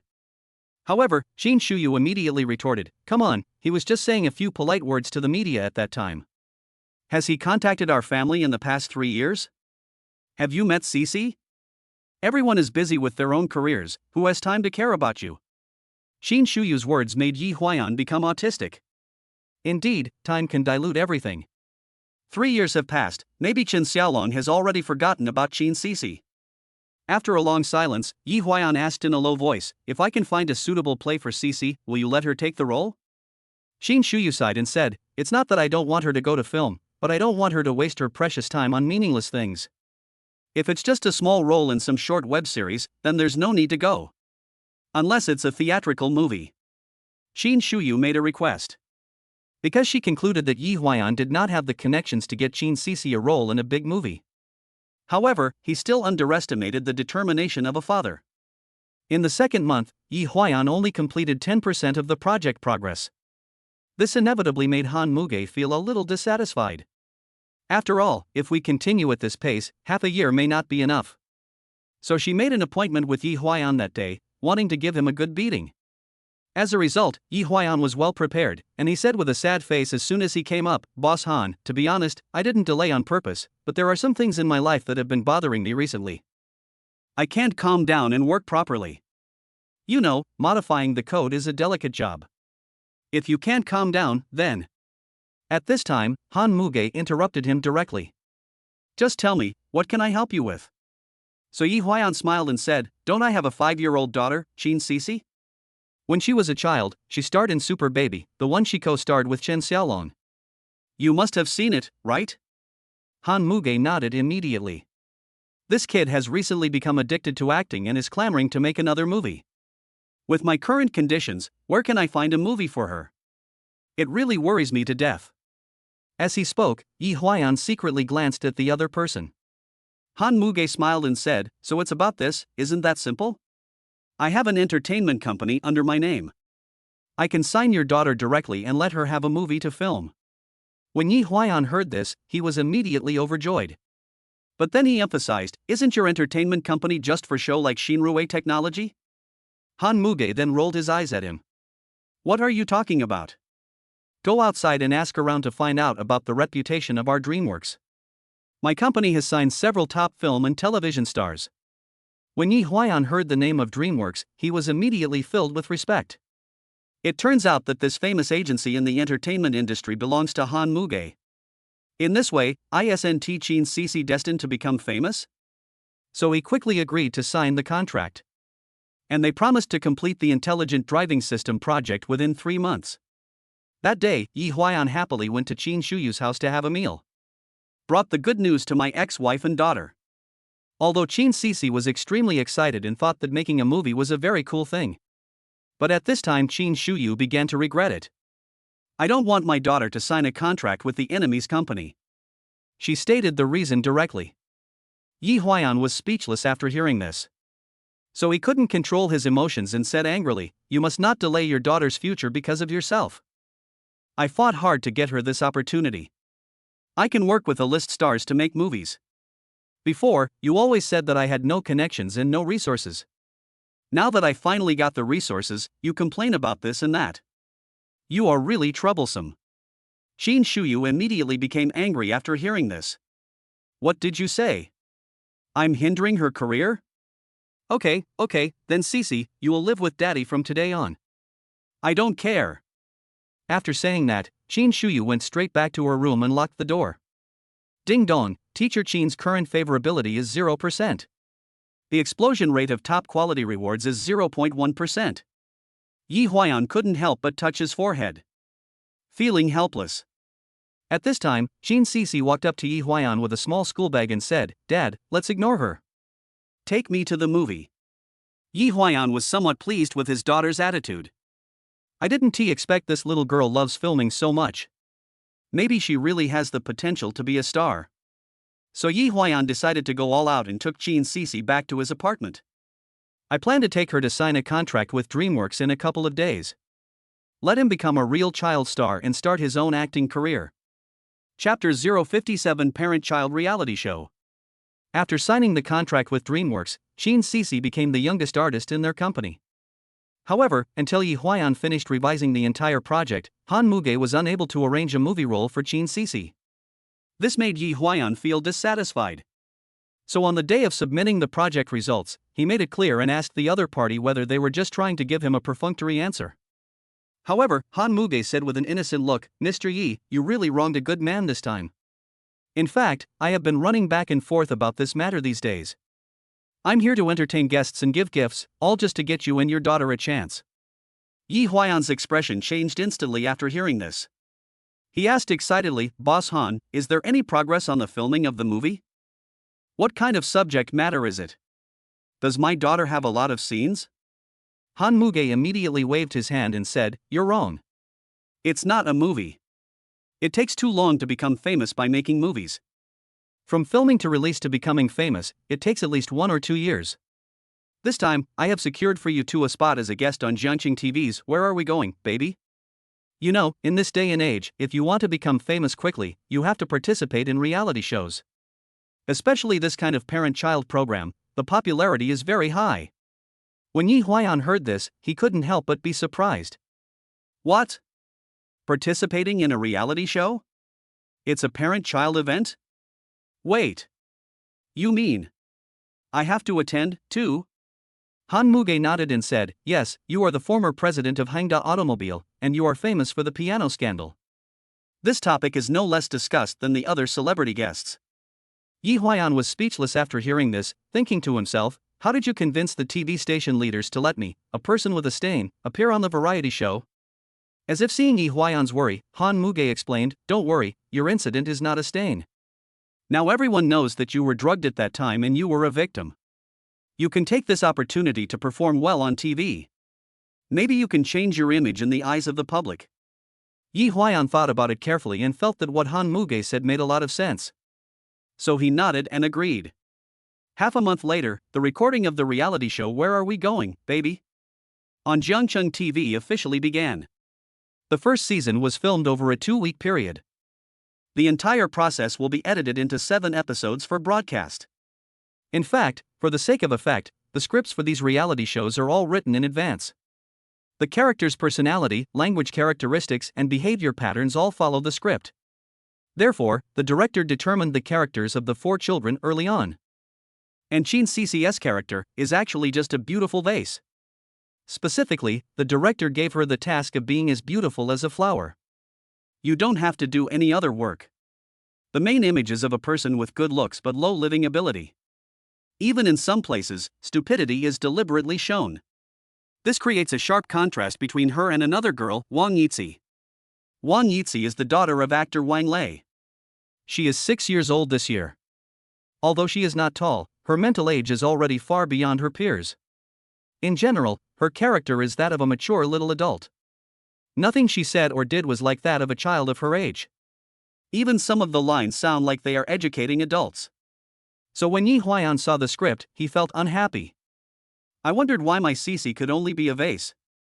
But your girl can be a mature and sensible little adult? So he was so angry that he knocked on the director's door that night.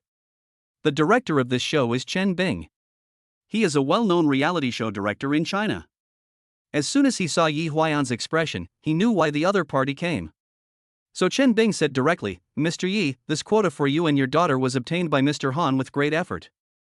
To put it bluntly, given your reputation, our crew is already taking a certain risk by agreeing to let you on the show. Besides, for this role of a vase, so many people are trying their best to get here but still can't. You should be grateful. As a person, you should be content with what you have, and you will always be happy if you are content with what you have." Chen Bing was obviously unwilling to change his character. Will this vase character affect my daughter's reputation? Yi Huayan expressed concern about this. Chen Bing smacked his lips and said, "The vase is nice. Don't you think there are not enough vases in our entertainment industry?" When Yi Huayan heard this, he felt that it was indeed the case. Besides, at present, except for Qin Cici's appearance, all other attributes are still very low. So being a vase suits her quite well. Then, will it affect her ability to get acting jobs in the future? Yi Huayan expressed his concerns again. Chen Bing then patted his thigh and said, "Hey, you have to consider whether the child can become famous first. Only when the child becomes famous first, you have no need to think about other things. I can guarantee that as long as she participates in our program, your daughter will be able to regain her status as a top child star." In fact, what Chen Bing said was not that exaggerated. After all, this program is Jiangcheng TV's main variety show this year.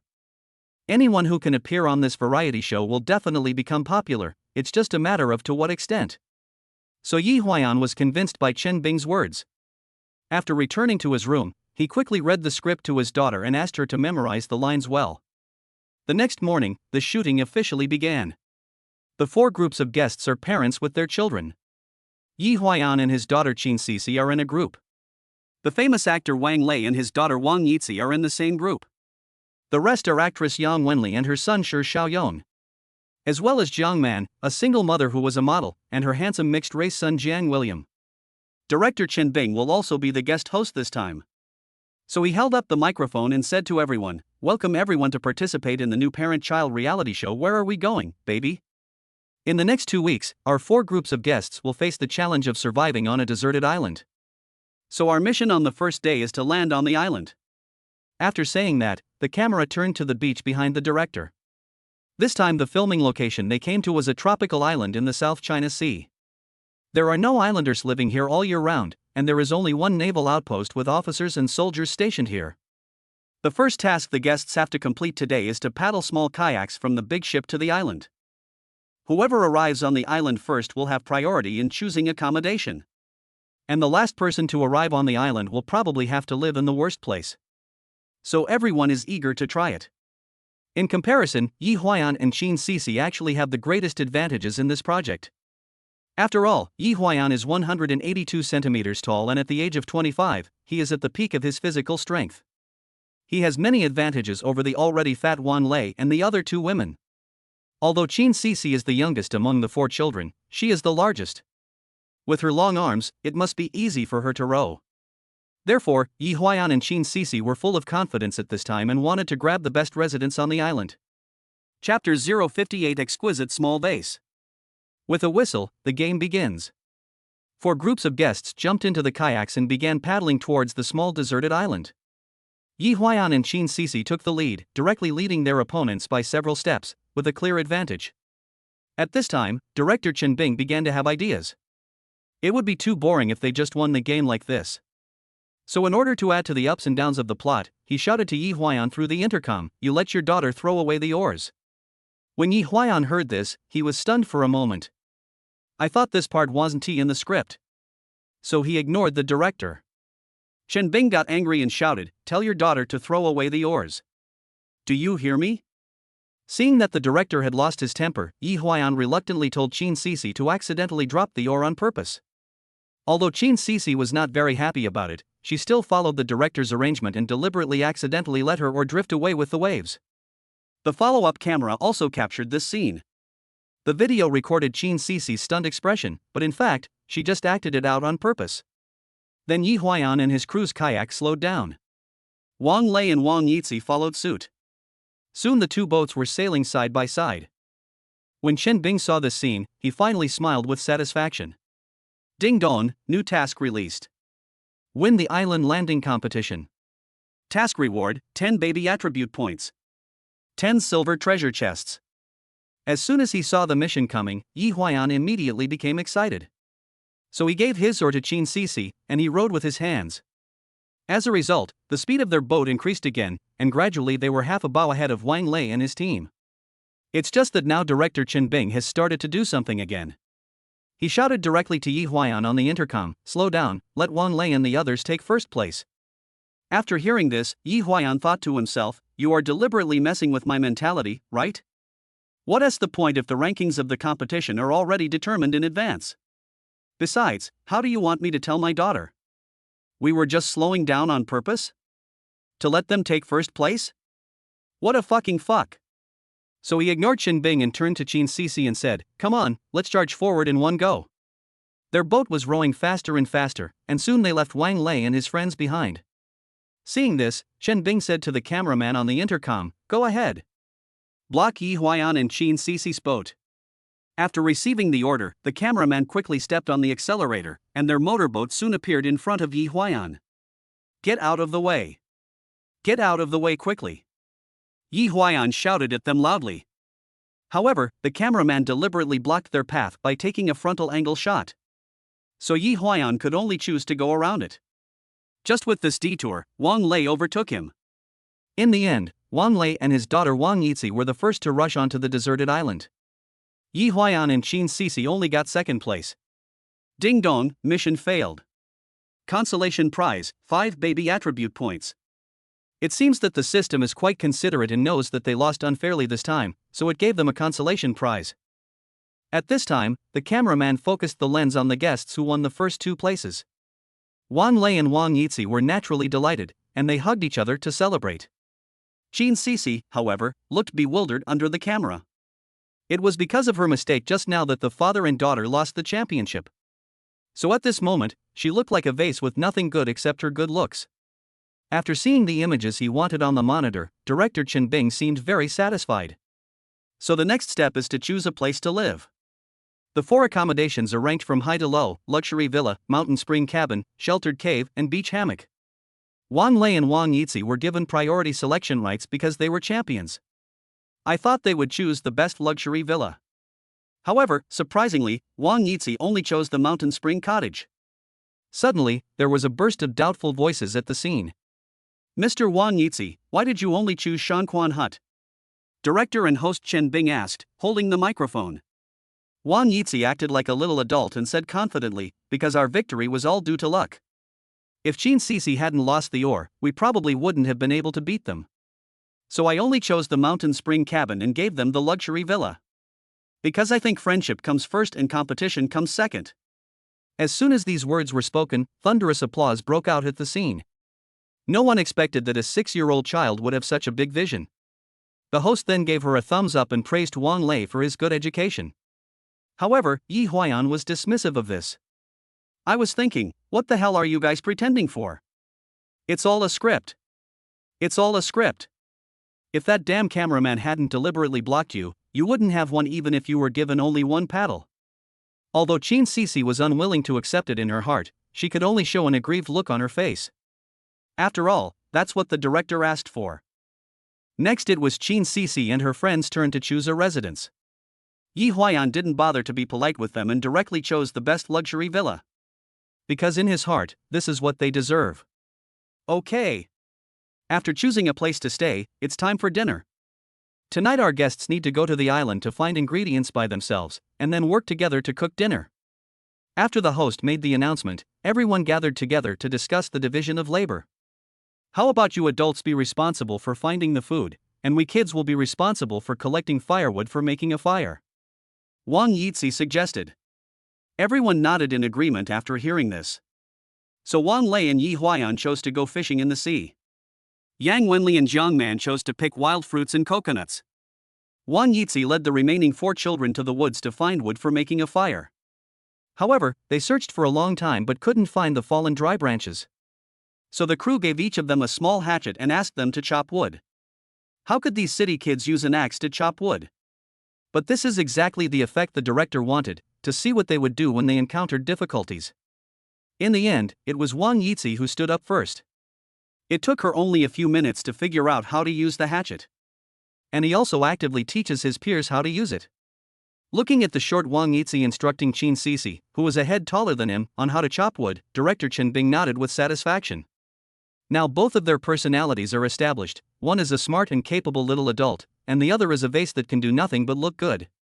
On the other hand, Wang Lei, who has always been known as a reliable and good man, is completely at a disadvantage at this time. Yi Huayan caught several fish with the harpoon he carved out of a tree branch. However, Wang Lei still got nothing. At this moment, even the director was worried about him. Wang Lei had no choice but to say with an embarrassed look on his face, "I am old and my eyesight is not good. You young people have to rely on you to spear fish. But I'm good at cooking. I'll be the one to cook later." Out of politeness, Yi Huayan could only smile and respond a few times. But he was muttering in his heart, "Humph, what excuse are you looking for? No means no." Chapter 059, Leaky Little Cotton Jacket. So that night the children chopped enough firewood. The adults also collected enough food. But when everyone was amazed at the 2 fathers for catching so many fish, Wang Lei did not explain that all the fish were caught by Yi Huayan alone. He actually accepted the cheers from the children and the 2 mothers with a clear conscience. This is enough to show how hypocritical this person is. Well, it's my turn now. Heat up the oil in a pan. At Wang Lei's command, everyone started to help him. After all, he has starred in TV series such as Midnight Diner. He is known as the best cook in the entertainment industry. The director also signaled the cameraman to give more shots to Wang Lei. Especially his movements when cutting vegetables and flipping the pan should be given close-ups. It seemed that the next period of time would become Wang Lei's personal show. So Yi Huayan and Qin Sisi could only stay aside and watch quietly. When Chef Wang threw the fish into the pan to fry, a ball of fire instantly came out of the pan. Then everyone exclaimed. It seems like this is some extraordinary skill. The director also requested multiple cameras to shoot the scene just now. At this time, Yi Huayan muttered in his heart, "What's the big deal? I can handle a higher oil temperature." After Wang Lei finished making those dishes, it was time for everyone to taste them. Yi Huayan was the first to pick up a piece of fish with chopsticks and put it into his mouth, then he was stunned on the spot. This is too fucking salty. It's so choking. He wailed in his heart. How is it? How does it taste? Wang Lei asked with concern. Good, very good. Yi Huayan's voice became hoarse when he said this, because he was choked. Then the others took a bite as well, and they all showed an indescribable expression. At this time, the director shouted to them through a loudspeaker, "Pay attention to your expressions, and cheer up." Then everyone forced out laughter. Wow! So delicious. It smells so good. Marvelous. Suddenly, there was endless praise. Wang Lei also immediately showed a satisfied smile. His image as a good family man has once again been established. After the scene for that night was finished, everyone took the boat back to the hotel on shore. After all, those 4 so-called residences were actually filming props. There's no water or electricity in that place at night. Only a fool could live there. But they had to get up early the next morning because they had to shoot a shot of them waking up in their residence on the island early the next morning. So Yi Huayan originally planned to let Qin Sisi go to bed early after taking a bath. Who knew that just when he was coaxing his daughter to sleep, someone suddenly knocked on the door. After Yi Huayan opened the door, he found that it was Han Muge who came to visit him. She also specially brought a KFC family bucket for Qin Sisi. Now the little girl was completely sleepless. Sisi, I know you didn't eat well at night. Come, give it to me. Han Muge greeted Chin Sisi as soon as he entered.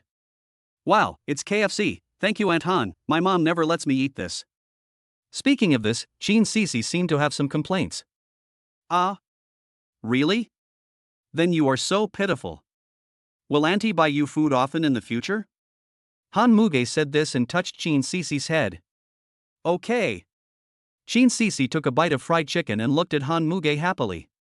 Seeing this scene, Yi Huayan couldn't help but sigh, this girl is really a mother who only cares about whoever gives her milk.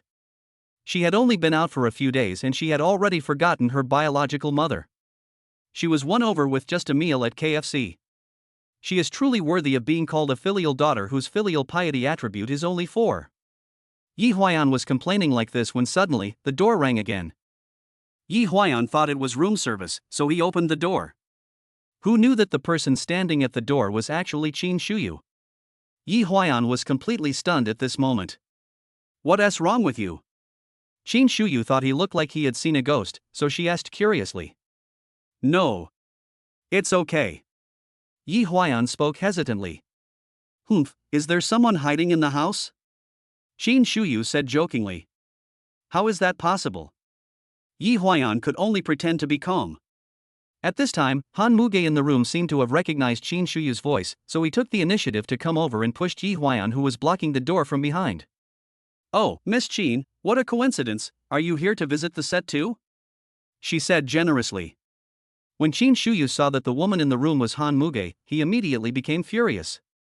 Ha, he really hit a woman. Yi Huayan, you are quite capable.